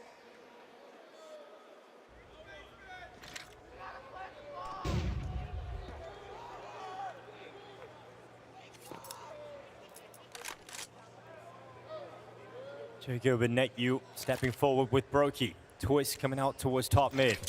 No one here to challenge from G2. Throughout that first half, it was Nerds who was so strong towards the A site. Well, goodbye. Jacob is taking the opening frag here. First blood drawn. And it's G2 being spilled over the floor. Jacob with another step in the right direction. 15 seconds though. They need some bias to deliver right here. Player over at Van. Matt is still alive. They can't plant. There's no safety. Time ticking. Can FaZe get it done? Matches stepping up at time. They have to plan right now, and there's not enough of it. It's done. The round's won by G2. They're still in it. Man, they're still here. These rounds are just being drawn out, so slow to open up. Nobody wants to make too aggressive of a play and put their team in a back foot in overtime. What a scramble to try and shut that attack down. Sunpaya saving the day. That reaction shot, that's a 3 versus 5 conversion. With the bomb site falling apart and crumbling, somehow they just barely hang on. All right, some life left in G2 yet. Quarterfinal is not done. Do FaZe have the killing blow in them? You couldn't have really asked for a better start there. Jacob really stepping you up. Okay, well that's better. Okay, that's it. Surely there is nothing left in G2 now. We came into this event and we expected nothing of FaZe Clan. But once again, the players within this team are able to entertain us in ways we never thought possible. G2 came into this game today as favorites, a team trying to get to the grand final to try and show us what they're capable of, a team that competed against Vitality in the group stages. But this is FaZe squad adding in Nechu. A surprise move of Carrigan leaving the squad. Twist once again having the in-game lead. What an incredible moment this will be when FaZe get to celebrate this victory and their passage into the semifinals. For Twist, who had to step back into the in-game leadership role, for all the scrutiny of Brokey, NKJ, highest profile coaching gig he's had in his whole career. He got an upset over Furia earlier, now an upset over G2 and a semifinals berth. With all the departures in FaZe, there's one extra kill for Mattis. So let's see if they can do it. Can FaZe close this out? They swarm the B-bomb site. Mattis moves in, now dead. It's just Heavy God. And all the storyline around FaZe has been negative lately, but finally something to celebrate. They know they've won, toying with them, dropping the Molotov. Frozen's gonna end on 30 kills. It really is the core of the FaZe team. They proved to be enough in Cowtown to make it through the quarterfinals. FaZe step up, they're back and they're entertaining again. They eliminate G2 in Texas.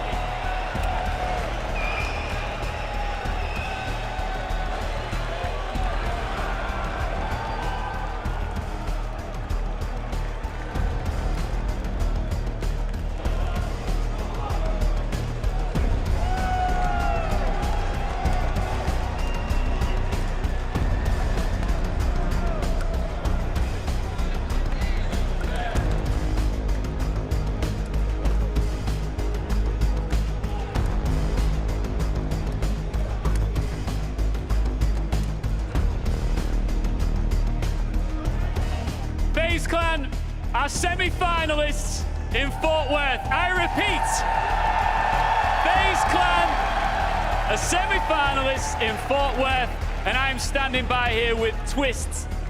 Feels like FaZe Clan's kind of back. Listen, I don't want to say back, but we're on a good progression right now, good direction. I'm so happy with the fucking team, man. Man, this crowd is amazing, huh? You're enjoying this. I can sense it. It's been 3 years since I got to play in an arena in America, and boy, I'm happy to be back. You're happy to have him back, right? As an IGL, you must have had to be so incredibly vocal there towards the end, especially going into overtime. Your teammates must have been tremendously reliant upon you and your calls. How did you keep the fight going to win this one? Listen, it's a team effort. Everyone played their part. Everyone did the right things. Specifically, David is such an insane player. I think Frozen deserves the biggest shout out. But yeah, towards the end of the CD side, they put a lot of trust in me to make the calls, and that's when I kind of just took over the game vocally. I think you've got to keep Frozen at the team, right? Yeah, I think he should stay. Yeah, he needs to be here. everybody's talking about this FaZe rebuild that you're going through at the minute. It's been a long time since we've seen you in this kind of form. Does this feel like a huge step in the right direction? Not only securing your spot in a semi-final, but taking out G2 in the process? Listen, when we got to this event, I said I want to get 1 or 2 upsets, and we just got 2 of them. So I feel like anything else that we do here is a cherry on top. But I really think we can make a push for that trophy. See, this is what I believe the fans have been hoping to hear from you, because there's been a lot of talk from yourself about taking every match as it comes. Every match is a learning experience, but at some point, surely you're going to start to believe that you can do this. Why do you believe that this FaZe clan, this version of you, could raise that trophy? I think everyone in this team believes deep down that we can always win trophies. We've put in so much work in the past week. Getting into this 3rd map, me and NK told the boys we deserve to be here. We worked to be here, so now push it and give it everything. And, you know, we came away with the win, and we want to do the same thing tomorrow. Just a couple more from me before we wrap this up. I want to talk about your opponents as well tomorrow, but as IGL, how much are you enjoying this role? Does it feel right for you right now? For me, I believe so. I think this is where I belong. That's where my career is going. But you know, at the end of the day, it's up to the teammates how they feel and up to the org how they feel. But right now, I'm doing everything for these players. They deserve the best. This org deserves the best, and we're just trying to push. Final thoughts on Na'Vi in the semi-finals tomorrow? Is it guaranteed? Oh yeah, true. They played the semi-finals right away. Yeah, I mean, every match is really important for us. I think we have a good feeling of how they play, and to be honest, the first time we played them, I think we were very nervous and we just played scared, and it wasn't us. And the past 2 series, we played more like, you know, FaZe. This is how we should play. All right, Fort Worth, one more time for Twist and your semi-finalists, FaZe Clan!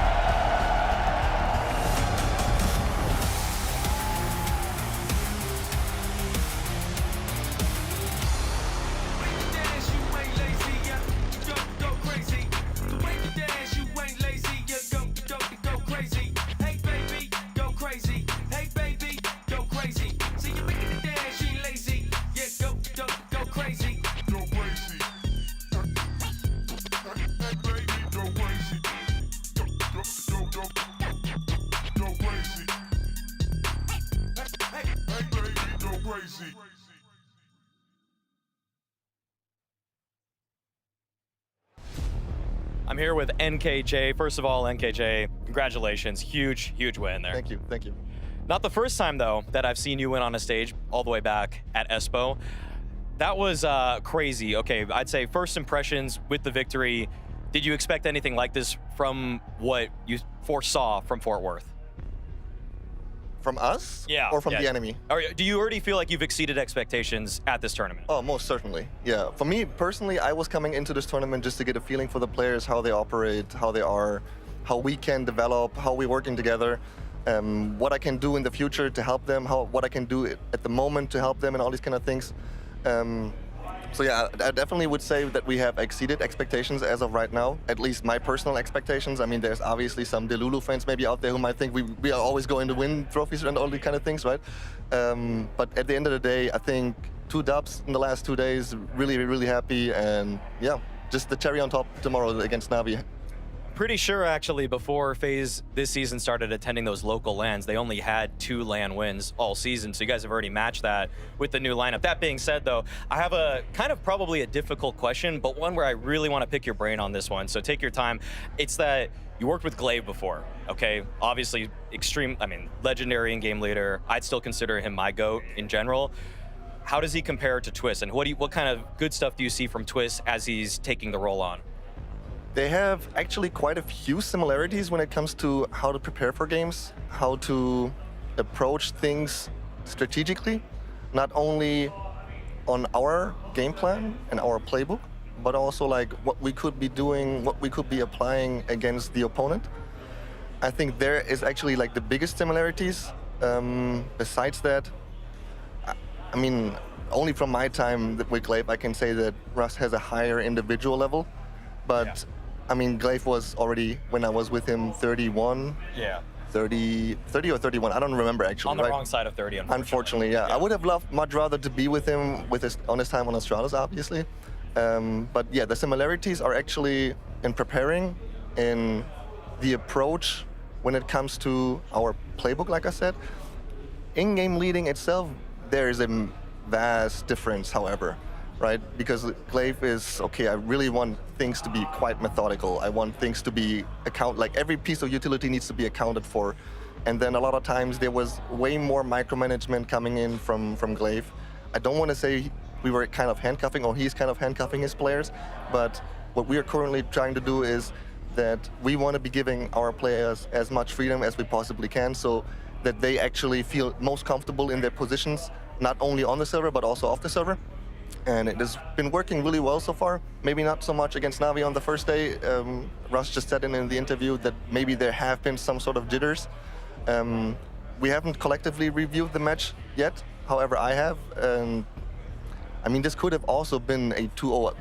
Might sound a bit delulu, right? Because it was a storm that we kind of encountered on Anubis, but there were, at least of the first 12 rounds, there were 5 rounds where we did have an advantage that we didn't close out, but because we're just stagnant. We were not moving around. I remember Jacob got a lot of that one. Yeah, exactly. And we were just too complacent. We were just like lazy-ish, sluggish. Like we were not doing anything to kind of catch him off guard. And we caught fire a bit too late, unfortunately. Ancient was a completely different topic. There we were just not good enough to close it in the end. Okay, we have the last round of that game though. I just want to hear from your perspective, what were the comms like in this kind of one? You guys got a couple opening kills, I'm sure that was a lot of excitement, but then there was a really long pause. Who's calling all this stuff? Because you'd think it's Twist, but are other people chiming in these moments? Yeah, 100% everybody's chiming in, especially the experienced players like Brokey, Frozen, and obviously, like you mentioned, Twist before. But we were all on the same page. It was actually quite chaotic after the second or third kill. Like everybody was screaming, we have a specific keyword that I'm not going to mention here, but everybody was calling this specific keyword, and everybody was luckily on the same page because there have been a lot of times where we called that keyword and we were kind of disrespecting it, unfortunately. But in this one, it was very obvious that what we needed to be doing, right? As soon as we got like one entry and the second one was just kind of following, we knew directly, all right, we just need to be freezing, play the advantage out by sending one guy in on one side and the others are just packed, group up, ready to react either corner short. And yeah, it was just basic Counter-Strike in the end. One more question, looking forward to your match in the semifinals versus Navi. Talking to Twist earlier at this event, he said that he's trying to just build a game plan in general, build a foundation. It's not for him yet as much about anti-stratting, but I know you're quite good at that. So how are you going to find a balance going into tomorrow? We'll just full send it. We'll just full send it.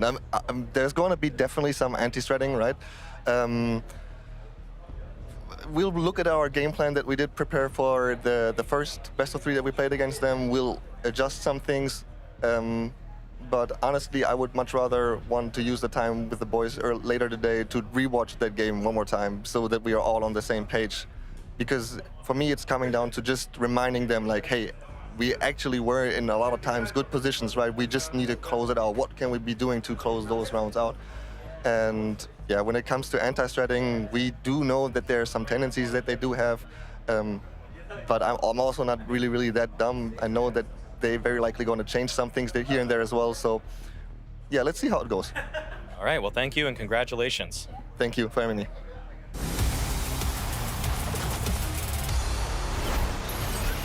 Yeah, great to hear from NK, but also amazing to hear from Frozen, who's joining us right now.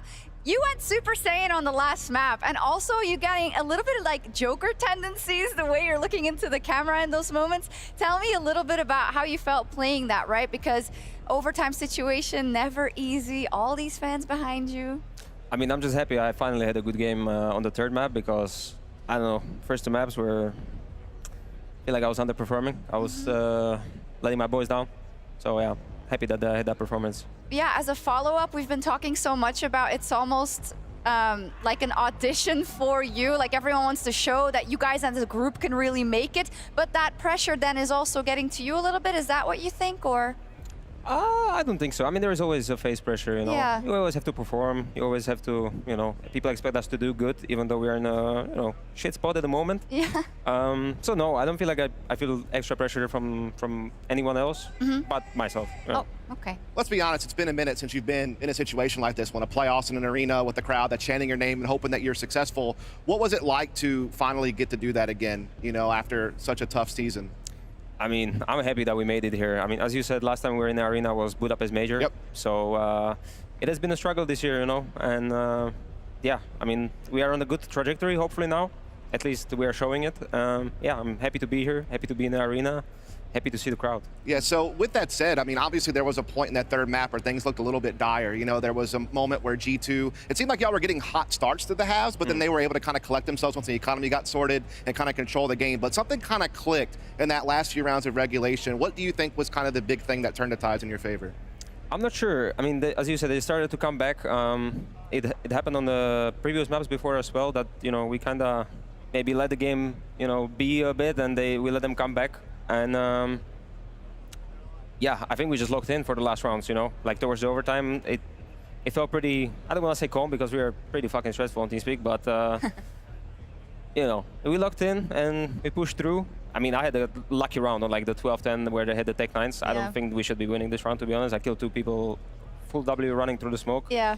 And yeah, I mean, sometimes you need the luck on your side. Sometimes you need some FaZe bullshit, right? Of course. Absolutely. You need it. There's a lot of question marks around FaZe overall. One of those was Brokey as well. We heard from NKJ there that he was also like very vocal, etc. Well, for you as someone who's like hearing that, what did you notice today about Brokey? We're memeing that it's Brokey Friday, right? But it's clear that there's been an uptick in his performance. Is that also translating into how communicative he is and how it generally feels in the team? I mean, he's been definitely stepping up with the comms and, you know, the whole energy that he's bringing, which is great to see. And as well, Brokey in the arena is a different Brokey, I feel like. So yeah, happy for him. I have a question for you. Obviously, we had kind of a deeper interview there, you know, with your coach, with Maui in the backstage area. But I'm kind of curious from your perspective. Obviously, a new guy coming into the coaching role. Y'all haven't changed coaches for, you know, quite some time. What has he been able to bring in such a short amount of time? I know it's been limited, but what impact has he had?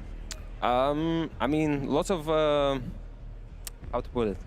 He's very, I don't want to say strict, but he has everything planned, you know. German? Yeah, of course, German. So lots of scheduling, you know, everything has to be, you know, in order. So yeah, a lot of clarity, a lot of discipline that he's bringing. He's not afraid to speak up if someone is fucking up. Yeah, just holding us accountable. You like it? Of course, that's what we need. It's kind of fun because it seems like there's a juxtaposition between let's make sure that the things that we can arrange are all in place and scheduled so that you have the most space to do your FaZe bullshit, literally. Is that kind of correct? Yes. Okay. All right, I got a question for you real quick. He said you were supposed to 2-0 Nav yesterday. What do you think? Yeah. Do you agree with that take? Come on, I know what you said before we went live. Was it against? I thought he was talking about the G2. My bad. Navi, okay. I mean, Navi, I'm not sure if we should have 2-0 them. I mean, on other ways, we started very slow. I mean, they were playing well, but I don't think we played to the level we can play, at least what we were showing in practice before. And on an Ancient, we had pretty good CT side against them, and we were winning. It was 10-5 on the T side for us against Navi. We just didn't close it out. It was a first game for us with this lineup. I think we learned a lot from that game. I mean, people would say, or like, you know, we can say that we could have beat them 2-0, but we didn't. But we have another chance tomorrow, right? What happens tomorrow? We face Navi and we're coming for the revenge. Let's go. I love it. Thank you so much. Congratulations, Frozen. We're going to let you go. You can keep your headset off whenever. Bye-bye. We'll be super excited to see him tomorrow as well. There's just such an absolute wealth of stories about this phase. Like, you don't even know where to begin. Right? Dust, but always nice to hear from him. Yeah, it's awesome to hear from Frozen. I mean, he's one of the, you know, leading figures of this squad now, right? One of the veterans that have been there for so long and done so much for FaZe over the years, and it was cool to get to pick his brain a bit. It is indeed, but where there are winners, there are unfortunately also a team that exits the tournament, and Ian caught up with G2's coach, Saw. So, I mean, losses don't get much more brutal than that. Yeah, I mean, we had the chances on Mirage. 12-10 was it a 5v2, and then 12-11, 4v3, and so on. So, yeah, we had our chances, but when you lose those rounds and then they basically take 4 rounds in a row in the OT, then that's it. Like, we just dropped the ball, basically. When you say drop the ball, do you think mental was a problem towards the end there as well? Could be, yeah. A bit of maybe discipline problems overall in the series, I would say, not only on Mirage end, but can be, yeah, because it's a bit of a pattern for us at this point where we get it so close, we have these match points, not necessarily many match points, but overall, when you look at the pattern, like, yeah, it can be a thing. How do you fix that? Yeah, that's like the thing. We just need to figure it out somehow because, of course, getting into that position, getting in at that point, there's many positive things leading up to it. But then, like, what happens in the crucial moments, especially, yeah, when it happens multiple times, like, just gotta figure it out. But it's not an easy one, but need to take a look and try to come up with something. We've seen some great things as well from your roster, of course, including pushing Team Vitality, the best team in the world, in your previous series. Do you think that this result here is a bit of a setback, or do you still feel like you've seen enough positives here in Dallas? I wouldn't necessarily call it a setback. It's just it's our first Tier 1 tournament with Nurse basically in the lineup, so it is gonna be a learning curve we need to take. So I think it's a good experience, and we can take a look at the matches we played here and then continue into Astana and to the major. So it's basically one step closer to the major, but it's for sure something to take a look at and try to improve on from the things we did here. Well, thank you for your time. Appreciate it. Thank you. Yeah, respect to Saw for giving some explanations, but I do think he is disappointed, quite obviously, right? Why wouldn't you be to lose in that fashion? But he didn't like hide under, yeah, just like, oh, the end of the game or whatever. He said there were actually more problems throughout that entire series, and he said it's becoming a bit of a pattern as well, Maui. Is that also how you feel? There's a couple things that I think have really been plaguing G2. It's the lack of diversity with their T-sides. And I also think that even, I can't remember specifically how many anti-ecos they lose, but they take a lot of casualties almost every time. You see a lot of choice deagle shots from their opponents a little too frequently. And that's not something you can always make a perfect plan for. But even when I was looking at just who's good at farming ecos, there's kind of weirdly no eco farmer on their team. It's kind of a weird stat. Yeah, that is a weird stat. Well, we're not going to be able to see more tape of it this tournament because, unfortunately, they are out. So let's pull up the playoff bracket to see where we end up. As said already, FaZe is continuing their run into going up against Na'Vi, a match we already saw actually in the playing stage that didn't go too well for them. But perhaps it's better tomorrow. We're going to have Astralis versus GamerLegion later, and they will be playing Vitality tomorrow, or whoever comes out on top of that one. That means after that first best of 3, which honestly, guys, it was really good to watch. It was super, super fun. Amazingly back and forth. We can only hope the same from this one. It gave the fans everything they would have wanted. It was no secret in here that everybody was a FaZe fan. This one, this is where ball knowers are really going to rise up, where the real true CS fans are going to get a nice little taste of some vintage players, some throwbacks, a couple rising stars. Yeah, well, I'm happy because I've got like the most massive... Wait, I'm not going to finish that line. I've got ball knowers on the desk. I'm going to say it like that in Dustin and Maui. So you're teasing that you're going to go like analysis is going to be super on point for this next one. It's going to be things that you never heard before. I mean, whereas FaZe Clan, we can always just talk about Brokey Friday, FaZe bullshit. There's all these little strings we can pull there. This one's more nitty-gritty, Dust, coming up. Yeah, I mean, the fact is, though, with FaZe Replay, at least they gave us something entertaining again, right? I mean, we haven't seen anything like that in such a long time. It's like, if you could just get them here, they can provide so much for us. But yeah, in this next game, it's an interesting one. It's like a GamerLegion squad that gets to kind of, you know, after dipping in Tier 2 for a bit this year, they get a chance at Tier 1 yet again. Great for that organization. And then obviously for Astralis, it's like, let's see if they can take care of business because they've been a little bit shaky lately. They have. Don't say too much. I want to hear it all after the break. We will take a quick break in just a little bit, but there's going to be tons of arena interaction for those of you who can't be here. You're going to get to see a little bit of that. There's Mike doing an absolutely amazing job here in the arena, and we'll be back after the break with Astralis GamerLegion. Welcome back to the ROG Laboratory. Today, we have on hand the ROG Harp 2 and the ROG Falchion. Now, back in Hong Kong, we used these launchers when we were testing the OLED monitors. And, well, today I was thinking we've got to find some kind of way to put them head to head. Yeah, so there's only some kind of scientific way to try this out. You think what I'm thinking? Dibs on keyboard.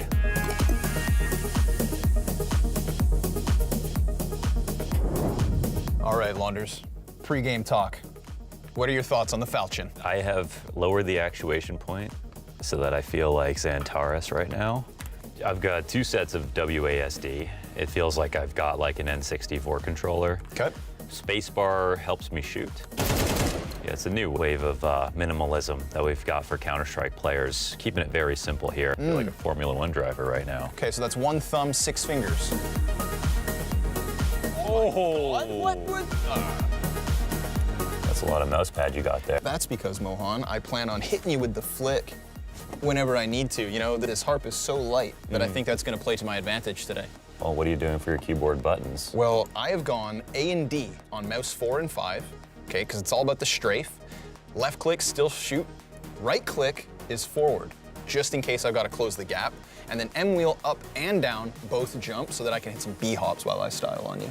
All right, Mohan, you ready? I'm ready. I'm ready. And the inaugural ROG Cup is underway. Oh my gosh, a headshot. Woo! That was a good shot. Thank you. You're done. I'm gonna, you know what, mercy. It's hard to aim. It's a bit of a with tease. just the mouse. Oh no, the switch. Did I hit you?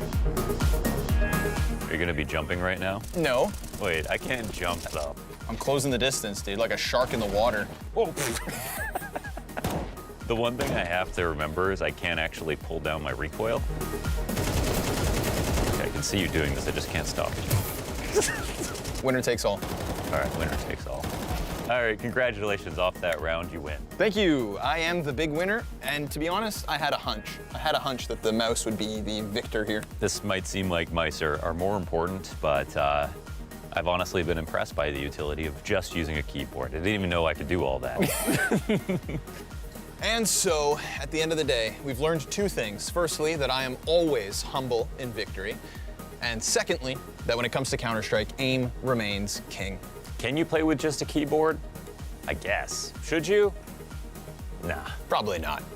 Thank you guys for stopping by the ROG Labs one more time. And, well, crazy idea. How about next time we just combine the 2?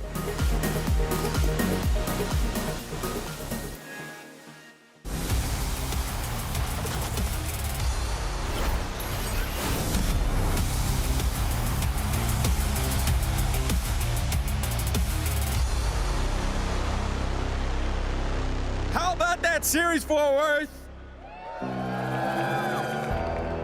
I got 2 gentlemen with me. We had a serious duel in the server. Now it's time for a duel here on the stage. My 2 contestants here, what's your name, sir? Juan and Will. Could you talk me through these fits right now? We got this because of the monkey business from the 5.7, which is still one of the best skins out there. We like a monkey business? We're getting up to some monkey business here. So Juan and Will, how do you 2 know each other? Well, actually, it come from a friend, but we got into CS, you know, since CSGO, since 2012. The good old days, in my opinion. But, you know, we kind of just stuck together, kept playing all the way to CS2. So that's, what, 14 years of friendship at this point? Pretty long, yeah. It's been a while and counting. That's a serious bond. Do you think you could shoot him? Hell yeah, I can shoot him. What the hell? That's what 10 plus years of friendship gets you, shot in the back, because it's time for a duel. It's high noon here, gentlemen. Please, if you could take this firearm. Yes, sir. Now, these are 2 fully loaded dart guns that we've got here. And the way this is going to work, gentlemen, is I'm going to have you stand back to back right here. You could stand on this side of the trophy. Juan and Will, you're going to be right there, back to back. Let's touch it up. Come on, get close. You guys have known each other for 14 years. On my count, you're each going to take a step. The next number, you're going to take another step. At some point in that count, I am going to say draw. And in that moment, you're going to turn and fire. And the first to hit the other one with the dart will be our champion. Now, before we take those steps forward, can I hear you? Can I hear for Juan? Who thinks he's going to win? Who's feeling Will? Over here. Who's going to take it? All right, we have our champions. And now, gentlemen, all that's left is to be seen who will be standing when the dust settles. Are you ready? I'm ready. Are you ready? Bring it. Starting the count. 1, 2, 3. Draw! Did someone hit? Keep going! Keep going! You never use the Nerf gun! There we go! Quicker on on the second draw, if not the first. Sharp shooting right here. What happened with that first shot?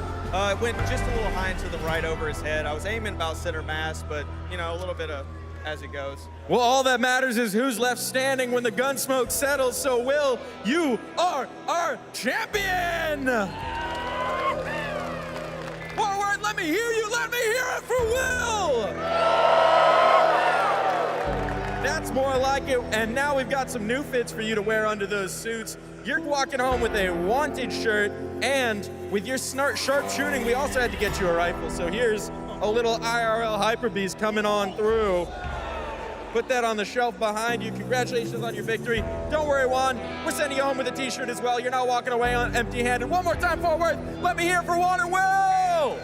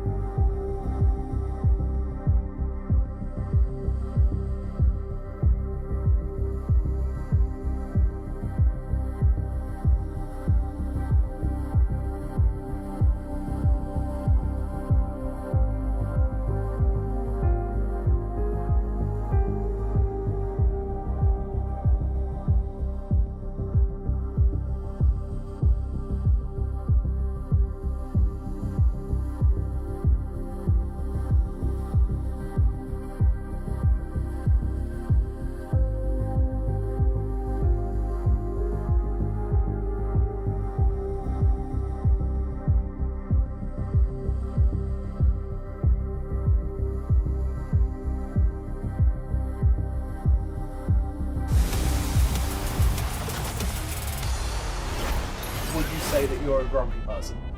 Definitely, yeah. I'm very much a grumpy person. I think that it's not even a week ago that my boss told me that I need to stop complaining so much. So yeah.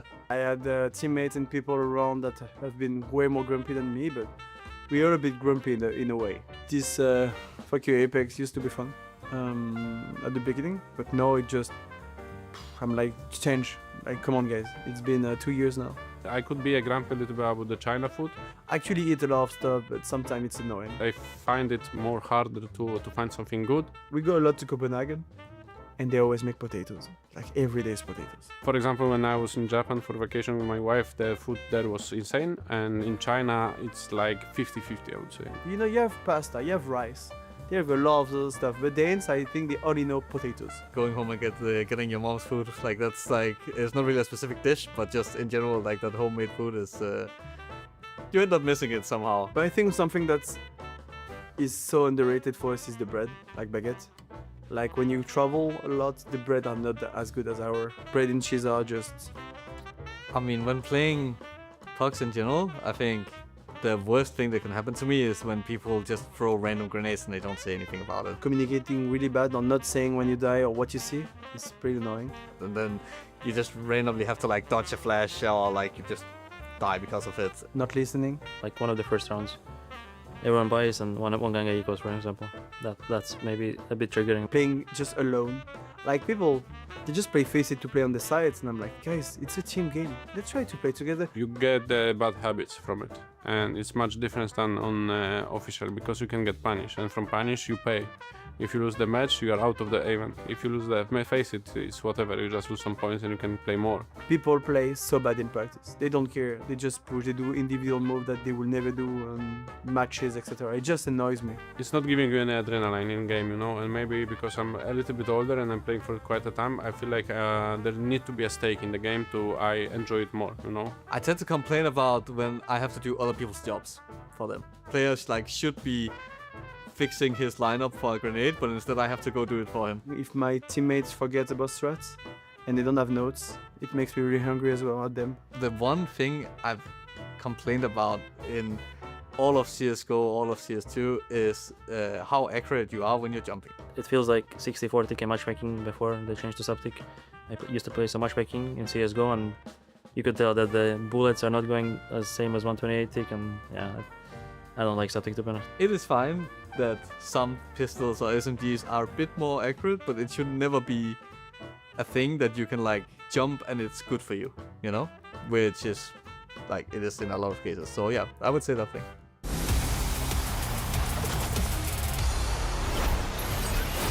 We're back live from the lobby here in Fort Worth in the Dickies Arena for our second quarter final as we have GamerLegion going up against Astralis. Now I'm gonna dive straight into it. Dust, you are choosing the side of Astralis for this one. Tell me about it. Once a Danish powerhouse has now have to go international after such a long drought. And what I like about Astralis is that with this new lineup, with Hooksy at the helm, we have actually seen them get some pretty solid results throughout this year. A hot start at Krakow, all things considered, really done at EPL, and even at Bucharest, while there was a bit of shakiness, they made the finals and took a second place trophy home. So I think for me, Astralis just represents a team that does have that potential. Stair is that star. Yabby has had a resurgence. FaZe has been a true opera for this squad. Love to see this team in action. Dickies Arena, how locked in are you guys feeling today? Oh, pretty locked in. You know, we got a good night's sleep. It's a late game, so we like that.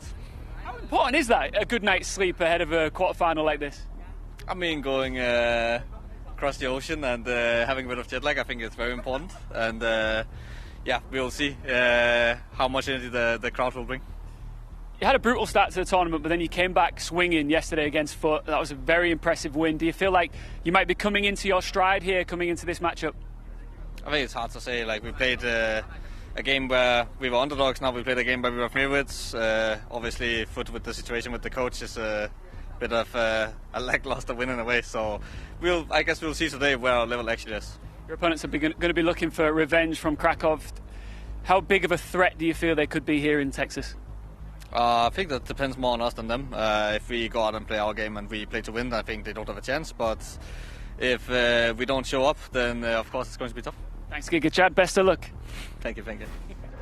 That's true. Showing up is pivotal when you play a quarterfinal. And on that sleep, actually, we were on the flight together, and he was behind me, and I saw him sleep for the entire flight. So I don't think he's that jet lagged, which is some insider info. Wasn't business class. I was going to say, business class must be nice, okay. What can I say? Anyways, Maui, you're taking the side of GamerLegion in this one. Tell me about that. Well, you've got all of this unbridled talent that it's up to Snacks to try to harness. You have what is probably the best offer that GamerLegion has had in the last 3 years. You have PR, a rising star, who recognize it is his true place here on GamerLegion. And then you also have Rez, who's consistently trying to roll it back. But how could I be remiss to not bring up Tossin? This guy has been a steady rock for them, and I'm sure he's gonna be locking it down. And he's studied the Astralis playbook. He's ready to eat it up. Welcome, Hypex. How you doing? Good to see you. Look, it's a big day for your team, but it's a big day for you personally as well. Your first time here on a big stage like this. Welcome to Fort Worth. How are the nerves? So far, so good. I'm not really feeling much, but I think once we hit the arena, we'll start setting up and see the people around. It's going to probably hit me a bit. Do you think that might play a part in your performance here at all, or do you think it's all about, team play and making sure that you secure the W? I mean, I think it always plays a part, but hopefully I can turn it into a positive more than a negative. So yeah, I'm excited. Do you feel like underdogs again here today? Because, I mean, many people thought you were the underdogs against Fury, and you proved them wrong there with an impressive win.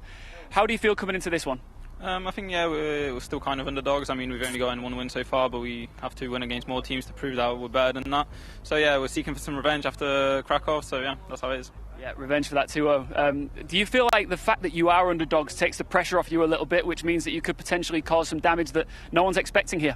Yeah, I mean, I think so. Some people don't really feel the pressure as much when they're underdogs because we can only prove to people that we're better. So, I mean, for me, it's better. You only ever get your fair stage one time ever, so enjoy it, all right? Thank you, thank you, thank you. Thank you. Sure do, yeah. Hypex really excited to get onto that stage. Accent is really English. Really British. Yeah, really British. Apparently he moved there when he was really young. Lived there at some point. So, I mean, there's no question that on an international team, he's going to fit just fine. Yes. And they're going to need his chemistry with the rest of the guys on GamerLegion because, as Ian has already brought up, they are indeed the underdogs in this one. They are. We're going to be going into the veto pretty soon. Of course, they have that tape from Krakow, but of course, a lot has changed. Maui, where do you think this is going? Well, I feel like the couple teams both have picks that they're a little bit more comfortable with. We've got the Astralis side who really like Ancient. I've also really liked their nuke when Hooksy has been calling on it as well. On the GamerLegion side, I've seen Snacks also like to mix things up there on Mirage, so should be seeing a few of those into the mix. I feel like the things, though, should probably lead or lend to the side of Astralis. I think they're going to be lightly favored after the veto. They have a couple more places they can go. All right, we're about to find out because the veto is indeed ready. And what about the veto? What do you think about the maps that it's going to be? How do you think that's going to go? I think it's going to go good. I think it was pretty much the same. Last time we played them in, what was this, Krakow? I think it's a few months ago now, but yeah. I think both of us, I mean, us as GamerLegion and them as Astralis, they knew what veto is going to be, so I think we are both prepared and we'll see. Maybe it's going to be one-sided to one of the teams, maybe not. I mean, I hope so. I think it's a good veto for us, I would say so, but I think they do too. So I guess you'll never know. We'll find out. Good luck. Thank you.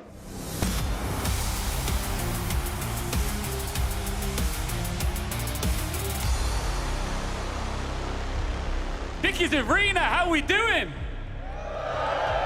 You know what, Dust, I think that maybe some of the FaZe Clan fans went for a drink. Maybe the G2 fans needed a drink as well after that one. Absolutely. It's 5 o'clock somewhere, isn't it? That's right. That's how we do it around here. That's a yes. Absolutely. Absolutely. It's always great to be in Texas. Such a rich history of Counter-Strike here, and to be back here for this event, it's always a good time. Absolutely. Look, we've already locked in one semi-final spot here today. There's another quarter-final still to come, and it is Astralis versus GamerLegion. Should we get into the veto? Why the hell not, Ian? Astralis banned Anubis. Not a shocker here. Astralis not leaving anything up to chance, going with their permaban.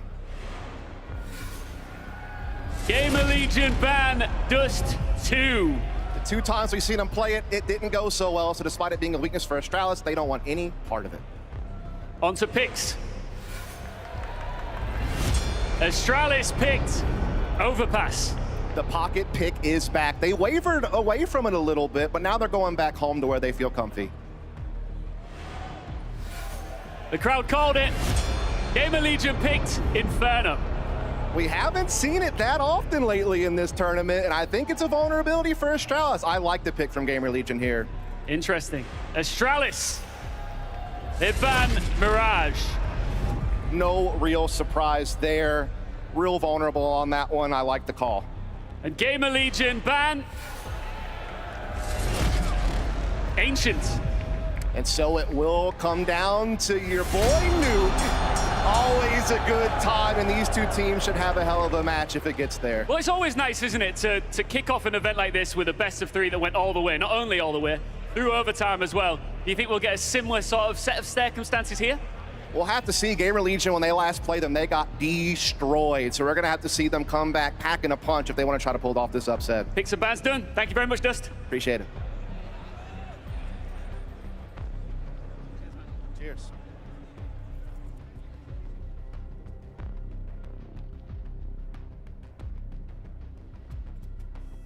Hey, GamerLegion, what do you think about them? I think they are a strong team. Obviously, they are also like kind of the top tier 2 teams like us. But I mean, I don't think they have this much of a the arena experience as some of us has. But yeah, I think it's going to be a good game. We've played them a couple of times, and it's very often it's how is it called? Even, yeah, very even. So yeah, it's nice to play them, and it's gonna be a funny match, I think. We smashed them once, they smashed us once, so it'll be like the deciders today, I would say. I think they're a good team, and we faced them last time in Krakow when I felt like we were not ready to play at a good level. I think right now it's a little bit a different moment. We had time to train, we had the time to practice some of the stuff, and we'll see. Okay, welcome back. We are not wasting a second up here on the stage at the Dickies Arena in Fort Worth, Texas. Everybody ready for our next quarterfinal? I keep forgetting to look over here. You guys all right up there? Yeah, over here? You guys good? All right, good stuff. Now, a reminder here, of course, we've already seen FaZe Clan. Any fans? Lock in their spot up against Na'Vi tomorrow. Now, the winner of this next matchup will go against Team Vitality in the semi-final.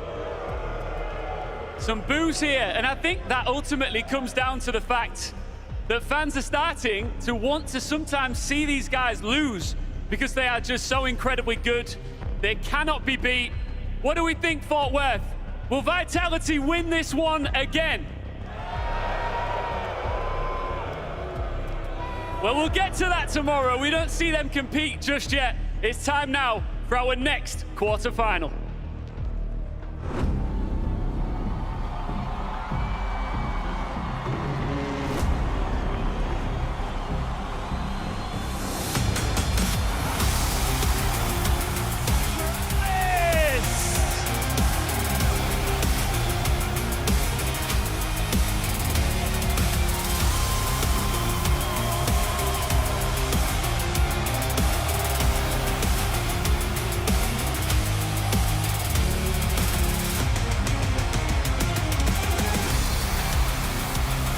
Redemption is on the line for this storied squad. It's a new era for Astralis. They have been battered and bruised, but here they stand. And they're back swinging with bad intentions.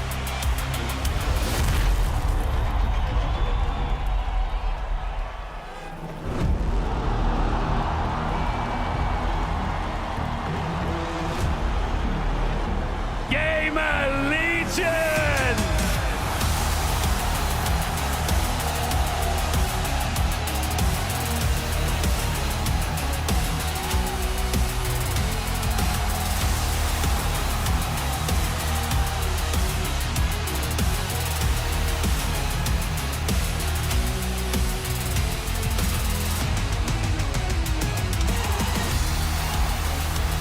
No holds barred.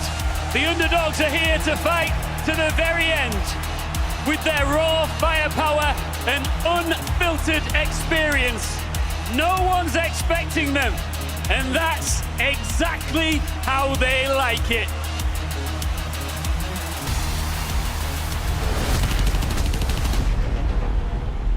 One of the oldest dogs in the fight, Astralis carved an era that few have matched. An organization that put fear into the heart of every team they played. GamerLegion showed us in the past what tenacity and ferocity can do. And now they want their next shot at glory. With the invigoration of Huxi, they dismantled Foot, and now they're hungry for more. GamerLegion silenced Furia and is looking to cut down Astralis next. These two teams have laid everything on the line for this chance, but who's bold enough to seize it?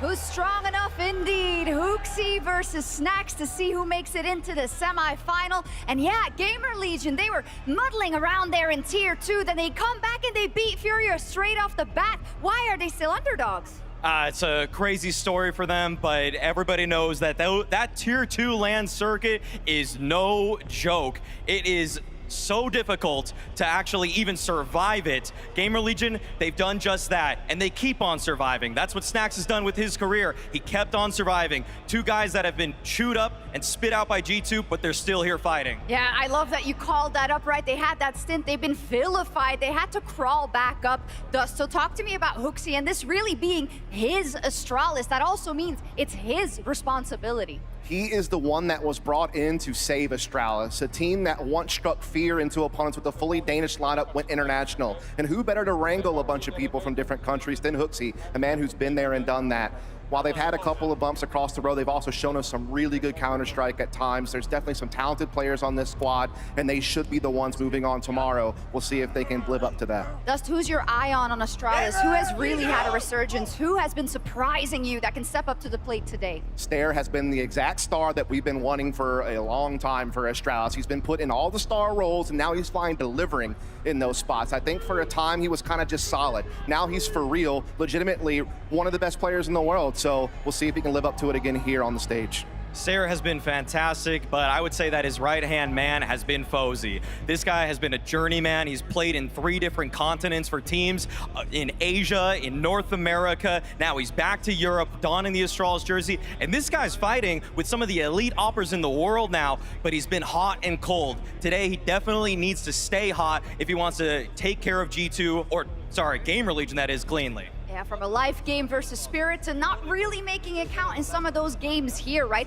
But he's up against Hypex, and yeah, we heard from him before. This is the first time he's gonna step into a stage like this, and I heard the words, finally GamerLegion has a real opper, has a good opper. Do you agree with that?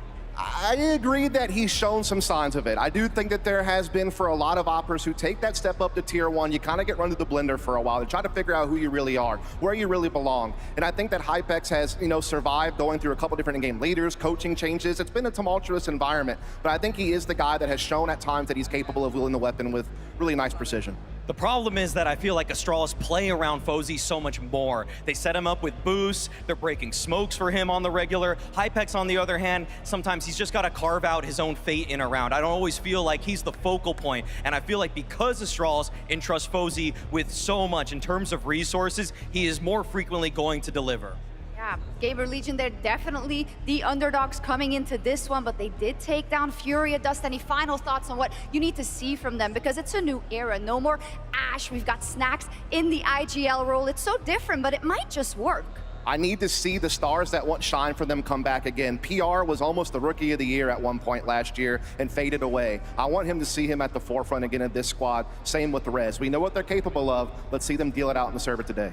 Hooksy trying to lead Astralis to the stars once again, but maybe it's GamerLegion. Underdogs have reigned supreme today here already. Can they do it again? And so the stage has been set. Tonight's second match is a battle between the underdogs. But when wars are fought over inches, it means the world to both of these teams to have a chance to swing at Vitality tomorrow. If Fort Worth is to have its Cinderella story, ladies and gentlemen, it starts now!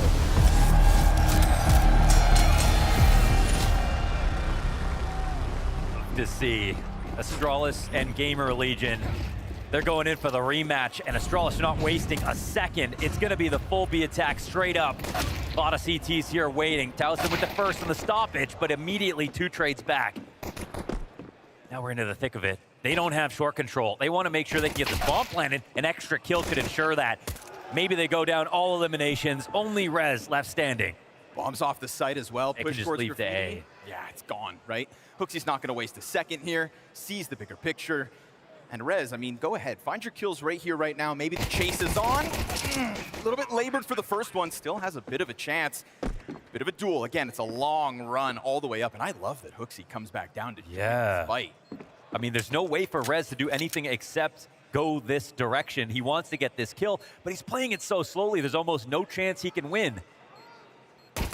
First duel gets taken down, and now, oh my goodness, brother. No way. Run. 11 HP. He can make it to the site. It's a 10-second defuse. Run for the hills. Run for the deep. Planted right there. Oh, Hooksy, you could have just played time. Down to the final seconds, and Rez is gonna pull this one off, isn't he? Yeah. Oh, that is robbery in broad daylight. Classic. Ooh. Out of the gate, Mo. There is no excuse for taking that fight. I mean, he doesn't even know you're there waiting for him. It just feels like he wanted to be a nice guy, to be Yeah. a good teammate, to come down and try to fight in the trenches with the troops, right? No one respects a leader that hides in the background. But Hooksy puts his head on a silver platter, Rez feasts, and that's a pistol for GamerLegion to kick off the CT side. Oh, and the plan is literally as close to him as possible. And that's how Rez will pick that one up. So, I mean, there's a lot that comes into this rematch because Astralis pieced him up the last time around. Single-digit losses on both maps. And GamerLegion, so far we've seen them this event, actually pretty impressive. You know, Snacks right then in the pregame interview saying that we just weren't ready yet for that last matchup. They've got the practice, they've got the reps in. It's an open B site again, actually. No one on short either. Bomb's coming in a little slow, but it looks like it'll get planted. Yeah, we've got 4 sets of no feet utility on this bomb site.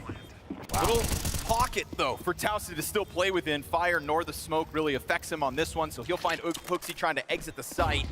Flash to try to get the retake going on his terms. Trade frags found by Rez. Stairs got the rebuttal back off the pistol, and now this MAC-10 makes that graffiti push a bit of a troublesome situation. Still, the kills come through. Stairs missed deagle shots, drop him to 77, and he's got a quick reposition, but we've already got Hypex's hands on the bomb. Take note, no kit.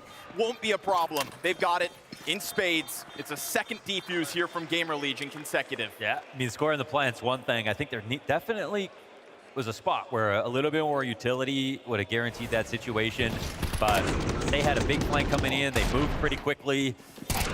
They didn't leave too much up the chance, and finding a spot to stand between the smoke and the molly, I think, was the key moment to make sure they had the man advantage all the way to the end.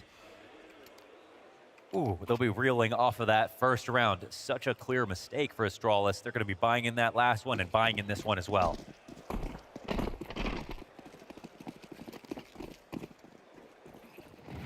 And it's just Groundhog Day for them as they set up for another B hit. Flashes are really good. Yeah, right to it. PR barely working with any vision. It's Jabby and Fuzi to come through with the triple.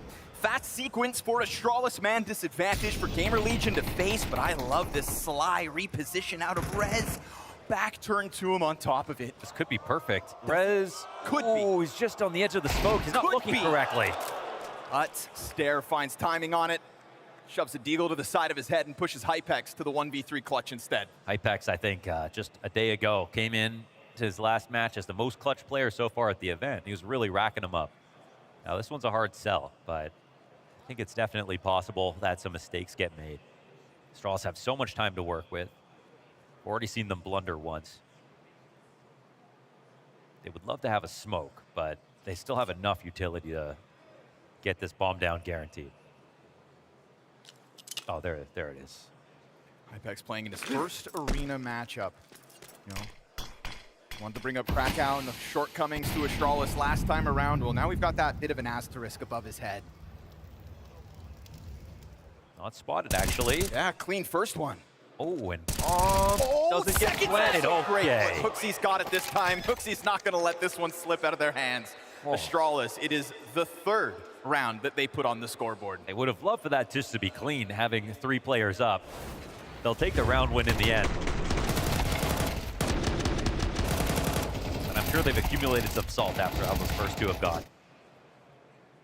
That was really the play that could have made everything happen there. Rez walking through that smoke. It felt like he was going to... I mean, he had a great idea. It felt like he had the good timing, but it's just the position of which he comes out looking does him no good.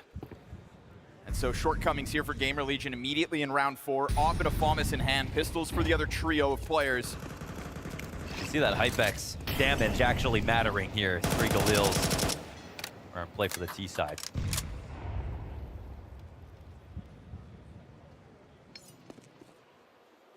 All right, trying to get tricky with it already. I mean, make the most of the little you have.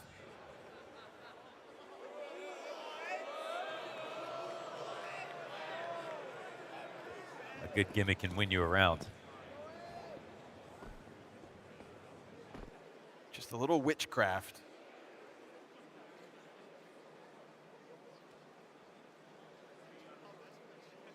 And Hypex actually still, he hasn't revealed his presence so far with this op.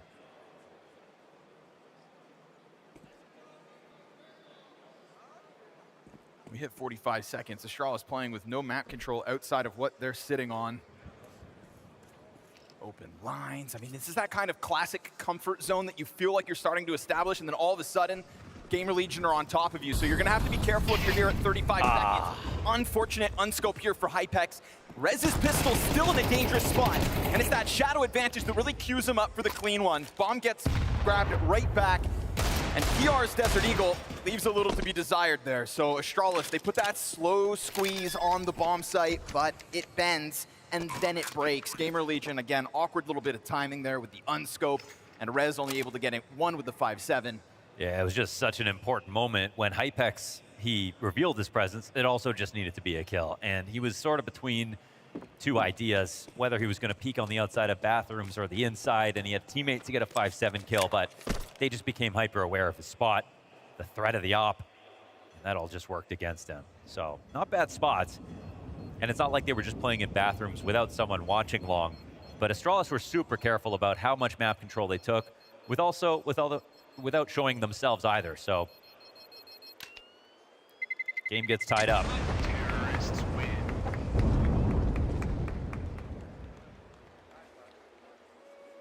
Three fast rounds followed by a slow play here called by Hooksy.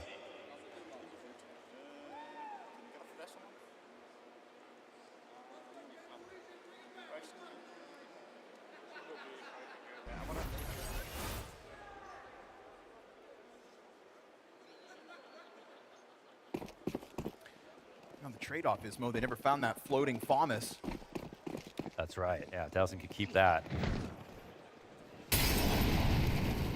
Try to pull that one out of the hat in a later round, or just try to time this boost to perfection. Again, when you're playing with so little, it's got to happen here, and it's the perfect time to pounce. Bomb is finding Ryu blind. Oh, and all of a sudden, Desert Eagle headshot comes out from the B site too.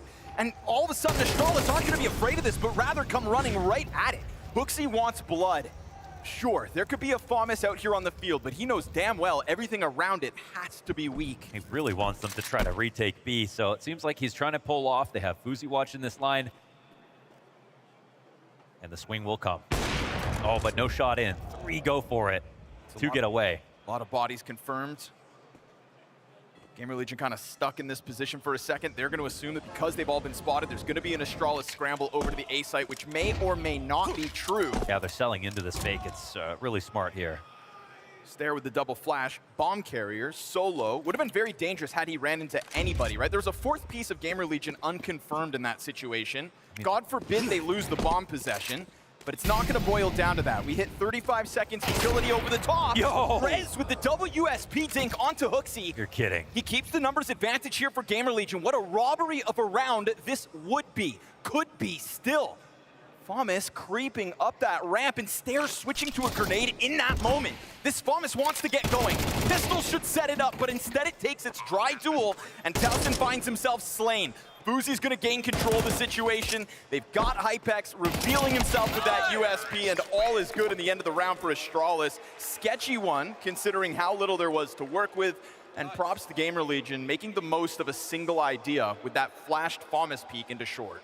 That was a great tactic to use the verticality on this map to find your opening kill, and yeah, to make the most of it. How often do you see 1 FAMAS and 4 USPs? Crazy that Rez gets this frag. He knows he's going to get cleared if they come out monster.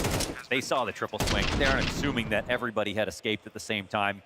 So I think they kind of got the most they could get out of that round. I'm liking how Astralis are moving overall. Again, apart from that one decision from Hooksy to peek in the pistol round, they've overall looked like very confident in how they're scaling. Ooh, no dirty duel to win there by Javi. He could die so easily. They drop 1 HE on his head. A Molotov even touches him. It's a rough duel for Rez, who is off to a great start so far. 7-5 despite that fight right there. See what his life lost inside connector. Oh, that's gonna hurt. 30 damage from the first nade. Ouch. 53 from the second. Just another great opening moves here by Astralis. Like you said, the confidence in their timing, in the change-ups, and now in that utility placement, dead on, and hard to criticize across the board. FaZe scours the field. Would have just heard that one boost get dismantled. So in case somebody else is going for something, a little readjustment within it. We get this timing from Snax as well towards long, caught out by Stair, so bit of a lurk fight in this one. We got 3 CTs coming up to the A site. They really don't have an idea of what's happening. They've just done that boost over on short to clear things out, and now they're dying over here as well. So as we get to the 30-second mark, yeah, CTs don't know it, but this round is over. The Ts are attacking the right site. Nobody's home.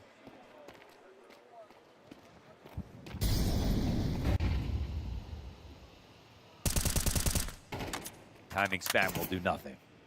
Astralis really just remain 2 steps ahead in these rounds, and that goes beyond what was previously the FAMAS and 4 pistols. So straight up guns in hand for GamerLegion, and unfortunate that they lose 2 duels straight up. The jabby turn, that one's drastic. The lurk kill towards long on Snax, unfortunate, but that's what's going to be kind of, that's the deal you're going to have to settle, right? It's like you're going to find Stair doing his thing on the opposite side of the map, and that's a tough job for Snax to try to do.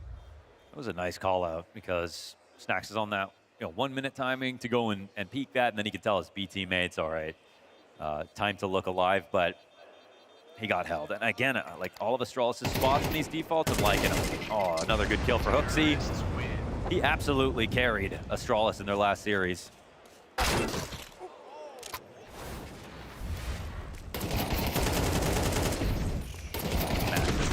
Oh. You know, that's grueling as well, because it's 93 damage, but you know half of those bullets come spamming through the metal, like through the metal fence, through the wood. Jabby gets away with it. Props to him to keep the return fire clean, but we get a GamerLegion pause. First of map 1.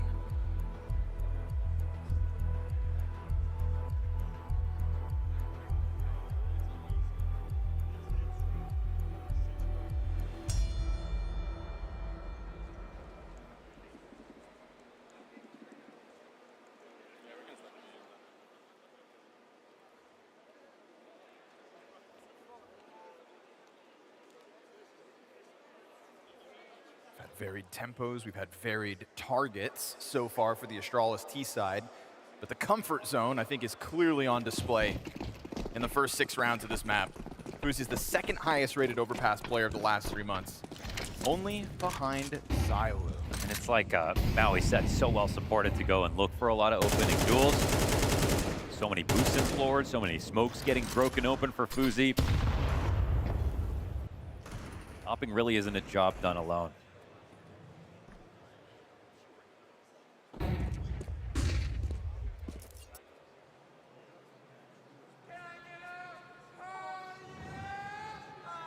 How many impressive kills can GamerLegion get with just pistols? Again, that one loop. See ya. Beautiful tap. Hypex down. One of the pistols, but not that M4, which is still unbeknownst to Astralis. And so this caution justified. When you know that GamerLegion have been up to antics in these kinds of low-buy rounds, I think it makes total sense to see this sort of a starting move by Astralis, this lean back in anticipation of something. What they don't know yet, but something's afoot. And in 45 seconds, they're eventually going to find this out. Stair stomps his way off party. That cues up Rez for impact inside bathrooms, but his untradeable duel up front versus Stair goes south. 5v3, and he tries to kick it into gear a bit, but just meets Snax' Desert Eagle. Curiously now, FaZe could get cut off by that Deagle shot, but instead PR, unable to collect the kill, now has an Opper peeking into him, which you think would be his end. Instead, the bomb site starts to get surrounded, and these Deagle kills continue to come through. They still don't know about this M4. And so Towson collects his, and we've got Hooksy back to another clutch. Denied. That is 4 pistols and an M4 not seen until the 4th kill needed. Always up to antics, our GamerLegion. Yeah, definitely. And that was a choice to go ahead for FaZe to try to peek into the Opper. Obviously, he felt he had a huge advantage. He probably did. But it was an instant headshot. He could have held back. A couple of decisions here, and a couple of great Deagle kills for Snax, of course. All this while being 4v5.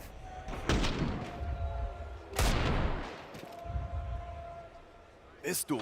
I mean, yeah, I mean, it's a bit outrageous, isn't it? Yeah, it's a great shot. I mean, FaZe knows that if it's not a first bullet headshot, he gets the kill. Obviously, he has the op, but just didn't need to necessarily take it. And there's been a couple of moments like that for Astralis. So far, I think in terms of the quality of play and the rotations and the ideas, the game's not really close. But numerically, it is because of mistakes. Yeah. So Astralis are both choosing to win and lose rounds so far. Yeah, we can pinpoint 2 mistakes. Unfortunately for Astralis, those 2 mistakes have cost them 2 rounds with it.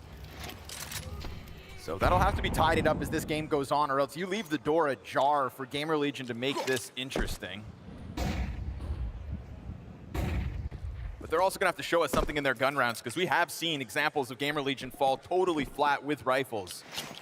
Do not afford another moment like that over to Astralis. They're kind of clearing the wrong things sometimes. They're not aware when it's going to be a monster hit. They almost always are never playing 2 on the right side of the tunnel. So they're getting caught out of position a lot. There's a lot of fog of war for them on the map. They're picking the wrong timings on their pushes. So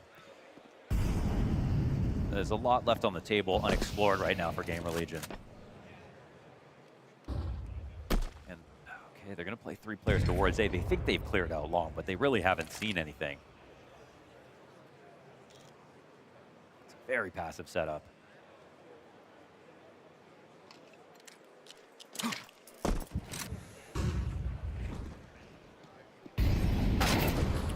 Wow, great kill. Max again. Time to kill has been fantastic. Jabby's going to find that deep angle onto Towson once more, but we're talking 20 seconds, and PR has slipped the net in the middle of all of this. Oh, the bomb has to go. Hooksy knows this is dangerous for him to make a move, but he feels like he's got to off that Jabby entry.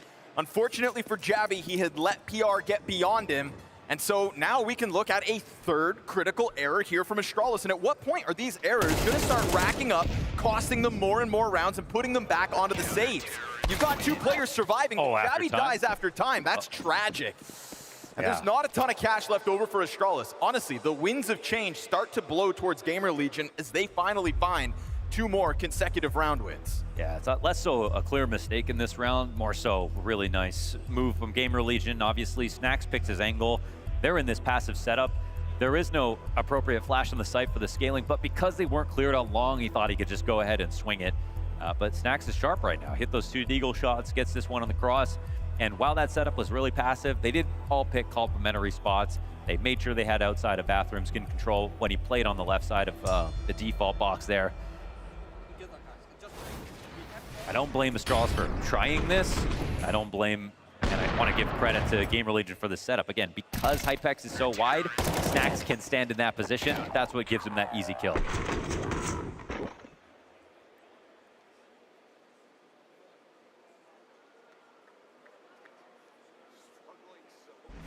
They were kind of just missing one more flashbang to disrupt that setup.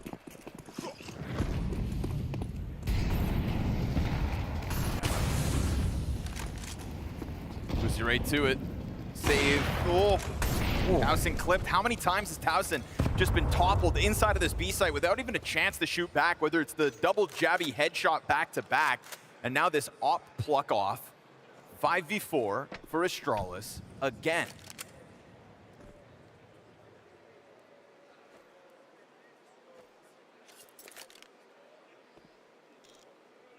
I say again, but to be honest, this is only their 3rd successful opening duel so far this map. It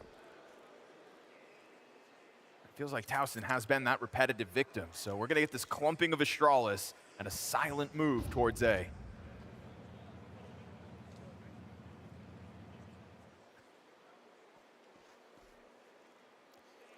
The setup once again for GamerLegion is sort of just like, they're going to just let what happens happen. They could walk into this, but I mean, even getting spotted here, that's only going to speed the tease up.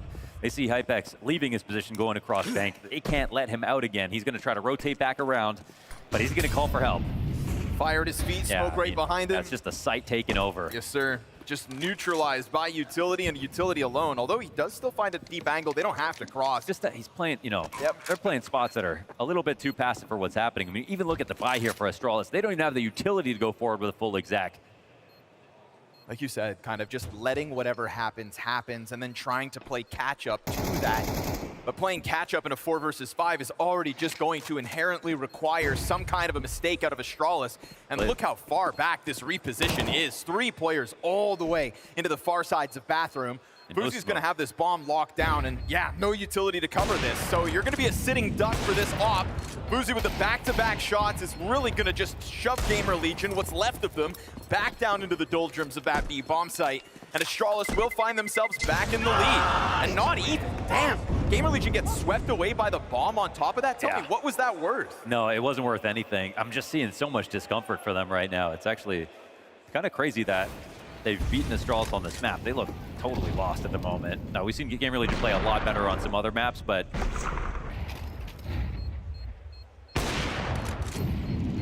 like they shouldn't have really even tried this without a smoke. They're going in 4v5 on the retake.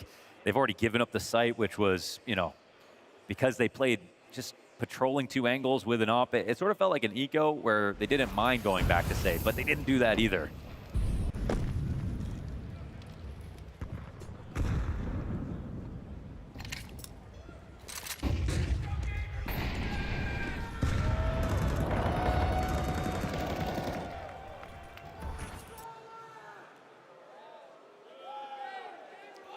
Be very embarrassing for Astralis, to be honest, to lose this map. We've already seen some mistakes that have resulted in rounds.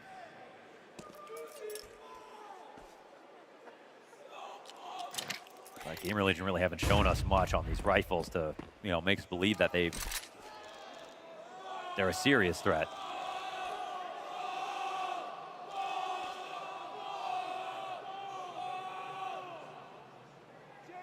Jabby has also faced no real resistance in terms of trying to take this duel. How many times has he just looked into the bomb site? And even when they lose the round, he always gets his when he walks into B.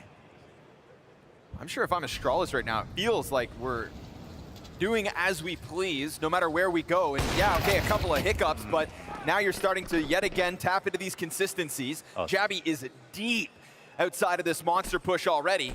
And this scramble that comes down into the short side is going to be met by a smoke. What does Jabby do about this now? Blow it open. 25 seconds, PR finds Stairs' head. And now that smoke's gonna get popped open. Towson's had a chance to reposition back alongside PR, but then Hooksy steps into both of those M4s, and PR is on a quad kill. He has single-handedly shut this down. He lets Towson be nothing more than a distraction as he finds all the kills he has in ace inside of the B-bomb site like it's nothing. No way, if Astralis actually slowed down, it might have been a different round, but instead it's PR. Basically, obviously, by himself, every single one of those kills on the defense. This smoke out on the site was massive because Jabby was over in the corner. They weren't ready for that kind of defense. This just set up a lot of good angles for PR.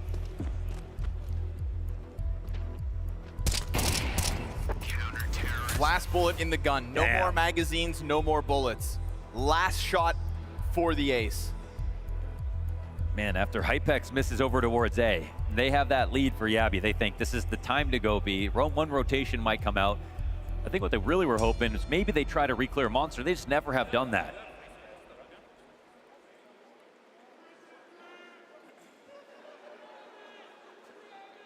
It's a messy start to day 1 of the finals here for both of these teams so far.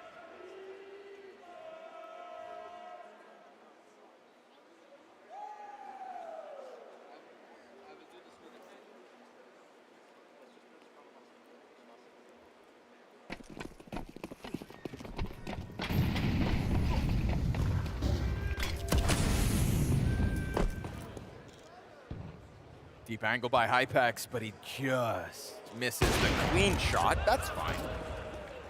FaZe plays around and finds out.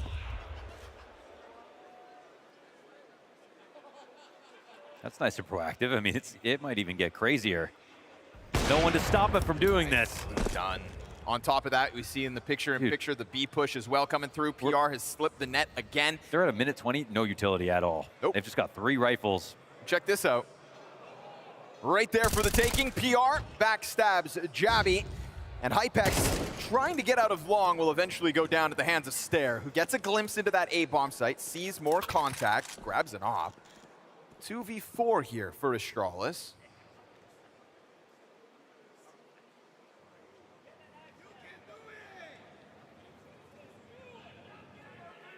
still should be totally fine. They have this impending flank coming in on slow timing, just what they need. No crazy shot comes out to kick off, and Snacks tries to reposition. Hang on. 35 seconds left. This was a 2 versus 5. Just no more mistakes. Bomb can get planted. Anyone in CT to watch this? Flank comes through, drops the Opper. Rio with 1 kill already, 3 to go, and finds position on the sign. He's gonna look to take that long pool. Beautiful tap out! Second! And the cover's right there to work with! But PR over the top, over the lip of the ledge, the same as back on the B site. Another moment to put GamerLegion on notice as a 2v5 damn near comes through. Really incredible. I mean, very nicely done from PR. Jumps up on top of that box right away. Ryu was hot. Starts with some freebies. But dude, I mean, Snacks is trying to reposition onto the site off that flash. People just doing a little bit too much right here. 2-on-5 situation. These taps. Insane. Just, oh, that's also great. He had 5 bullets for that 1v3. Whew.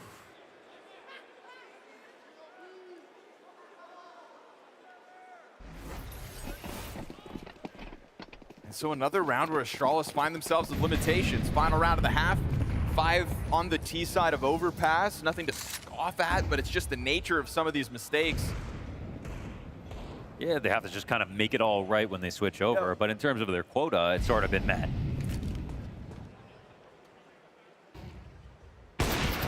Just felt like there was a whole lot more possibility for Astralis in this first 12 rounds of play. And Hypex really doesn't get support. He's been playing A, even when he tried to back up from long that last round and got killed.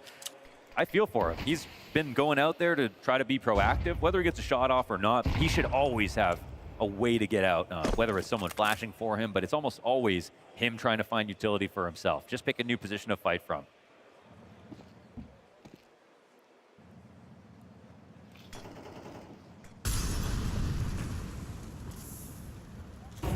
Doesn't pull the trigger, but Rez, that looked like full blind. Connects onto Stair, missed off chance by Hypex down to 3 HP. Pistol's gonna best him. Desert Eagle out from long, only the MP9 left up, and GamerLegion's players on side just can't get the job done. And so Astralis kick down the door, plant this bomb for the bathrooms, and will look to tie up the T side of their map pick. We got PR and Towson alive and fighting. We've seen PR's capabilities back down on that B site, so now retake inbound, and he's gonna have to do it entirely on his own. Still a pistol out there on the field for Jabby, but everybody else locked in on this angle, and so Astralis will tiptoe their way through this T side, this minefield of mistakes that they still get through with half the rounds won.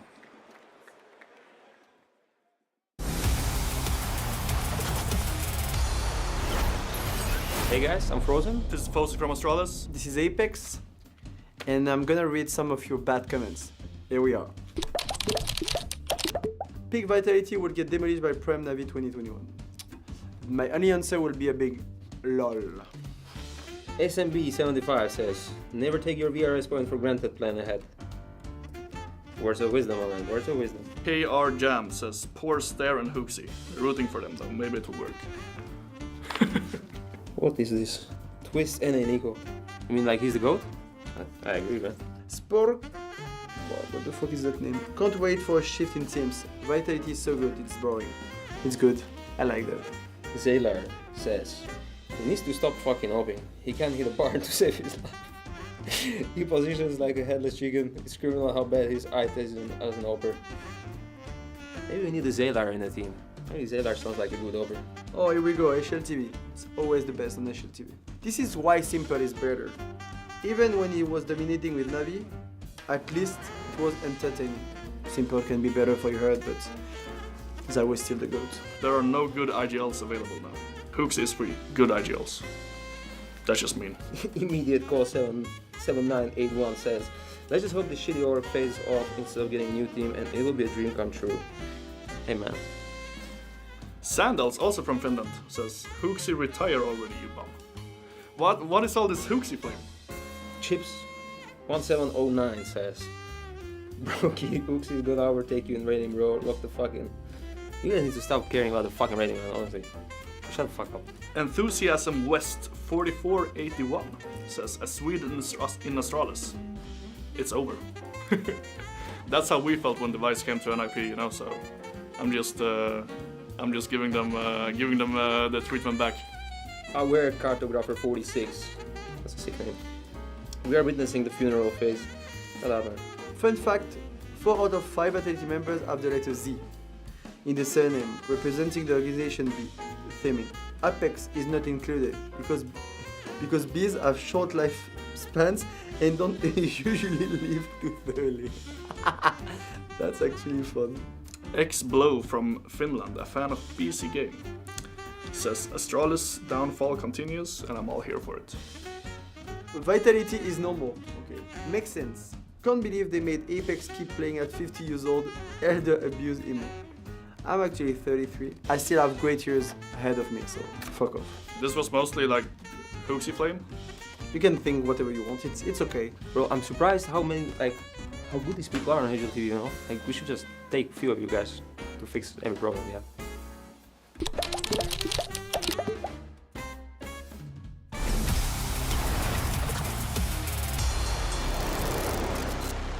I don't think that's going to be the proudest Astralis have ever been of a T side, but 6 rounds still the quota, swapping over to a defensive half that we know they have legs on.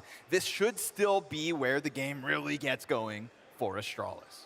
Yeah, they got what they needed to out of that. Honestly, looking back at that half, that was one of the weaker from both of these squads so far at this event. I mean, for Astralis, they actually had the potential to basically win every single round. I mean, whether it was Pistol, Anti-Eco, the Ecos that they ended up losing. It was GamerLegion playing from behind, but they capitalized on all the mistakes. They set themselves up for a hard but still possible game. But you're going to need, players like Hypex to step up. He was slow in both of the previous maps. They played when they needed him. And T-side, I mean, this one comes down to can Snacks call their way out. All while PR will look to lead the charge and continue in, but he'll be the first to fall in the second pistol of Overpass. FaZe working around the backside. Second victim collected by Rez. He's the guy to find space inside the site. There's the triple kill for Rez now. On top of that, you've got Jabby sitting on 19 health. Should be a dead man already. But Snacks somehow doesn't get away with the kill, so a little left for Jabby to offer. Not long for this world. Rez collects his 4th, and that there is him queued up for the ace. Yeah, go hunt this one down, Rez. Oh. Ryu's gonna deny it and then leave. Come back around for second servings where Towson will enact revenge. Give him a quick tap, and that'll be GamerLegion, T-side pistol victory, and a lead on Overpass. I mean, good for them. And you look at this lineup and you go, yeah, they have great pistol-like players. Like, there's so much potential for that. Lovely round out of Rez. Obviously, I could say them, and it's just Rez getting every single kill. But he sort of epitomizes the style of play. When you look at Towson and you look at PR, they all kind of play similarly. Just calm down, because I think it's been very hectic this season. Yeah, just how we like it. The good thing is you're fucking shooting hard, boys. I think that is true. Like, they've caught themselves opportunity. We've seen the one taps out of Gabby when he walked into the B site when Ryu almost got that 1-on-3.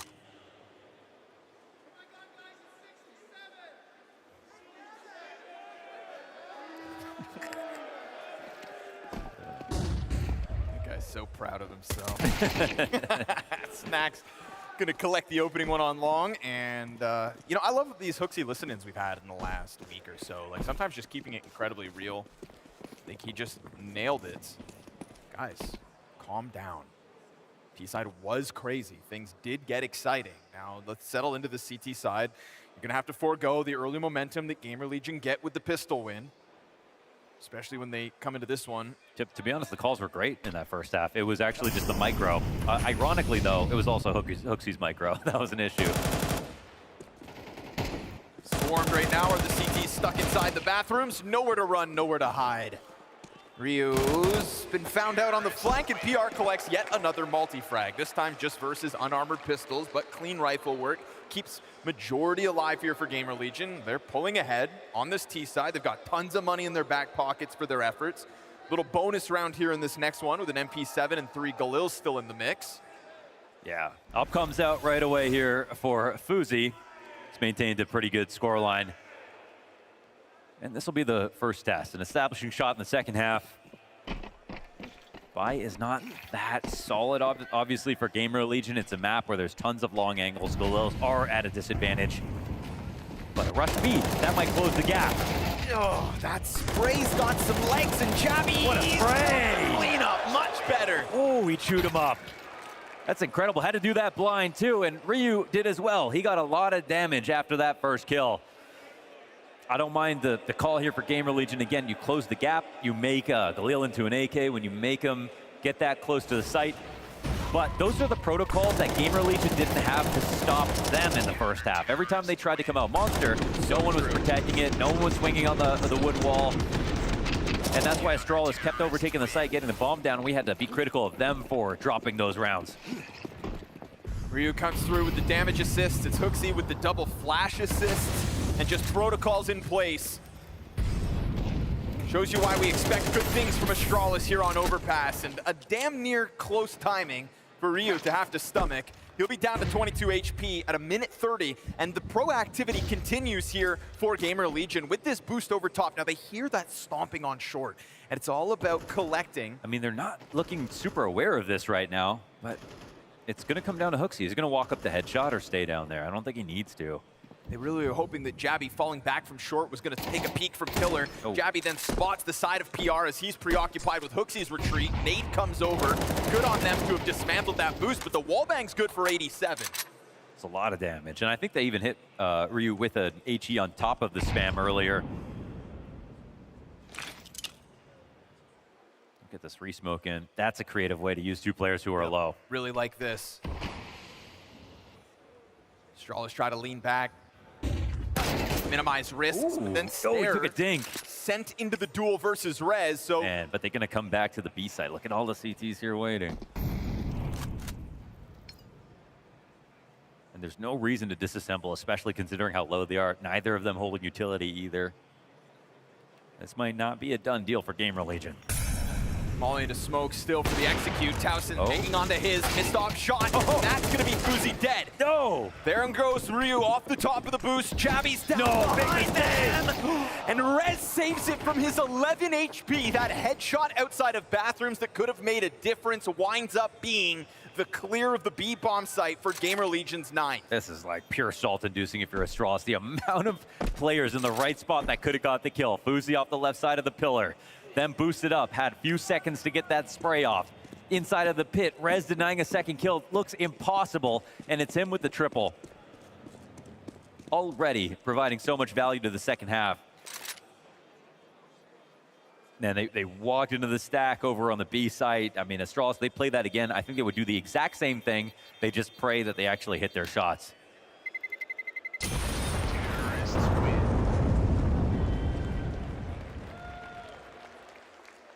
I'll call it genius when I see it, but for now, I just see Astralis just fumbling all these easy moments throughout this game.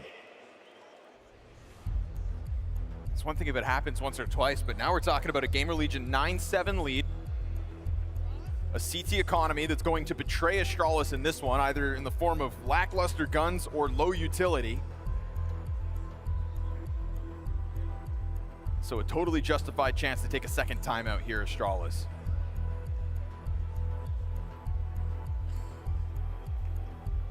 Worrying signs early on the Astralis CT half. And we go back in. The one great kill, I think, for sure was here. Flash dodge, instant headshots. There, hits him in the head, too. Yep. That's just a powerhouse that Rez is right now. And again, denying the second kill, insane turnaround. I mean, yeah, crazy.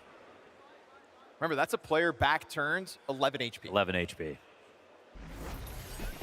Not one bullet from Jabby lands to the back.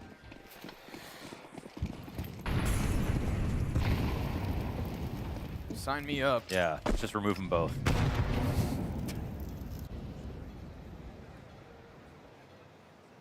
Listen, you're going to need all the reps you can get on this stage ahead of a game versus Vitality tomorrow. Enjoy it while you can. Oh, creativity pays off. It's a big find.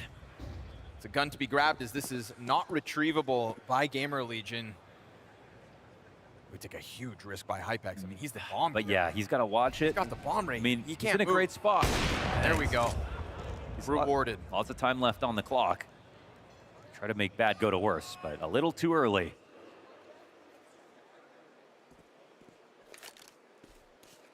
Now, if you're Astralis, you got to come up with some kind of other idea, right? The first one was that 5-7 boost. You get your kill, you grab a gun off of it, put it in Stair's hand, and have him reposition. That's great and all, but it still relies on GamerLegion coming this way, and the rumblings of this long presence probably going to keep Astralis preoccupied in the wrong direction. We can tell by the map, Jabby's going to have his hands full soon. FaZe could go and find this out, right? If he finds this fight towards the front of bathrooms, you'd think, yes, that one long player is trying to leave. That's going to indicate B bomb site. So now, Jabby, keep your eyes on the prize. Stare at your shoes, brother. Is he going to do the pop-up? How long does this go unnoticed? Not much longer. Rez again turns and clears. AK in hand for FaZe and Stare, and over top the wall it is Rez to save it once more. Still fighting with 100 HP. Health advantage here for the side of GamerLegion. We've got PR collecting headshots on HooXi, so it's a late scramble down by FaZe. 12-9 is his score at the moment. Daunting retake attempt, has the kit to do it, but then gets blindsided by Rez alongside the wall. Between Rez and PR right now, GamerLegion's firepower is enough. That's his third, I think, multi so far this half. He had an incredible, it's an incredible T-side from Rez, just straight up.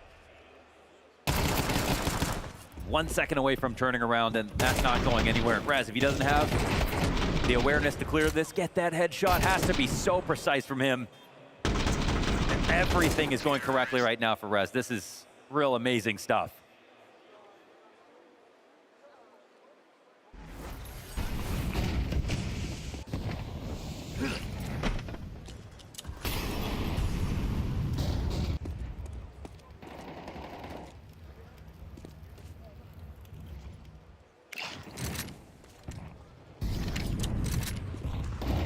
Astralis gonna totally fall apart.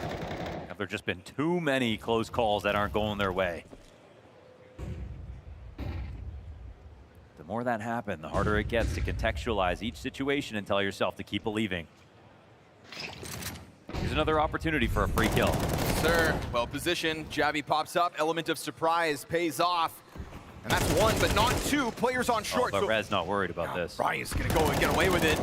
This time Rez can't turn fast enough. Scrambled down though, and there are lurks on both sides of this site. Snacks collecting one to step forward, you'd think would be his end. Stair tries to cue this up. FaZe walking into this angle. Gets blasted off of it by Snacks. 3 versus 1, post-plant advantage, and a daunting retake ahead for Stair. Oh, this is just from disaster to nightmare here for Astralis. I'm still holding out hope that they can actually close this game out, but now it just feels like no. They are starting to just fully crack. The shots are coming in from the other side. There's more and more heroes appearing here for GamerLegion. Rez is on 20 kills.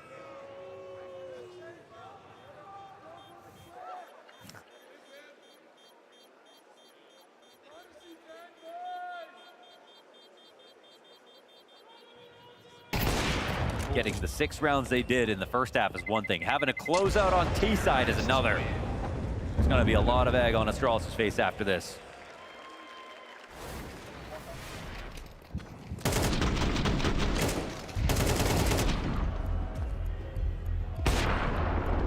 That Snacks push into Graffiti is just worth its weight in gold. Hopper down. Yep. How many times? That's at least twice. This poor guy's been blasted off his angle.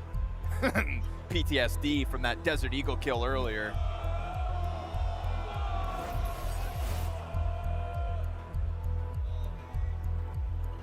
Now we go back to that pistol round decision. You see the gap here. Oh no. How it was just all supposed to be fine anyways.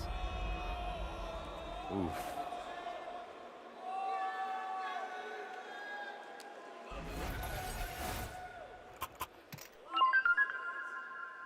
Guys, stop fucking doubting and commit to things. We cannot keep saying 3 times in one round that we wanna like not do something that we are already committed to, okay? It's like, it's so annoying that we have to shut each other down all the time like this. There's definitely blame to go around in this match. It feels like some of it's just shots getting missed. Some of it is weird decisions, but it is a lot all micro. It is all micro. Indecision could be the giant killer. Off an MP9 out here for Astralis. This time PR happy to take that duel. Got the advantage over most of these guns. It's just all about worrying about the AWP, but you won't find it down here on the B site. Peels back momentarily, and things go quiet. Rez on overpass, just like the old days.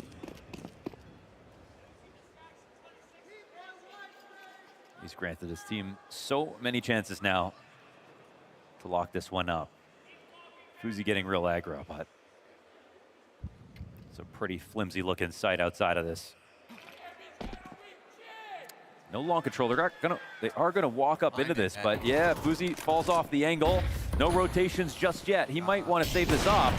I don't think he'll have the chance, so has to fight tooth and nail for the bomb site. Goes down after just the one. It was a simultaneous, like, monster push going out for Astralis, and after just hearing Hooksy talk about how we don't want to have indecision creep in, that if we're gonna go for something, we'll commit to it. Unfortunate timing that execute comes out from GamerLegion at the exact same time. They decide to make that move forward off of B. Slows down the rotation upwards, takes even longer to get up here, and suddenly we've got Astralis with even less to say about this. And so we are looking at an incredibly flimsy CT side out of Astralis at this point. A singular round win in the third map of this CT side. That is it, that is all. And that could be damn well everything they get in the second half of play, because we've got GamerLegion establishing a 5-round lead and 5 chances to shut down their opponent's map pick. And that's PR with an ace this game of 4K here to get to 22. 2 handsome score lines there between him and Rez so far this map. And if this game is won on individuals for GamerLegion, I don't think they care. They know they're going up against Astralis on overpass. 100%. They're happy to take it however they can.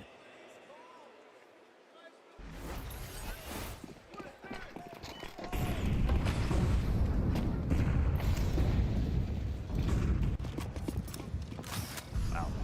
Yeah. And Hooksy was a hero in their last series. You can't always expect that, but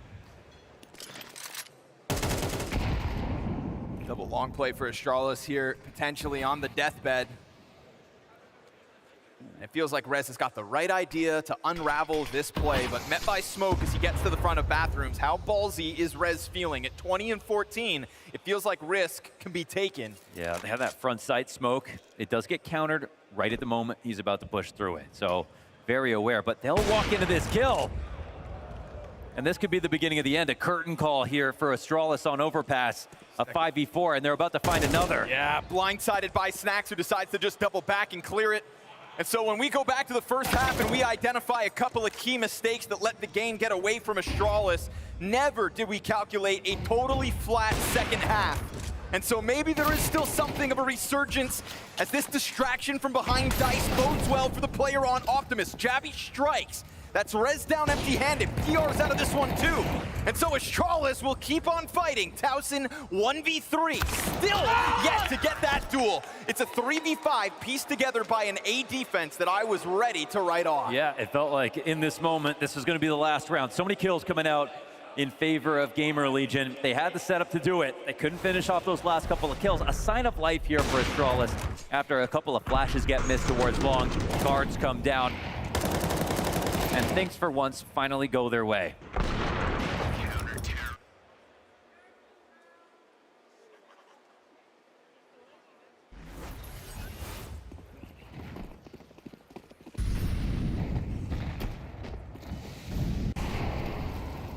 Quicker play to this one. GamerLegion looking to pounce to try to finish.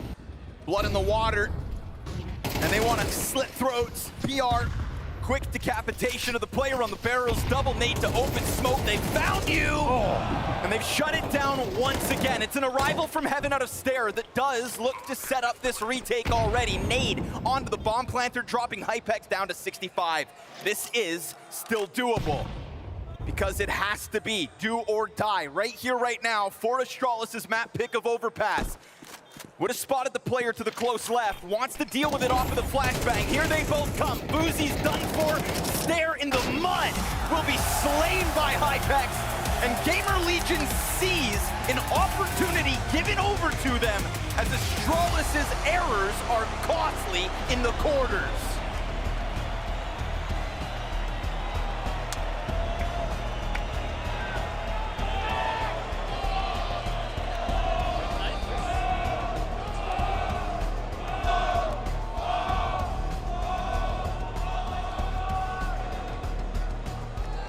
All right, standing by with Rez. They take map 1 here. GamerLegion coming in as underdogs. Not looking like underdogs at all there. Did that almost feel a little bit too easy? Yeah, a bit too easy, huh? You've been putting up numbers alongside PR as well. Looks like you're in the zone out here. Does it just feel like it's clicking? I mean, it's stage, and LAN. I feel like I have a lot of experience like this, and I just feel very comfortable here. That's why. Yeah, I mean, you've been doing this a very long time. And do you think that your composure and your relaxed approach to big moments like this rubs off on the rest of the team? I mean, I think it definitely helps with me and Snacks, of course, as well. He has much more experience than me, even. So yeah, I think we give that kind of feeling to the other guys that it's just chill to be here. It's fun, and we're here doing what we love. It's good to see you moving on to your pick next. Can you wrap this up in 2? Yeah, hopefully. Best of luck. Thank you.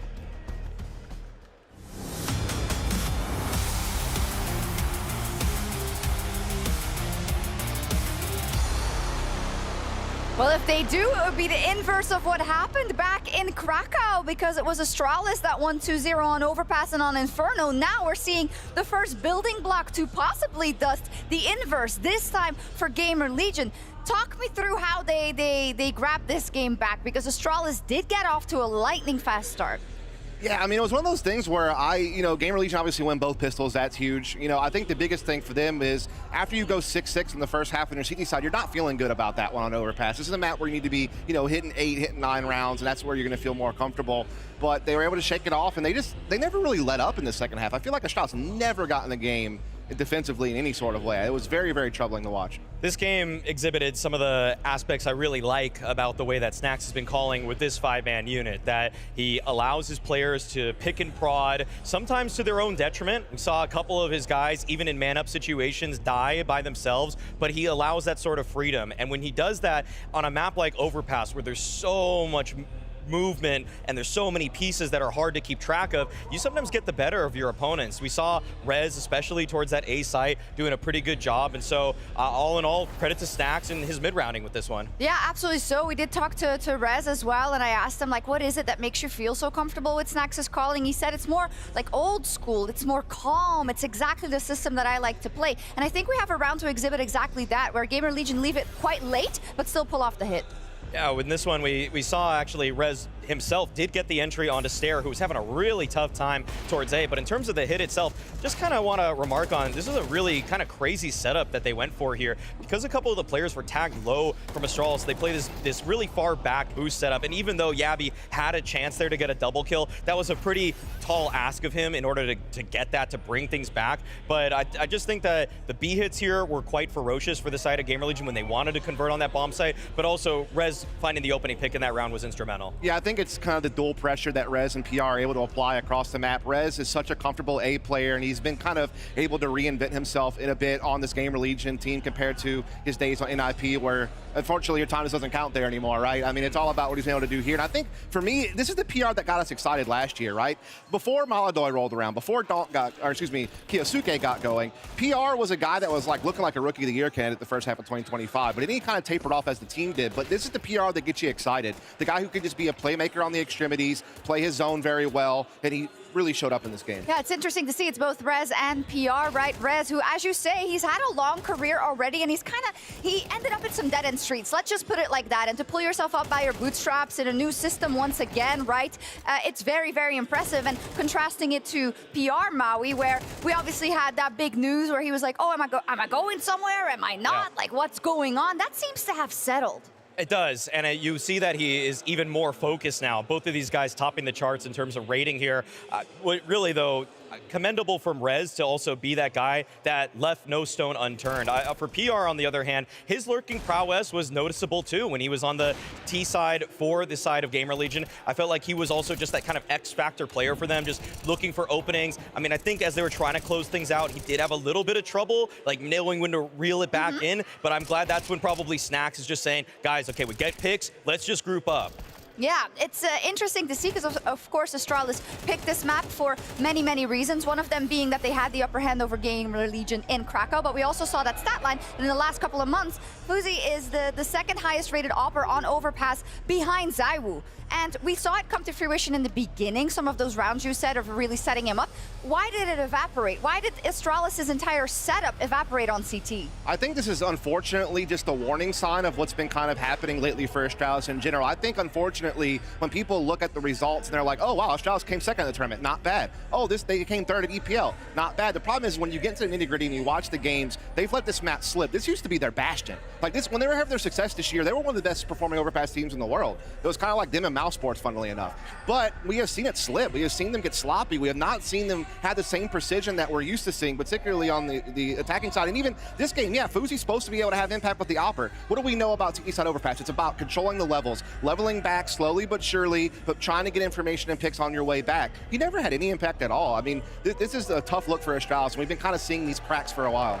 I do feel like for FaZe, some of the plays that he's been running are maybe getting a little stale. I didn't know when I wanted to really say that until basically the fact that a lot of the entries he was going for, we do have one in round 9 where he does get a really nice entry for the team, but in terms of some of the boosts that he goes for and even some of the con shots, I just felt like GamerLegion were actually too ready. They kind of knew what was coming this time, and I feel like it's probably time for Astralis leading into the major and other tournaments to say, okay, we need to really shake up our playbook a little bit more because GamerLegion just looked a little too on the ball and understood what FaZe was doing. Yeah, we'll see how this, of course, plays out if we look at the entire series. Maybe this was just a blip, right? Maybe they bring it home in 3 maps, but what you said there about their view on the major, right? They talk about it so much. HooXi talks about it so much also in terms of like, yes, these results, but it isn't enough. We really want to work on all our fundamentals, make sure that we are as ready as we can be when that day comes, but it's starting to feel like, Dust, it's a bit of a hollow shell.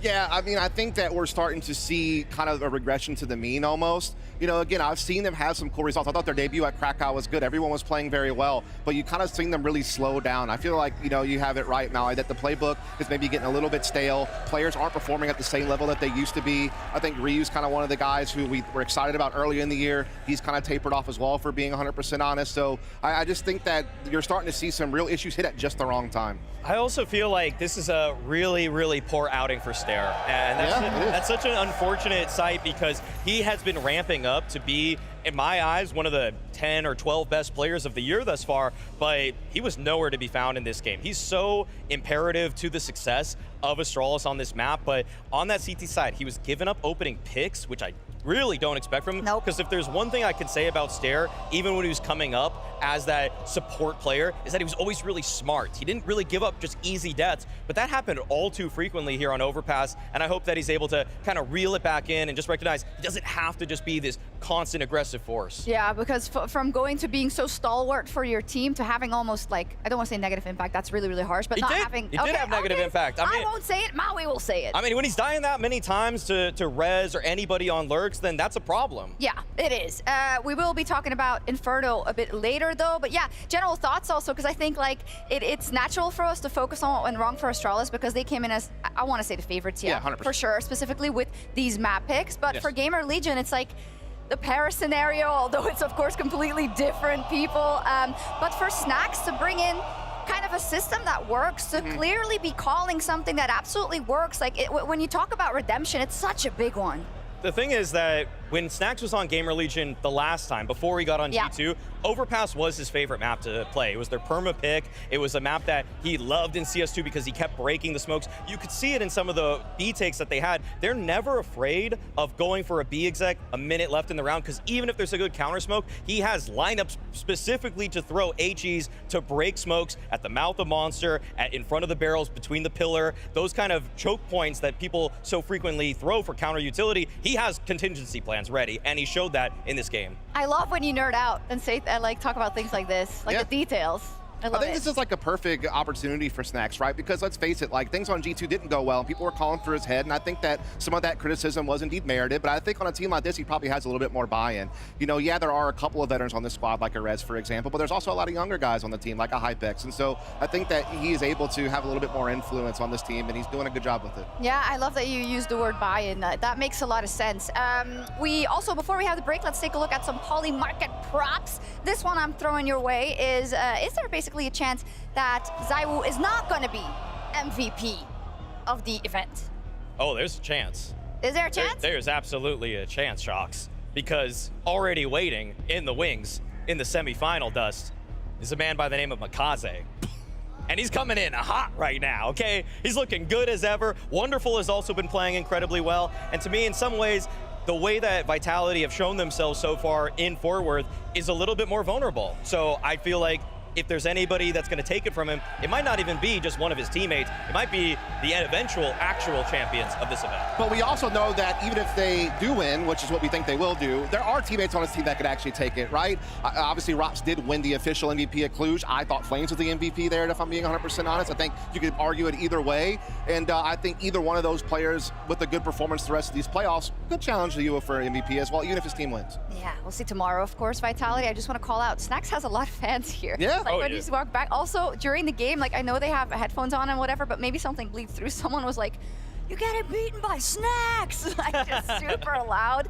Yeah, it's pretty intense in here, but we're gonna take a quick break, and when we come back, we'll talk all about Inferno.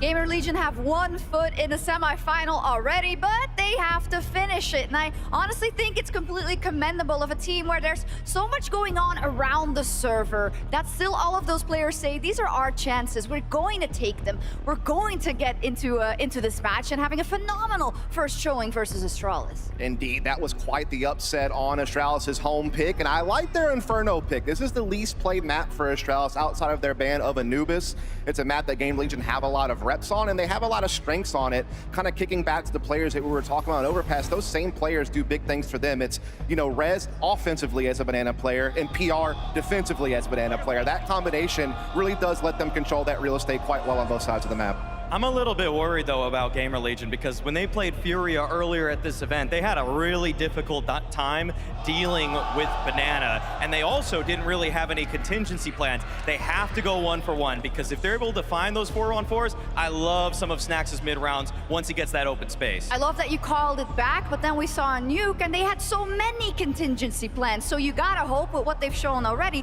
that Snax is gonna have those notes at the ready. Yeah, I do think that they're gonna come in with an explosive playstyle. They like to just kind of mob up and be scrappy. I think they have a lot of firepower to do it. For Astralis, look, if they want to hang in the series and force a third map, we're going to need to see their stars come alive. You know, obviously Stair being Banana both ways, that's a guy that they rely upon to go up against PR, go up against Rez, and try to give them an equal stance. And I think the other guy I kind of want to call out here is someone we haven't really mentioned already, Yabby. This guy's had a resurgence this year on this squad, and it's because they've given him more opportunities to be a, you know, more impact player. They've moved him away from being an anchor to being a rotator to being in the action defensively. And he's also a guy in the apartments who doesn't just lurk it. Like, he's a guy who can make plays out boiler, find timings on the balcony, just really create openings to help this team just have a little bit more, you know, options, I guess you could say, across the board. They need the options, or for Astralis, it'll be the end of the road here in Fort Worth. And for GamerLegion, looking to make an epic upset and bring it home on Inferno. GamerLegion looking to just set themselves that much further ahead of Astralis. But that last map was a great reason as to maybe take Overpass out of the map pool. What do you think, Fort Worth? Should we get a little crazy here on Inferno? All right. Thank you guys for showing up on a Friday evening. I know you all came for FaZe, but you guys stuck around to see which of these teams dies tonight and which of these teams dies tomorrow when they're inevitably up versus Vitality. No pressure in tomorrow's matchup, but big pressure now for GamerLegion. End it here, end it now, finish on your map pick. They got a gift when it came to Overpass. So many mistakes came into that. You know the team talk at the end of it for Astralis was ugly. I'm positive that Hooksy had some choice words for his teammates, leaving that last one. They know Inferno's not going to be easy. And again, the strong pistolers here on GamerLegion are going to show up. But with this move, actually, 3 players are going to be ready on the B site. A actually looks like the better spot to go. Clean, as Hypex just around the edge of the wall gets tapped out of this one. Sure, you've got a bit of coffin play. What are you gonna do here? I mean, you've got this bomb site in front of you stacked up. Yeah, this is a weird one. I mean, the CTs aren't going to be exactly comfortable. Quad is the key position. Oh man, we threw around the word mistakes a lot back on Overpass. This is starting to get into one of those squirrely situations where something bad could happen for Astralis. There you go.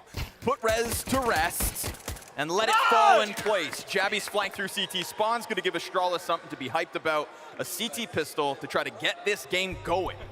This one's like, you know, less of a punish here. I mean, when the last one should have been a punish towards GamerLegion. We come on to Inferno. The stats for Astralis are also great, and that's why this was a good matchup the last time they played against each other. What was weird here, though, is I think that Towson knows there's 2 more players, even after that first kill, but they still decide to split through into them, where Hooksy catches them off guard. Touch and go in the mid rounds, even with an opener there for GamerLegion. Well, and if Inferno couldn't get slower, you've got a tech pause.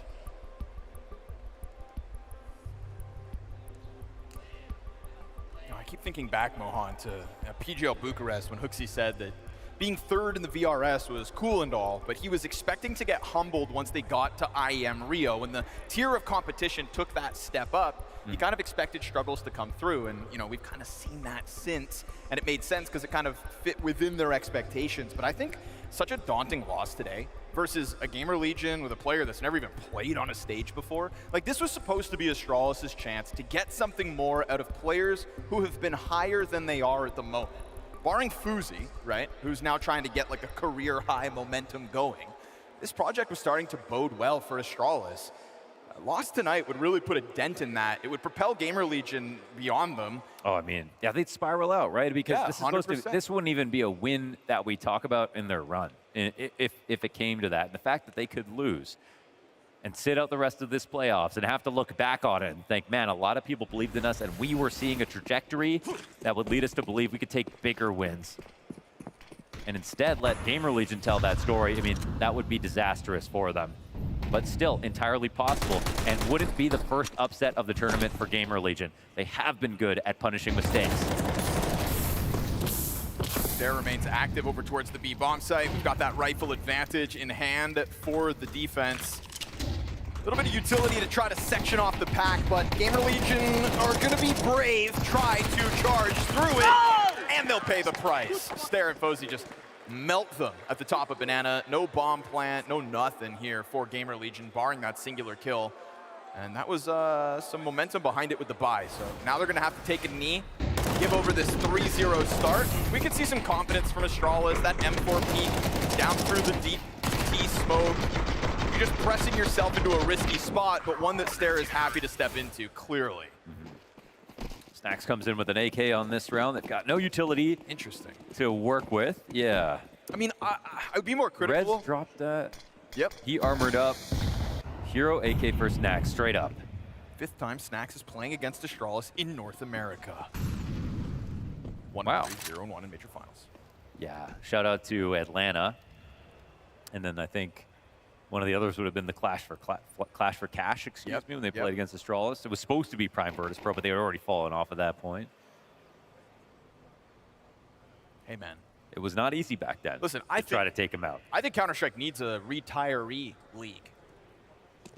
Let all the old dogs still duke it out. I don't know. Oh, Hero AK. That's the one. Yes, working out a little bit here. We go back to Overpass. A couple of these buys worked out for GamerLegion. Whoa, Hero AK. It comes in again. Snax on 10 HP, but he's almost finished the whole job. I mean, there's weak guns. They picked him up. No armor to work with. Ah, the lineup. He commits. Could have just been the 2 That's and a third gets back kill. into the cover. Snax instead able to trade that one with 10 HP. Rez invested in his leader. Puts the Kalashnikov to work. And will force an awkward moment here for Astralis. They await Hooksy's arrival for the retake. There's no kit on the 2 players still standing. No deaths inside the bomb site either. That AK hits the ground. M4 for PR still. Towson's MP9 also picked up. It was over towards balcony that kit remains. Time is ticking. MP9 from the back of the site strikes. Gonna need to be the 10-second defuse. Gets on top of it. And he should be just totally fine here. Hooksy will pull out this clutch. And it really is just to deny that.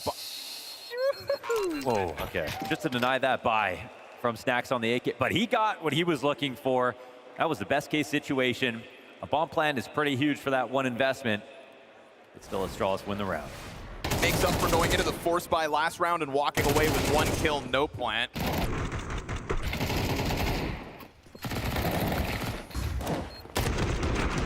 Just charges him down. I mean, the bravery to jump onto that center box.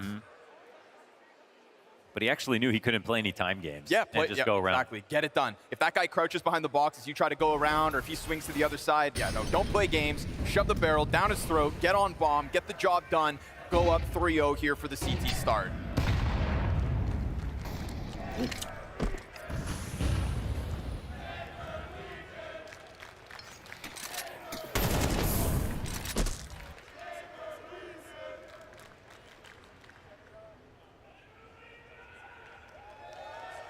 Got some GamerLegion fans in the house. Do they pay them? Name 5 GamerLegion players. Bet you can't.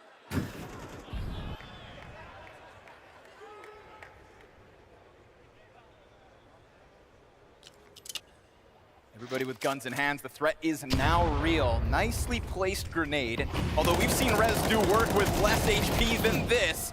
PR, nice slice down into the short side, but this was a triple CT stack. They forego the pit control in order to have this setup. And if towson doesn't give them anything to shoot at, oh, he goes in, wins the duel. And now they've found out this third piece. Bomb is all the way in the back corner of this bomb site, and we already have Astralis breathing down GamerLegion's necks to get this retake going. Oh, crazy. FaZe goes down to Rez, we get the push in through Ryu, and now as he looks to get the player off the graveyard, it's his 2 kills in this retake. His 2 kills alone. Dude, how you gonna find Snacks? He is in the perfect spot to really delay. And Ryu has to wait these smokes out. 46 HP and 3 kills, and he comes in to clear this. Here's a quick Oh, Snacks nearly gives him a chance to win.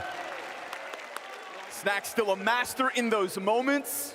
Plays the clock perfectly. You start to see that bit of pressure slip through, needing to cross back over into the bomb site. I think it's the multiple smokes on top of it that really lets Snacks get away with any sort of reposition. And just that, you know, ghostly idea that Snacks could be anywhere. And it was super solid. I mean, Ryu also gets himself in the spot by taking a risk. He throws a flash, tries to get in the big pit, inside of all of these smokes. It's a crazy move, actually works out pretty well. But finally an answer here for GamerLegion.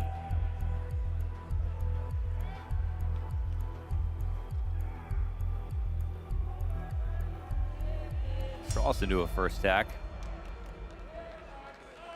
Rugged needed silence while he drank his water.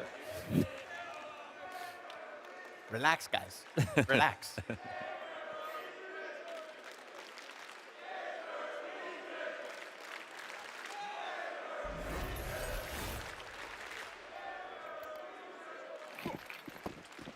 First series for Snacks in an arena for over a year. I mean, Twisted the same. He said Twisted 2 years, I think, since he played in America. Since playoffs in an NA. Yeah.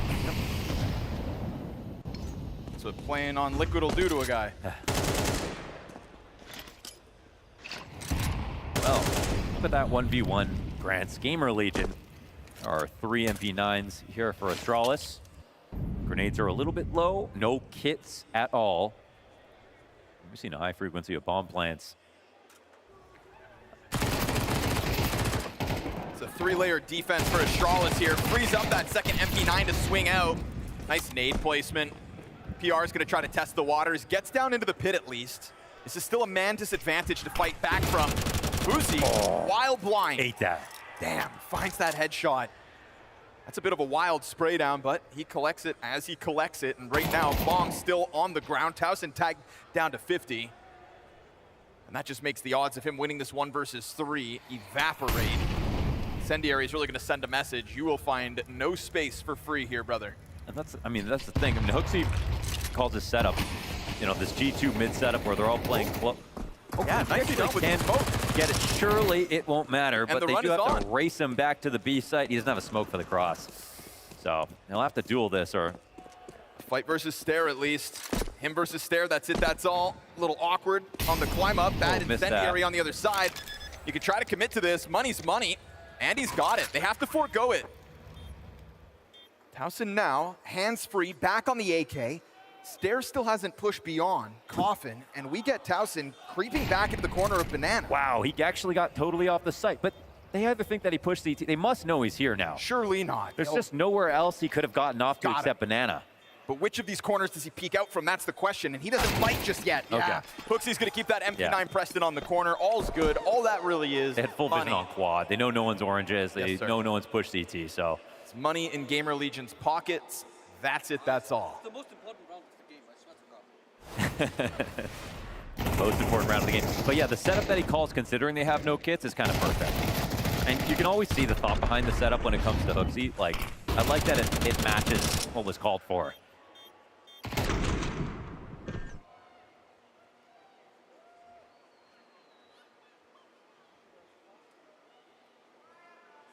That was a scary one. They barely survived.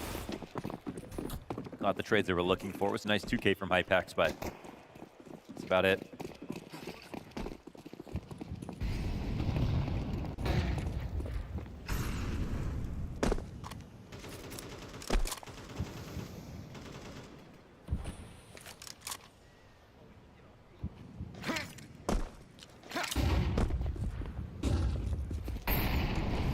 You unleash PR, the headshots can come rolling through, but nobody steps into that duel.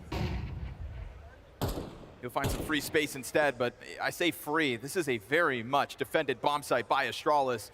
Those about to move over. He's chucking grenades in the meantime. As he turns attention back to short, he's actually the guy that gets clipped first. Oh, yo, he's flying. Falling from the sky, collects one. Jabby all of a sudden peeks into a sea of T's. What a call here. And that is just a shredded defense, which was stacked only moments ago. And they didn't give him enough notice to start pre-nading everything to make sure that they had halls protected. So Astralis really get caught off guard in this position. It's a very clean victory from GamerLegion. A nice contact explode. Just the right amount of utility, right amount of presence, and highlighting their aim, which is, you know, really what they want to do and what helped them win on Overpass just a map ago. So HooXi, with this full kit of utility, is just going to recede back into spawn. I think they'll be perfectly comfortable letting him live in this spot.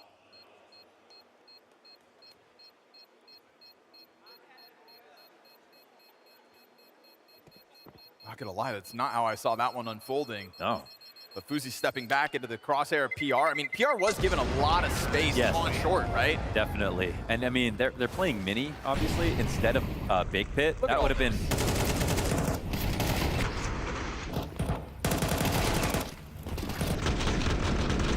no one to really stop them from jumping out of halls.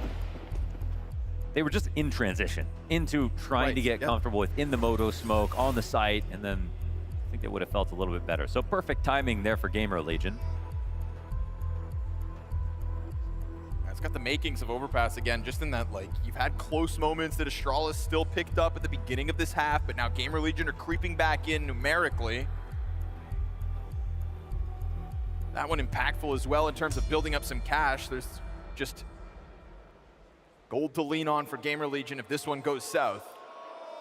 Getting kind of shades of nip when it comes to Astralis, at least when we saw Overpass, where we've seen how good they can play. They just didn't show any of it in the last map. And when you hear the interviews about our performance when it's on stage under pressure or whatever, that is just not there. You know, that just could have been a real off map. But they have it all to prove now in the series. They still have lots of time to be able to close this out.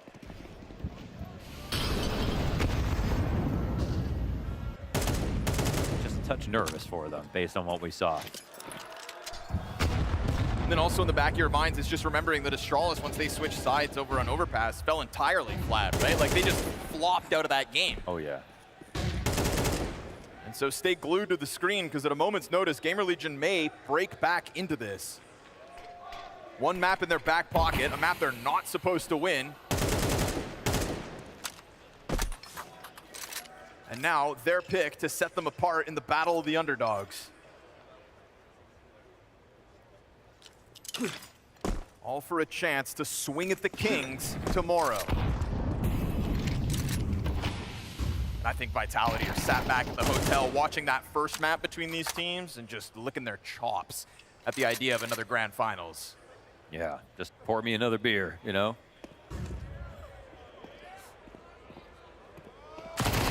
Stair activates first. Will they anticipate a second? Absolutely not. Oh, freebies! As that M4 could have actually come into the engagement as well. FaZe decides to fall back. Ryu takes it all into his own responsibility. And this is interesting. Jabby's pushed up through the apartment. But surely goes second window, right? No, he's actually got this cut off from Boiler. There we go. There is time to clear this, and Rez is making a little bit of noise, but surely he gets cut off. Okay. Yeah, that's what we're looking for. Jabby locks it in, bomb hits the ground. Snacks can do nothing about retrieving this. Sure, he'll reveal himself to HooXi, but that's a 5-7 to the, wayside. And that'll be GamerLegion foregoing a fifth. Well, it's a great play. I mean, obviously, it's the fact that they didn't clear logs right there with a second player, but a hard position to read. Who doubles up in that position? There hasn't been a lot of that early sort of banana back and forth that we're used to seeing on this map. They've been really spreading the love on the attacks. You're going to be kicking yourselves for not clearing that. You lose the round to an MP9. Yeah. What you shooting at?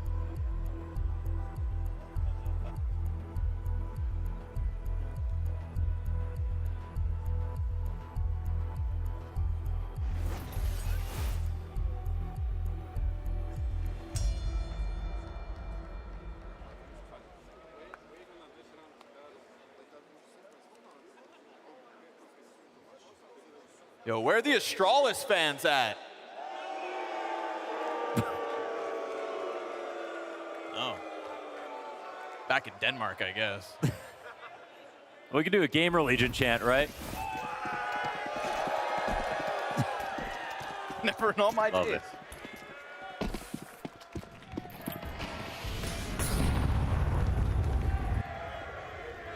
The fans are up for grabs here.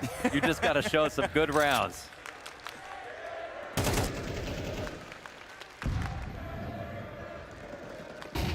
Flash through to fast challenge into short. This is a lot of bodies coming at the short side. Jabby meant to have his hands full. Oh, the wall bang from Rez. Clinical shot, pit peek denied. 5v3 made comfortable as GamerLegion just forego antics. They keep that one simple. 3 players up mid, challenge down the smoke. 1 player joins them through boiler to make sure they can't get sidelined. And then everybody's ready to just steamroll this site, and it goes to perfection. What's crazy, again, is just like the way that they're not even participating in Banana. When they played against Furia the other day, Furia was just hitting them with every single grenade. It was just so brutal. No matter where they would try to start, it was every timing was perfect for Furia. Obviously, that's high-level Inferno, high-level timings. A lot of, obviously, great HEs they could use, and Furia can do that to Vitality. They could do that to anybody, right? But right now, GamerLegion is saying, screw all that. Let's try the A side. No one likes to go A on our attacks. We've got the entry fraggers to pull it off. They're calling it fast and simple, and it's working out brilliantly on these quick splits.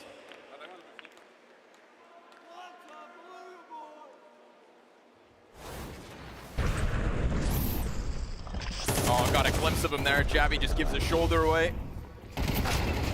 Yeah, and that sight box just made of paper. So easy to get the kill.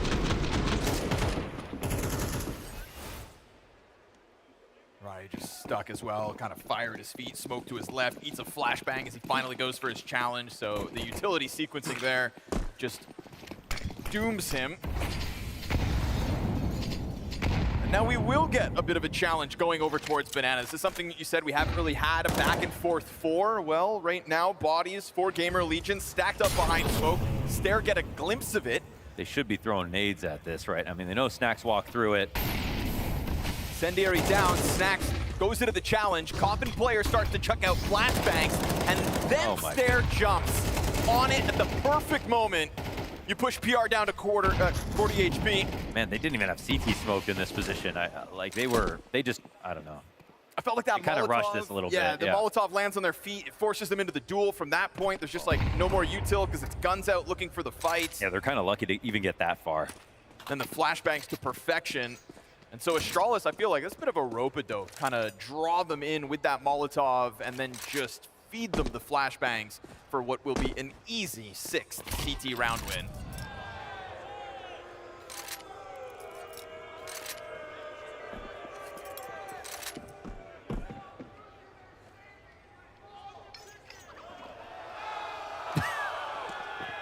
Oh. Yeah. I mean, right here, you just see all the protocols come into place. Oh, yeah. And it's GamerLegion are like, well, if they make one mistake, then we can go ahead and get a kill. But, oh my goodness. He wouldn't do it. Well, what's he going to do?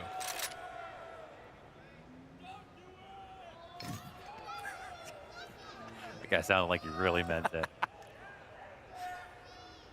I heard pain. Just saying, there's 2 of them. Yeah. Okay, Thanos.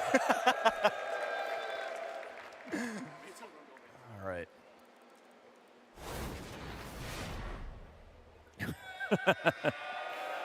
Ooh.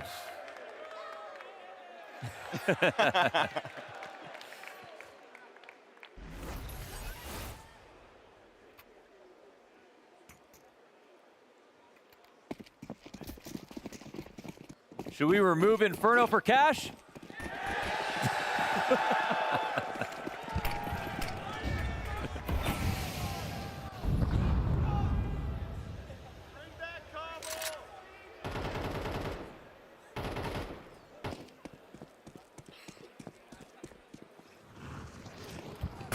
They're operating alone on this. Oh, but they never suspect it. They'll try to spam back through. They think he's fallen further back. Insane he still gets that kill. Good on Stairs gonna be so angry. They still 60 tried. HP on the escape. The fact that he doesn't fall back, it just phases it. But obviously, he knows the smoke's still being watched. But that's the kind of game GamerLegion are playing right now. They just want as many raw duels, any 50-50s they can find. They're happy with that. They know they've got the shooters to be able to, you know, convert a few of those, and they have proved that. It's their fast and simple plays that have been the most effective. And then just that moment in the round where they group up into the death ball and hit this bomb site. I mean, they have actually gotten through a 4-player defended A site in the past. So this one should be chopped liver. You catch a player with a nade in hand, that one's a bit awkward. You've got Jabby in with his, and Rez is nullified. That one's shut down. Snacks 35 seconds. Picks up the bomb and is given a bit of space to, at the very least, secure some funds here. Molotov on his belt. He knows they won't peek him. Thing is, Hooksy's got nades for days. Oh! No it was way. right there for the taking. Hooksy still stands on 60 health. Snacks can't convert the spray down. And that is a GamerLegion bomb plant, but an Astralis round win. Again, we see all the right moves from Astralis. They make it to A in time. They have 3 players going there. It's GamerLegion. They threw one site smoke at landed front site, but Hooksy doesn't fall for it. He knows what the next move is for them after that crazy situation here at the top of Banana. But their propensity to walk through smokes, it's a real double-edged sword. Insane 2K here from Rez. Really gave them their only chance of making this close.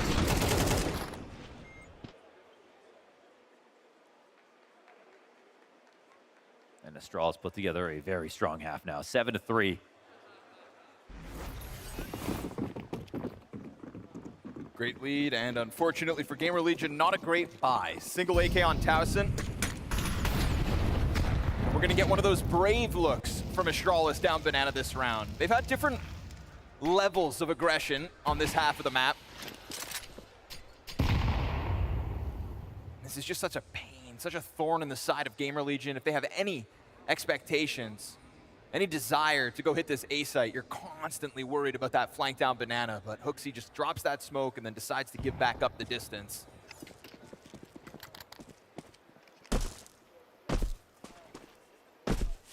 If GamerLegion hadn't already showed us that they have the ability to crunch through a stacked A bomb site, you'd think that this stack, that Astralis lean on again, would be enough.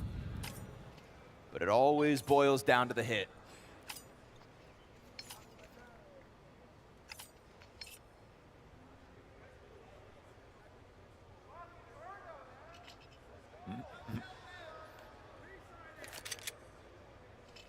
The Dickies Arena on the edge of their seats.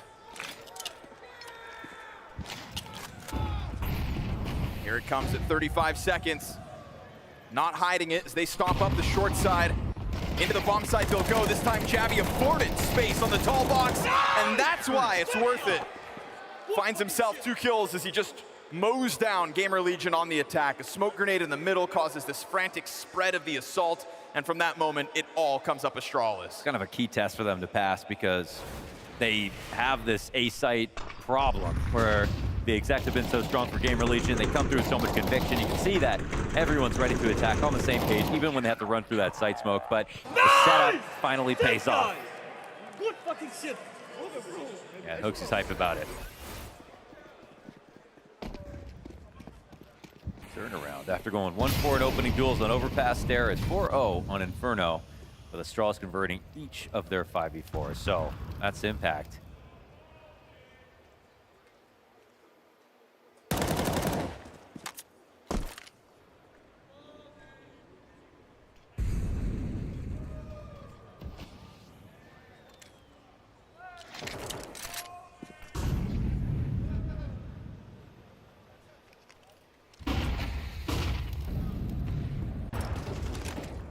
Free opening kill, so man advantage in the final round of the half goes to Astralis. Stair's been a real burden for GamerLegion over towards this B site, and sometimes just so freed up to make moves on his own, like that round where he fights Snacks on the half wall, doesn't fall back. So his bravery will be on display again, set up by the flashbang. 2 players peek up front. It's gonna cost Snacks his life for that duel, and then they're met by smoke as soon as they look to try to ride that momentum forward. At 44 seconds, there are still options here for GamerLegion, but they remain adamant about getting in on this bomb site, and they take damage the entire time. Hooksy leans back and just lets them come to him. Rez has got players down beneath him with 30 seconds, not even on the bomb at the moment. Things get awkward. But as they do, does that open another door here for Rez? Final 20 seconds of the half. Scoops up the bomb, and Astralis just let him have space. That tap comes through, and they recover a respectable 9-3 CT side.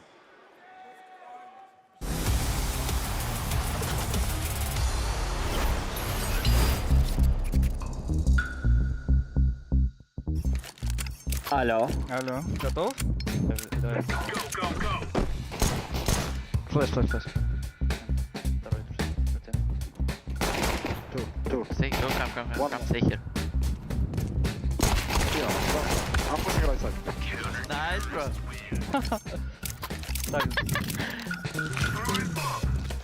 Left side. One short. Зик убил. Еще монстр. Да.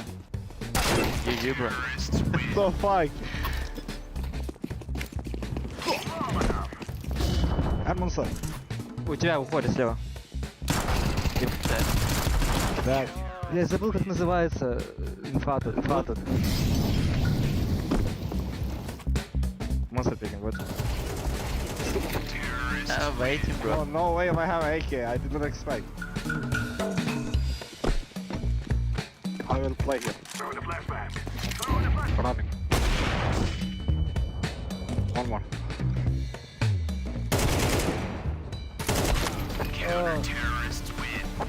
Bro, how does he have up? Where does he have up? I don't know.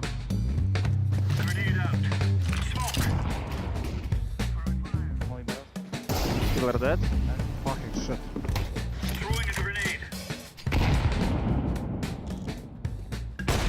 Nice.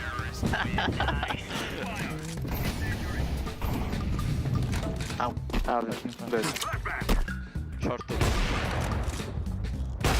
Nice.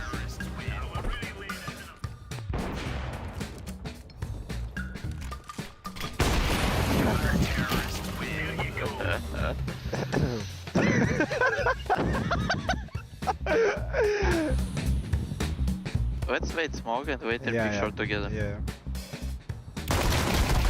Can flash. Close the lobbies. Where's it? Taking. Nice. First kill in the game. I will pre-fire here. Bro, these guys are telling, let's die fast, they're shifting across the whole map, bro.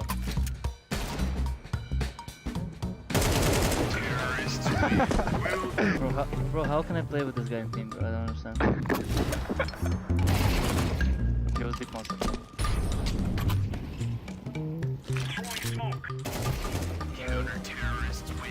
Okay. Come back. Блять, монстр! 1 HP.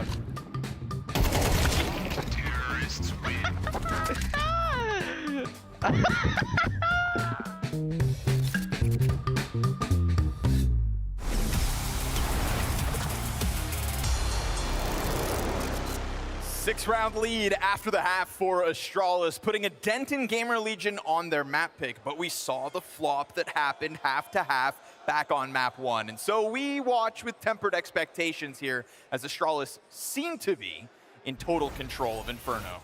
We saw kind of the same. Yeah. Fuck all this talk, guys. Just play the fucking game like we usually do. We are so much better than that. Agreed.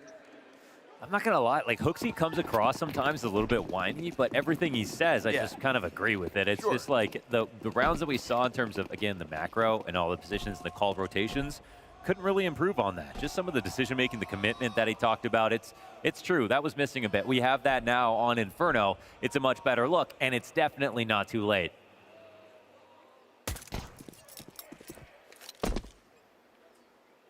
One tap out of PR. The only guy here. Not that Astralis know this just yet. Bomb floating down towards T-ramp with Hooksy. He scoops that up as PR will find the first kill of the second pistol. And then he swaps. I love that. From the USP into the dual Berettas. There's no attack coming in. No, it's just another USP, right? I guess it should have been. It should have been dualies. J-Raz, get on it. Yeah, okay, pair of Berettas. He gets them closer towards the coffins. Thought I was tripping. Triple setup. Ooh, they see the guy up top as well, so. Tries to go in for the tap. 2 kills come through from the setup. It's a bit late on the balcony exit. Oh, Snax. Snax in the middle. Oh, he knows how clean that was. Dude, he had some good kills back on Overpass. He's 13-9 now. Definitely shooting sharp.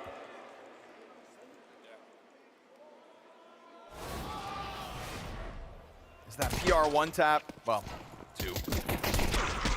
That jabby exit, and Snax turns right back on it to stare.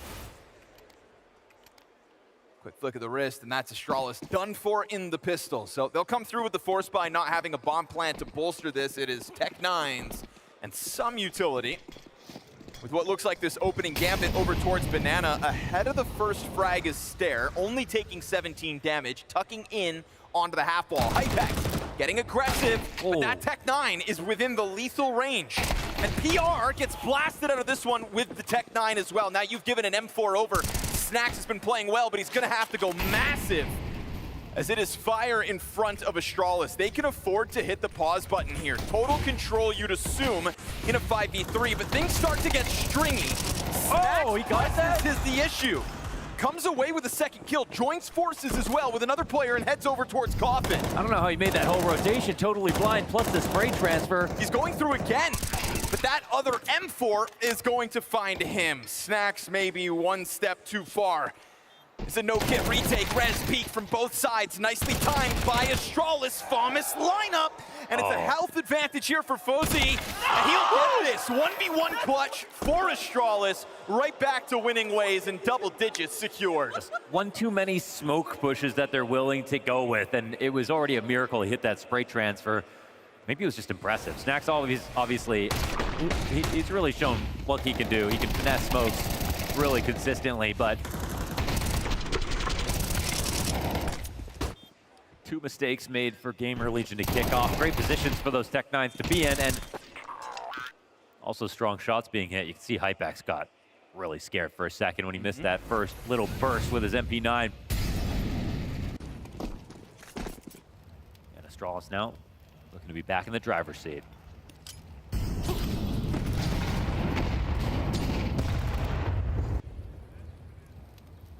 Two MAC-10s coming in from the T side. Great HEs.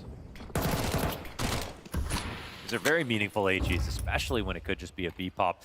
Now Hooksy, when he gets car control, he doesn't like to turn it down. I mean, this could be a longer round that, you know, you pretend you take brackets and stuff, but oftentimes he's gonna full commit.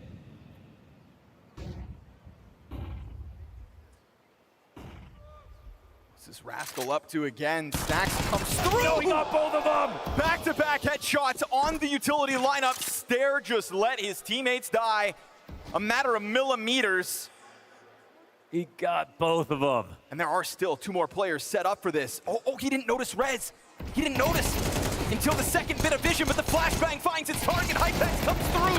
Deagle headshot collected. FaZe over the top of the boxes with a double kill of his own. They've lost track of him, but he'll catch it. 3rd kill collected as he clears everybody off of the bomb site, but Towson has timing. He's so fast. And as he climbs up, FaZe with another savior of the day. An 11th round for Astralis, not looking to make the same mistakes that cost them on Overpass. That's a massive play. 4 kills for FaZe. An 11th round for Astralis. I can't believe they survived losing 2 on their exec. By the way, these players both lining up utility, neither getting them off. That's crazy. 2v4, 4K here for FaZe.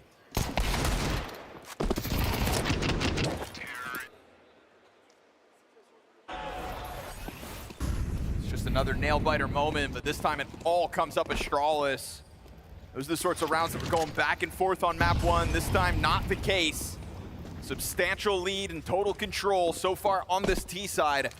Nothing since the pistol for GamerLegion, and they are basically right back at it. A Zeus for Snax. USPs and the rest of the pack.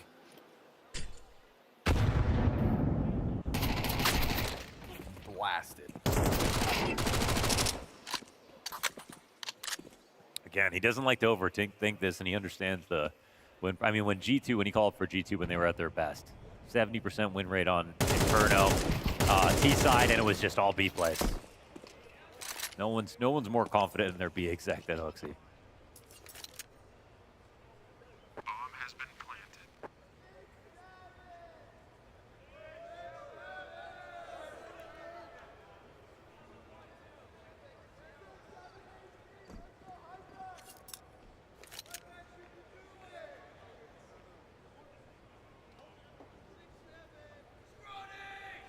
Wouldn't want someone to find this skinless USP. There we go. Oh. See? A key upgrade. That's why you work hard, kids. Take your sweet time. Life works out. At least for a short while, then you die. Just keeping it real. It's just one long round. That's life. Don't worry, you respawn.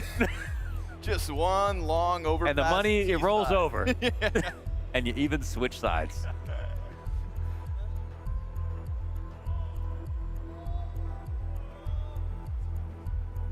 You might even spawn in Italy. When I die, I hope I'll go to CT side. Yeah.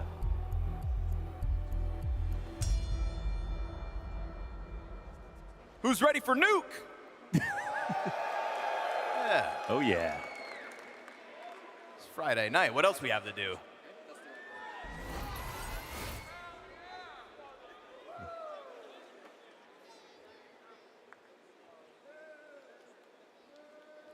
Everyone putting in an effort here over on Astralis. Really making up for some lost ground back on map 1. Full control of the situation.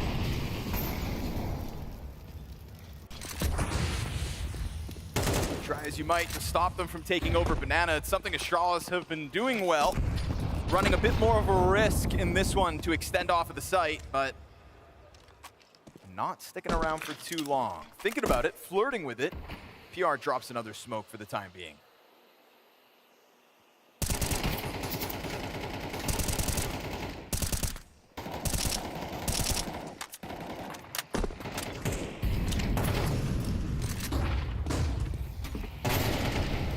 Kind of kick the hornet's nest. Quick climb over top of the car, see that there's nobody there, that the fallback has already happened, and it's going to be a confident reposition here for Astralis.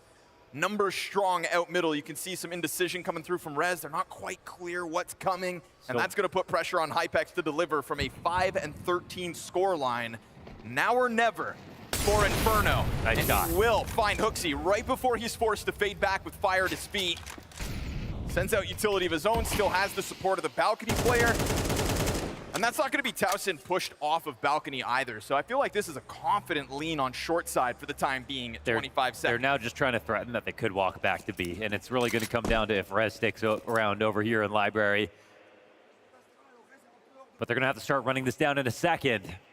I mean, they have to go now, Astralis. 14 seconds. Force Hypex to miss with the flashbang. Towson gives up his position. And this bomb site looking rock solid. Posey a little late to the party, has run out of time to plant. And with B players alive, all's good. So yeah, a little slow to pull the trigger. It's a good shot from Hypex. Hooksy steps out 1 second too early. If he had waited, there's maybe a choice there to fall back instead of stick around inside of it. But Astralis, they kind of have rounds to play with right now. Still worked the map very well here. There wasn't actually any pushes from GamerLegion to fight back for information. They weren't going for a late mid clear. They didn't have a double arch set up to punish anything inside of mid. They certainly weren't looking down Banana. They do that too many times, they will lose.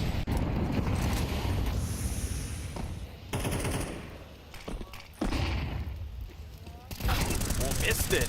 Wow. PR did it. He instantly saw that. It's a great flash. Drax in for the double mow down. Snacks, though, dangerous game to be this far up. Yeah, very. Trajectory of the utility is just going to let Stair know everything he needs to jump on that one. Finds an isolated that's bad duel. smoke. Yeah, no, gap within he's got to be careful. Stair is already recovering this round from a 3 versus 5 disadvantage. He will take to the top of Orange Box. Hypex on the hunt. 3-on-3 must be a retake, and they're still sitting on A. They aren't for sure that it's the B site right now. PR set this round up perfectly for GamerLegion with the 5 versus 3. Couple of small missteps, costly. And GamerLegion will have very little to be proud of throughout map 2 if they can't make this retake happen. You've got HooXi leaning back on Nubox, smokes in front of him, soon to fade.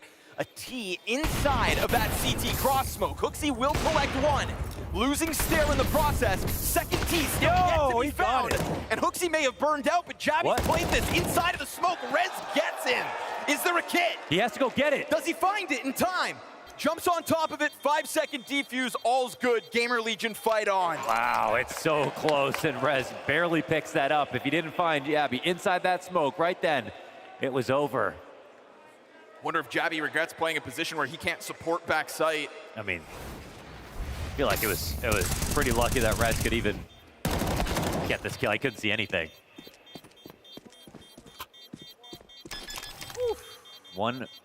Just a half second more, and this is over, so. Crazy close. But just enough to keep them in it. The moment's back on overpass as well, where we just felt like it's enough to keep you in it, so fight on. At half of the round count of Astralis, but versus Pistols this time.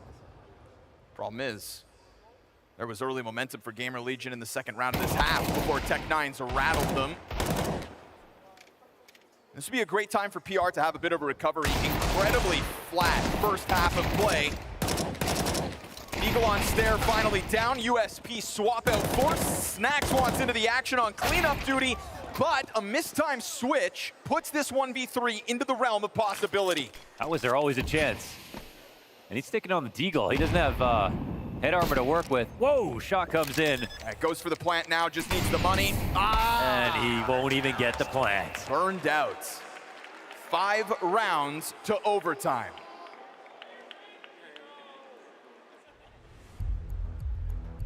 I want to believe there's just too many small mistakes that are happening on Banana versus almost nothing that, you know, eventually Astralis just break through on the default. But even when we go into the mid and late round, I'm not seeing the protocols in place for GamerLegion where they're really playing to win. Instead, I feel like they're a little too static, just floating a bit, hoping that the round comes to them. You know, oddly, I think we drew that same parallel back on the CT side of Overpass. But that's where we thought they would be lost, where they should be lost, having only played it once in the last 3 months. Oh, they definitely should have lost. It's a bit jarring to see it occur again here on their map pick. For now, they fight on. Counter-terrorists win.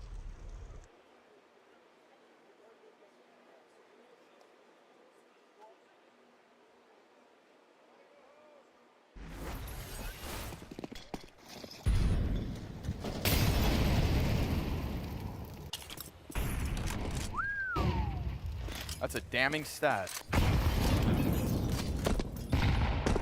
That's why HooXi's laughing.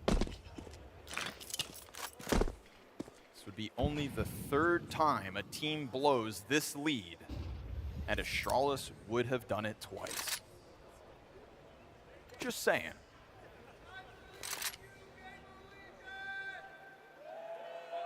Math guy always finds a way to scare you.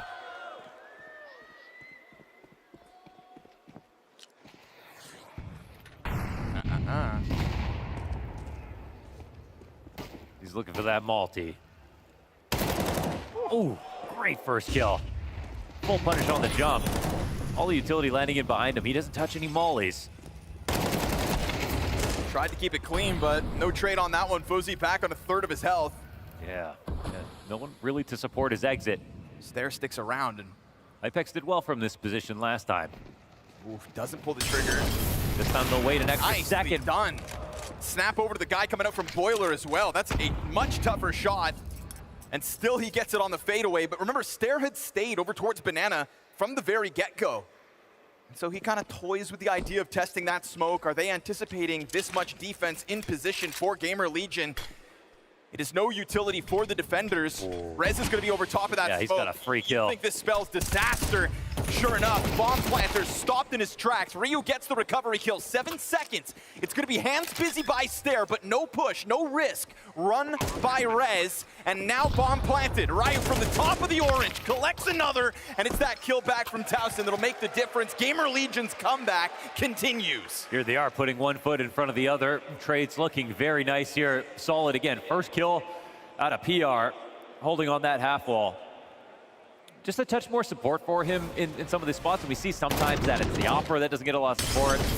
But just an escape protocol, something to help him multi even, but no flash behind him. Just what get what you can, whatever you can is enough. And it allows Astralis to get to the site, get a chance to pull off a 2v3. Missed smoke on the CT cross. Yeah, they just, I think it was FaZe ran back to line that up, or Stair, excuse me. A little too quick. One Galil on the field.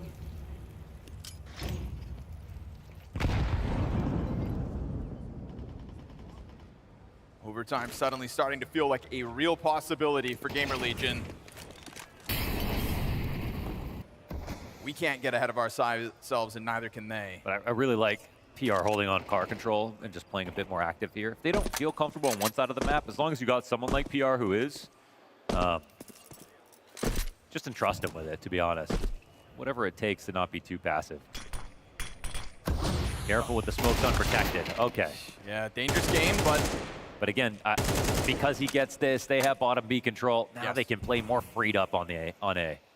Dropping another smoke in front of the apartments as well at a minute mark. Oh, worst thing that could happen to Astralis, man. They get better by the round.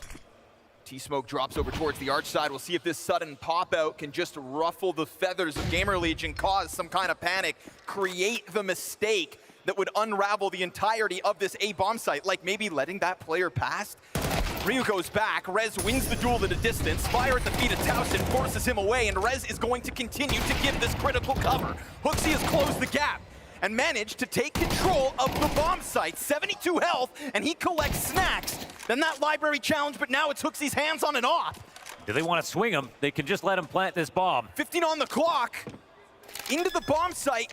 He's not charged down until it's at least been planted. That's a little more money made by Astralis, but at that point, HooXi, you know damn well wanted that clutch. It was, yeah, very close. So this game actually becomes 3 rounds, and now we're actually seeing GamerLegion really take advantage of the situation. I feel like they got away with a couple there, but now they're starting to make some improvements. They're fighting for a bit more space. The aim is looking pretty good.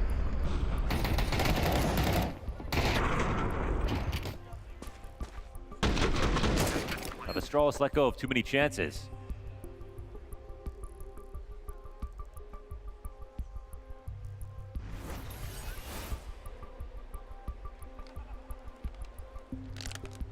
Snacks has quietly climbed that scoreboard. Now 20 kills to his name. You know, we had a lot of conversation about PR and Rez taking over Overpass. You know, we even said back in Overpass, yeah, there's some sloppy rounds, there's some messy moments, but ultimately, in that map specifically, GamerLegion just want to take round wins as they come. And so you take them off of the individual levels. And as PR had struggled throughout that T side, as Rez also looked like a shell of himself from map 1, here we are, CT side, things start rolling, and you've got Snacks at the top of the board.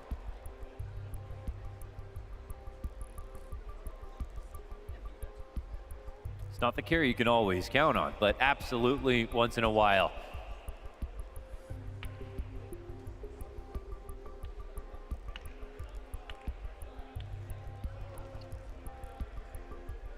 Headsets off, Mohan, say nothing.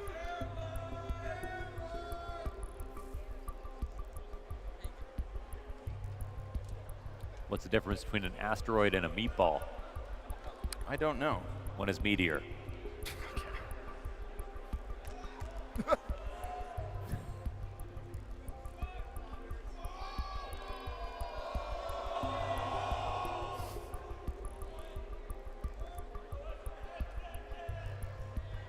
You know, I think we should start finding people in the crowd with lots of hair and make fun of them instead, production. Yeah, who's got too much Who's got the longest hair in here? If you've got long hair, put your hands up. We'll find you, and we're going to make fun of you instead. Not the ladies, though. Y'all are safe. Hair. Hair. Ha! Ah!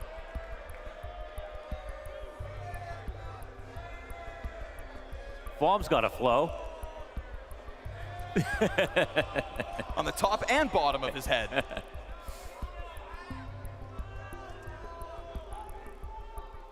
Hair.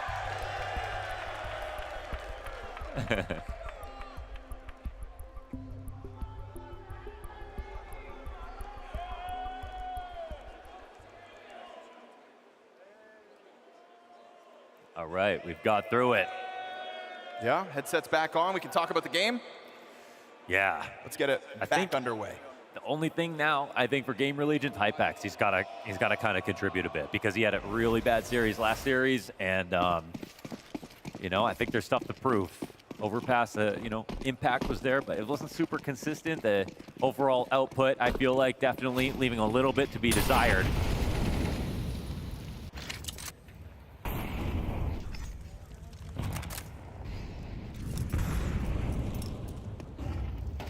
But he really does often go unsupported. And at least we've seen a couple of nice shots from the short to mid hold.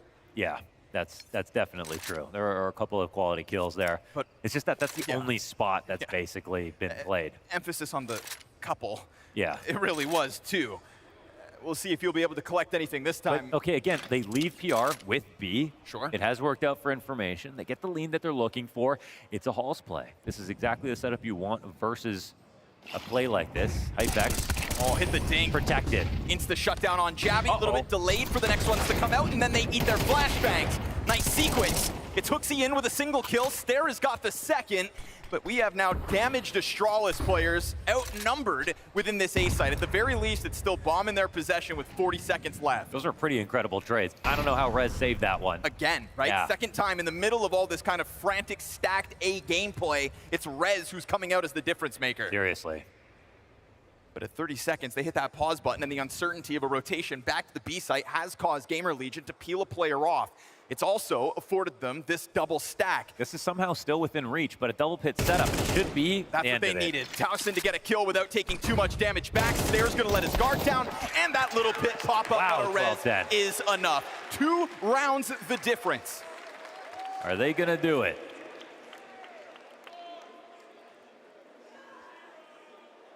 It was those GamerLegion chants, guys. You got them fired up.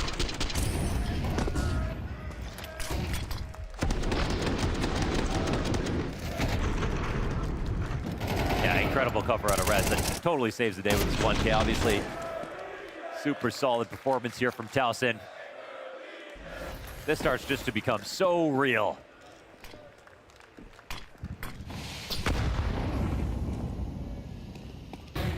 Oh, he gets away with that? Oh, somehow, man. Just wanted to make sure he had full vision. Snacks, 30 damage off that nade. That's just such a key player to get down, though. He was winning these rounds by staying alive on B. It wasn't necessarily even fragging. But they're not going to be quite as comfortable, I feel like, pushing down in this case. So 4v4, but PR out of the picture. And a third rifle offered over. And again, we know what Hooksy can do when he's got car control. If GamerLegion are going to try to go for that full lean towards B, it's got to hit them something. But Hypex. actually, an op here is kind of nice. Full utility as well, Hypex in this moment, right? There's tons of nades still for GamerLegion to put the pressure on the clock. He's just got to hit his shot. Simple as that. Sometimes easier said than done. He has landed some over towards that 8-line. Well-placed nade's going to soften up 3. That primes the 3 other rifle players of GamerLegion as the round goes on. Well-timed utility in front of it. Hit the shot, and he will. Oh, so then much the support. util lands perfectly timed at 40 seconds. Frazzled Astralis trying to just beat their way through this B bomb site. But so much pressure by the utility to just completely cut off each and every member of Astralis. The counter util was perfect, and they did not let PR down after he got his kill on Banana. That was the best looking hold so far. Everyone was full blind. Snacks dipping in and out of that smoke, but with the cover of a flash. Had the full right to do so. And now Astralis are on the rope. Hypex hit his shot. That's all they needed. Can't believe they actually might make the full comeback. Round 24 we go.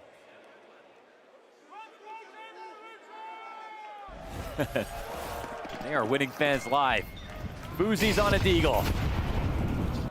That's that recovery for PR in the second half. In numbers. They want him dead. They just want that out of the round so badly. Snax eats more nade damage this round than the last.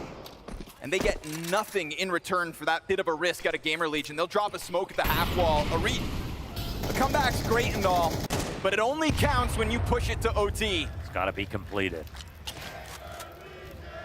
And even that's only half points.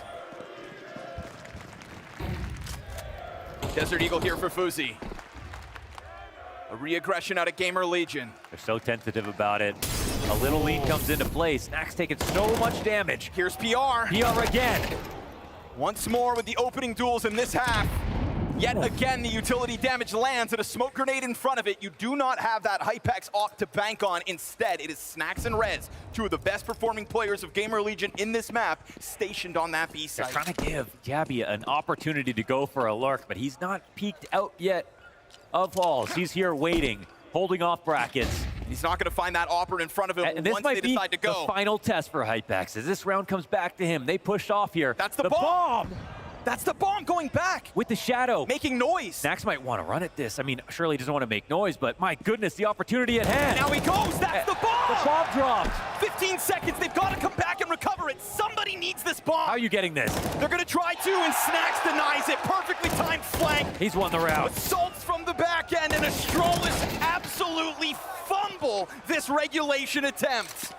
An overtime challenge awaits them as GamerLegion have seized control of Inferno. Man, back on Overpass. This series, it was looking like some kind of dud. Astralis somehow have blown the chance to resolve that bitterness, to actually take it to a third. The full comeback has come into place. And GamerLegion have gotten better by the round. At first, in these first few CT rounds, yes, sir. I feel like they barely scraped by. Honestly, if they don't lose to the force buy at the start of the second half, GamerLegion have already won this series. Right, I mean.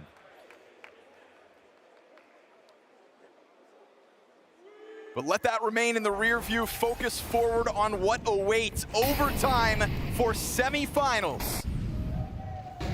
And Hypex is now hitting them all.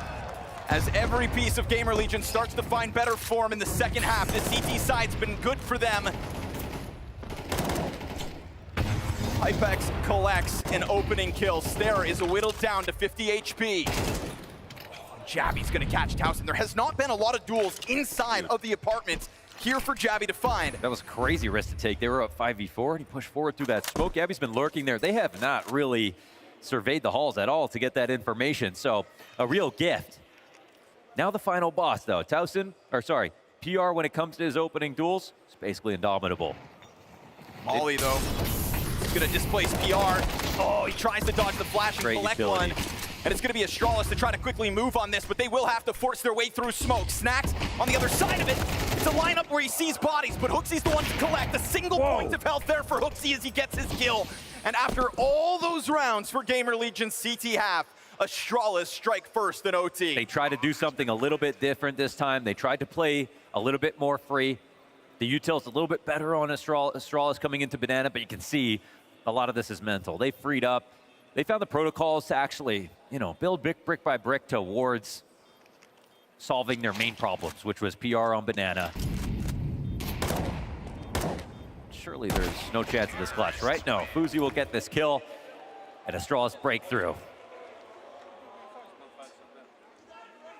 First round of overtime is theirs.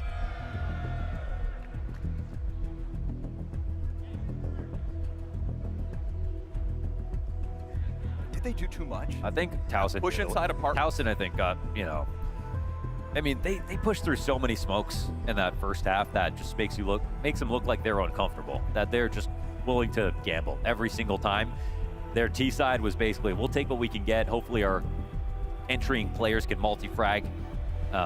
When they switched over to CT, much more disciplined, much less running through the smokes. But my goodness. This last one here, I don't know. There is some pressure on you when you win that many rounds in a row. you don't think you're going to win doing the same thing again. So I get that. Right, change it up, shake it up, but in a 5v4? And also, does it have to be a smoke push? In a 5v4? Yeah, in a 5v4, does it have to be a smoke push? Ooh, that's a nice stat line to drop down at this moment. So they'll let it go to overtime, but they're fine there. Very much unlike Ninjas in Pajamas. We get early damage here on Stair and Hooksy. But they'll get vision on Banana if that's what they want. Oh! Damn, both players down to 40 health off 2 frag grenades. Another smoke push, but this time at least it's supported with utility. You've got that half wall smoked off as well, and dismantling Astralis off of the half wall boost gave them enough space to try to put Hypex on the angle instead. Smokes fade, he reveals himself. They're gonna know damn well up on this B bomb site. How does that change the moves for Astralis? I don't know, but yeah, Hypex shot at nothing. Was trying to sort of pre-fire that, and the flash wasn't effective either. That's, psychologically going to change the approach, and also Hypex might be a little bit more nervous about what kind of utility is going to come his way.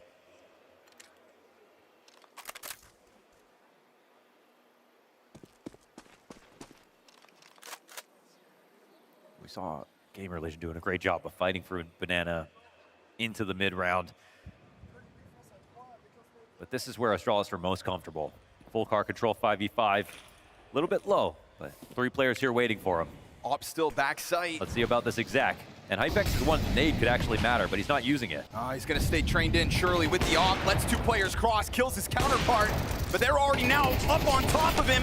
He's blinded in the process. PR's repositioned. Going to get flushed out from the back of sight. Look at the damage that's been done. And the cover on the bomb plant non-existent. Snacks has slipped the net. And as he sticks inside of the corner, Stair's going to come out to clear him. Just enough time. Bomb to go down. And they're not ready to move on this just yet. Walking up for the retake. Could be a critical moment here for GamerLegion in this series. Big move from the top performing Astralis player, but caught. All too ready was Towson. Totally called out, and Ryu now reveals his position. Stuck in the back of sight, wants the op to work with instead. They're coming in for the double swing. This flood, right? Hit him at the same time. You'd think somebody will glance it, but he gets that first one. Oh, a leg shot. Damn near chance, but not enough. Defuse collected, game tied, 13 rounds all. Wow, he had to clasp his hands for that one. That was a very formidable hold on the site, and the 3rd rotation to show you that they were really thinking about what Hooksy would do. Honestly, there was solid stuff in from both sides, but that little bit of damage helped out a lot. Yeah. Oh. Close call.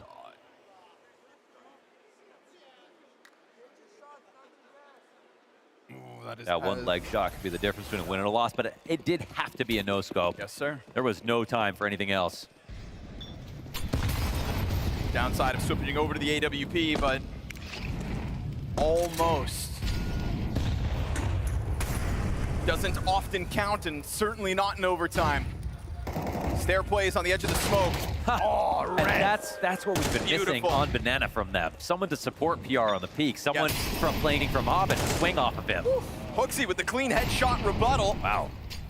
That's PR down, not given a chance to get out from behind the sandbags. Oh, they're getting crazy. Gonna send Snacks through, and it pays off. That was so sweet because they just dropped the smoke, too. You'd think there might be a pause in the play, but no. This is newfound and earned confidence as the CT half has gone on.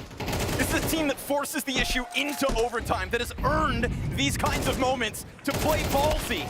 And so from pit, Towson cuts down another FaZe 1v3. And he's got bomb in his possession with 50 seconds. So Towson's had enough. In the sight, 14th secured for GamerLegion. Oh, their confidence is boiling over. I'm really liking a lot more of the moves that they're making at this point. The cameo from Rez is a beautiful idea. The shot in from Hooksy in response was also great. Wow, totally blind for that kill. And this tactic is excellent. I think we're seeing Snacks play fearless too, but also supported. They're making the smoke pushes just their signature style, but at least now they're doing it with flashbangs.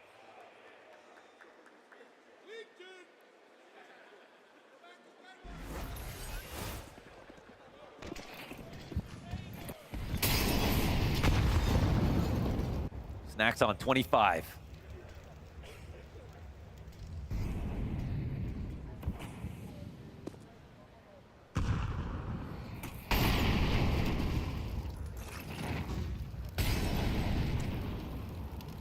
So we know what worked for GamerLegion on this T side. It was the fast A plays. Immediately though, it's quite a different round. But again, it's just not what you see often on this map. A team that's comfortable trying that.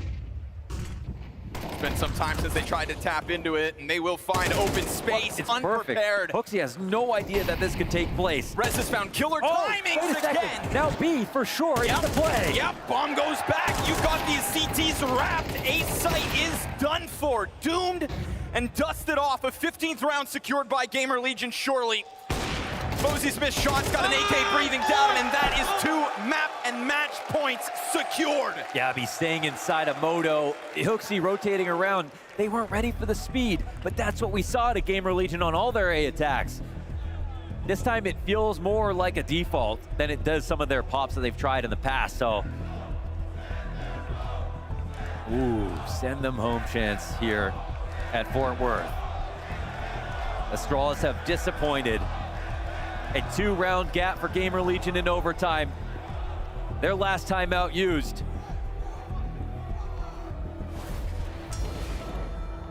This timing is perfection. Just even having the, possibility to reopen the B site. Goodness. Oh my goodness, Rez. After what we say about how they would just have such, kind of this like haphazard decision to jump on A and to pounce the stack site. Yeah. Totally different move. Totally different for GamerLegion in the first round of their overtime T side. Snax is leading on kills in this map, but Rez on this series, it's just been fantastic. Overpass and here. PR one bad half here on Inferno, but we saw his opening kill stat still very successful, particularly in the second side. And they're going right back to, again, what's worked for them. Why not? Ryu, flash in front of him. Flash into the great. short side, they'll go into the low down, Jabby down beneath. And that is his quad. Oh, wow, what a shutdown out of Jabby. They try to tap back into what worked in regulation. Astralis have different ideas. At first, the flat, blinding the guy. Full blind, top of the balcony. Oh, what a spray transfer. Damn, that's one hell of a clip out of him.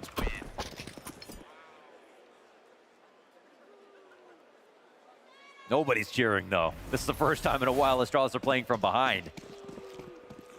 I think there is more frustration than joy until they lock in another overtime.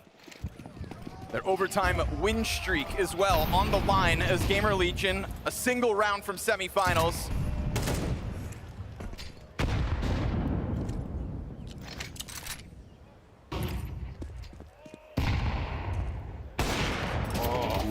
That could have been his for the taking. Ryu up top again. Oh, PR down. Snaps down, same setup, different result. Drops the hammer on him. FaZe up to the plate. And that offer is going to get pinched from the balcony side. What? Snax to get the kill. He's going to flush him out with fire. FaZe down to 20 health. Snax still playing with his food. Throwing everything at him. Nade hits him. Up shot misses. Snax gets there in the end. How is he still alive? Library player misses a chance to strike him down, and now Snax within this bomb site, but the bomb's still got to work its way out through the apartments. Library blindside. Towson's got this. Dead to right. Snax drops the ball. And in the 58-12-4 lead on Inferno, Astralis will drop it for only the 3rd time in CS2 history. What a fumble!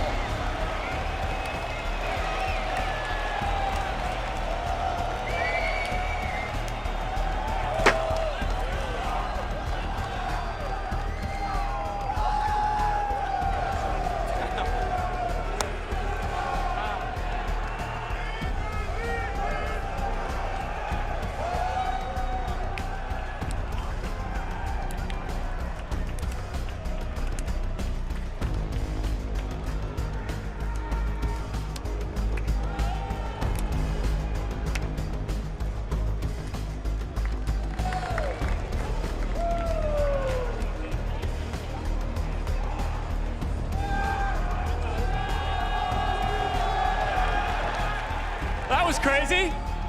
It was a little bit, not gonna lie. Snax, you've been doing this a long time, but I imagine you've still got something rushing through your veins right now after that comeback. I mean, I'm probably hungry. I would eat something to chill out a little bit. But it was nice to got such a nice comeback, you know. Did you always believe Of course, because I played pretty good CS on Inferno, so I believed. You really grew into this map here, just kill after kill after kill. It feels like you were leading by example. I mean, I felt like yesterday we a little bit pushed it out when we played on Mirage, and I was tilted on it, so I wanted to show that we can play aggro as well. Did you enjoy the fact that you really started to get this crowd on side here in Fort Worth? There were even chances to send your opponents home. You really won them over here. You know, I love USA every time I'm coming here, usually. I love everything about it. Food, people, it's so nice.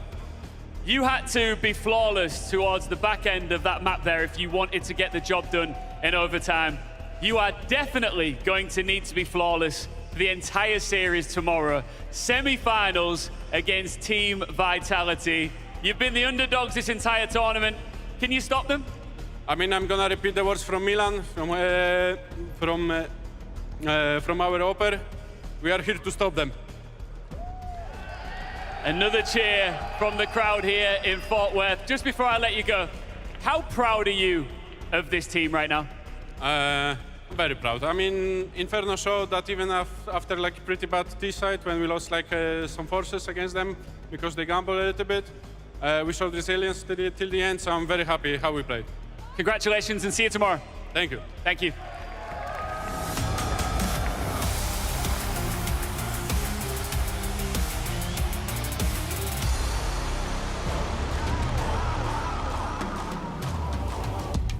Not here for the glory. I'm here cause they called me. They said that they needed a hero, guess this is my origin story. So no turning back then, when the whole city's collapsing. You know it's time, all on the line. Okay, I'm ready for action. I can feel the ground shaking. I'm charging up, I'm electric. You better come at me with all you got, cause I'm ready. I'm ready, power up. Time to suit up in the main. Power up. Make you remember my name. Power up. Is that a bird or a plane? Power up. Here I come to save the day.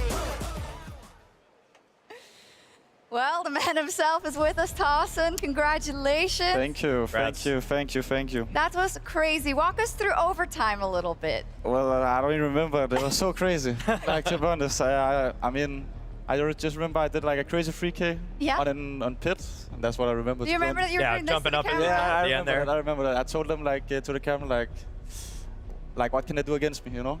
Yeah. It's cool because I crazy. feel like that's what everybody felt like. We talked to Snacks on stage rather, and he had that hero AK. Yeah. Do you remember? And he got 3 kills and you let him down, man. Yeah, we did. I was in a bit shocked when he said he wanted the AK in first place. So, but yeah, he did a 3K, but we didn't follow up, so that was kind of sad. But everything else was good. Yeah, it was. Sorry to call you up, Maui. Yeah, excuse me for asking, but were you with Snacks the first time he was on GamerLegion, or you were right? You came right after. I was right after. That. Yeah. Yeah, right after that Yeah. one.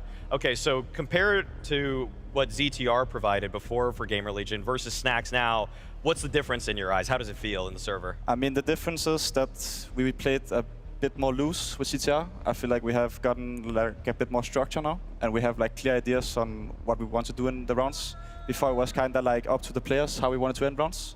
Now it's really like, I wouldn't call it set, but it's a bit set, yeah.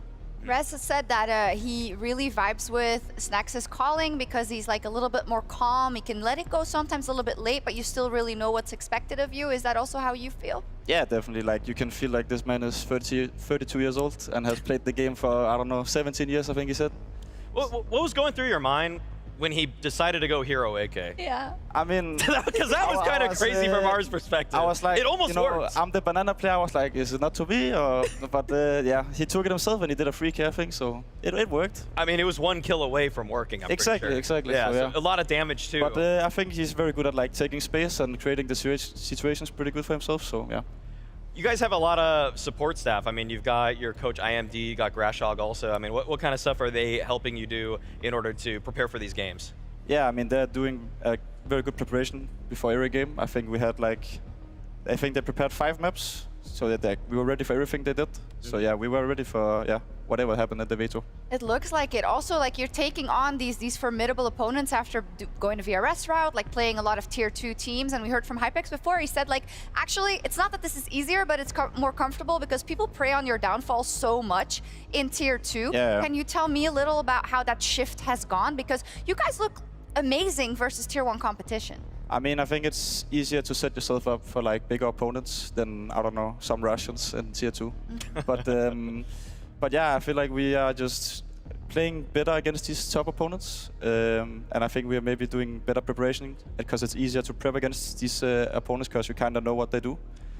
I guess, how would you explain it then when you, because you guys had some kind of mixed results, I would say, in the tier 2 LAN circuit. You did win that one, I think, in Copenhagen. But for the wins here against, I mean, Astralis and Furia, those are just kind of wildly impressive. I mean, I know you kind of said, I guess you know what to prepare for. Anything else that even maybe makes tier 2 even more difficult? I mean, I think people just play a little bit more careless in tier 2. Okay. So yeah, I think that's like the most... Just random swings? Yeah, kind of. People are a bit random. Okay. Yeah. Now, tomorrow, it won't be as random. No. It's Vitality. It's Vitality. Yeah. Tell me a little bit about how you look forward to that, because I know that for a lot of teams, right, they all want a shot at Vitality. So tell me a little bit I mean, we won as well, so let's see tomorrow. But I think it's going to be a tough match, of course. They have been the best team and the best team of all time for the last 2 years, I think. So yeah, it's going to be a tough game, but we look forward to play it. Okay. Do you feel like this momentum, like it's complete, it is real, right? And there's been a lot, I want to say around the server and stuff like that, right? But you guys, you show up because this is your opportunity to show what you've got. Do you have that instinct of like, this is the momentum that we needed, this is something that we can parlay in something big, even if it's not necessarily making it to the final here in that run up to everything in the second half of the year? Yeah, I mean, I think we're just happy to be in the semi-final right now, and then let's see what happens tomorrow, to be honest. That's awesome. Thank you so much. Thank you. Good luck. Thank you. Thank you for frame-mogging Maui also, and we're going to kick it over to Dust. Thank you. Docs, I'm Dustin. With me, I do have Rez, and I know that you know, your teammate there had an opportunity to answer, but I kind of want to get your take as well, obviously, is, you know, crazy comeback, obviously, on Inferno. We were actually kind of chatting a little bit. They showed us down screen. It's only happened like 3 times in 60-something games this year where someone's lost that big of a lead on Inferno. At what point in the second half did you really start to believe it was possible? I mean, these kinds of comebacks, you usually start to feel it like 4 or 5 rounds into it, because I feel like that's when the opponents start to change the game a little bit. They don't seem as much confidence as they were before. So yeah, we definitely felt it after that, like in how they definitely executed and how they took peaks. Like they hesitated a lot. That's what I could feel in the end. So yeah, already there I felt that we kind of have this game. Like we felt so comfortable and we had a lot of confidence going into the last rounds. So yeah, I mean, that's what I take away from like that Inferno. Yeah, so, you know, obviously this started with the, I don't know if you call it an upset on Overpass, but they've been a pretty good Overpass team this year, and they had a pretty solid first half in that one. What do you think kind of allowed you guys to pull that one back as well to, you know, give yourself a chance at 2 other series? Yeah, I mean, I think they are definitely like one of the strongest Overpass teams. I think that, like especially this team that we even looked at before. Like I think they destroyed us in past games on the Overpass, and I mean, I think they have a really strong T side. I think they got like 6 rounds still, and that's where the strong part is. I just think their CT side kind of choked a little bit against us, and I don't think they were ready what we had coming for them, because we had to change something, right? Because we couldn't play like we did last time against them. We definitely knew that, so we had to change something up, and it definitely worked this time, and I think we shocked them a little bit with that. Yeah, I think the reference you're making is, of course, the IM Krakow play, and where they were able to stop you from being able to progress to the main event, the first Tier 1 event of the year. Yep. Was there some type of extra sense of like motivation, or, you know, something that kind of drove you a bit more in a game like that one where this guy had already, you know, gotten one on you, so to speak? Yeah, of course. You always want a revenge, right, when you lose to a team, and I think this is the perfect place to beat them on, in my opinion. Going to, like, playing on stage and going to a semi-final is super big for us, and I think it's the first semi we have in this team, if you take away like this Parken LAN and this. And so yeah, this is huge for us, in my opinion. It's a big step forward right now in GamerLegion, and I'm super happy to do it with these guys. Yeah, my last question for you is going to be this. Is obviously GamerLegion kind of had a solid first season in 2025. You had a couple of good results there, but things kind of tapered off, you know, kind of towards the end of the year and coming into this year, you know, mostly playing tier 2 events. What do you think has been the biggest difference in the team now compared to then that's allowed you to have success at an event like this one? I mean, a big part of our success here is probably, or like in the recent time, is probably like with Snacks, what he's doing for us, and IMD as well. I think they're an incredible duo together, and we're working super hard and we're practicing more than ever before, I feel like. And yeah, we're putting in a lot of hours right now into fixing our game and all the mistakes, because we want to be a top tier team. We want to beat Navi, we want to beat Vitality and all these teams. Like, that's where we want to be, right? And that's what we're striving for, and that's why we're working so hard right now. And yeah, the big game is tomorrow against Vitality. Yeah, so a quick follow-up to that, and this will be actually the last question, I promise, is, you know, Snacks is an in-game leader that's taken a lot of criticism, and I'll admit it firsthand, I've been the one to do it. Obviously, his time on G2, you know, we can have that debate a different day, but I feel like on this team, you know, he's been able to do some good things. Kind of maybe give your take on Snacks to the community, you know, what he's been able to bring to GamerLegion, you know, to silence maybe some of that criticism. I mean, yeah, definitely get some undeserved hate, in my opinion, because obviously people don't know what he's doing in the background, and always gonna be like that. And for me, it's like he's one of the most like hardworking players I had, and he puts in a lot of time into like putting the pieces we have in the right places, kinda. And yeah, I think he puts a lot of effort into like trying to give this team an identity, kinda, and all these things. So yeah, and you can definitely feel that he's a tier 1 caller. Like I play with a lot of IGLs, and he's definitely one of the best I play with, for sure. Like, no bias or anything that he's because he's my current teammate, but he is definitely one of my best I've ever had. So yeah, I'm super happy to have him in my team, and you can really feel that he has experience and he knows what to do, and he always has a call, and he always has a plan and idea, and I think that's super necessary in all games. Any final thoughts to anyone out there, fans, anything like that, before I let you go? Yeah, I'm surprised. I actually saw a lot of fans here today. Yeah. So I'm super happy that a lot of people came here. So yeah. All right. Well, I appreciate you so much for taking some time to speak with me, and good luck and tomorrow. And obviously, congratulations for making the semifinals. And yeah, it's going to do it here for us. Thank you. Thank you very much. He's right. There were a lot of people yelling like good things to GamerLegion. They were like, "Come on, GamerLegion, let's win!" So yeah. They really hate Astralis here. Yes. Let's just be honest. Hey. I don't know. I mean, I think that a lot of American fans still have it out for Astralis because of what they did to Liquid. Over and over and over again. And some people never get over that stuff. That's why the British people still don't like Americans. Okay, we're not going to get into that. We're not going to get into that. What we are going to get into The West started here. What we are going to get into, unfortunately, is that on the other side, we also have Astralis, who lost their chance here to make it to the semifinals, and we got to catch up with Hooksy. Hooksy in an incredibly frustrating series and an incredibly frustrating end to that second map. Yeah. What went wrong? Everything. I don't know, it's like amateur hour. We cannot play default, we cannot play start of the round, middle of the round, end of the round. It's just embarrassing. Was it a collective issue, or was it individual errors? I mean, where do you think the fault lies here? I think it's just more of the same of first map. Like, we should have won the first T-side 10-2, but we do good for 90% of the round, and then we just run around like headless chickens without communicating or just even doing simple things. So it's just incredibly frustrating, I should say. So do you give the credit for that win to them, or do you think it was more for you guys falling apart? I think we could have lost to my dead grandma 5 times. So, I mean, we could have played whoever. It doesn't matter. Any positives you can take from the experience aside from here today? Not a single one. Thanks for your honesty. I have a lot of respect for IGLs and for players in general when they, you know, do say the harsh things, you know, and are very introspective and honest. But that is a hard one from Hooksy. I mean, he looks dejected, right? And you always would after a loss, but Dust, it almost seems like a different level, bro. My issue is this is the same thing I heard him say at Bucharest. It's literally identical. And I think that you saw the cracks begin to form at that event. Yes, they made the finals, but people will forget very quickly that, yeah, second place looks really good on the list, but they almost got eliminated by eyeballers in the quarterfinals. Very nearly got O2'd there. And you could just see throughout the rest of that playoffs that they had their struggles. And then, look, when they played foot, yeah, they took a map, but they got bulldozed the other three. They weren't even in contention, really.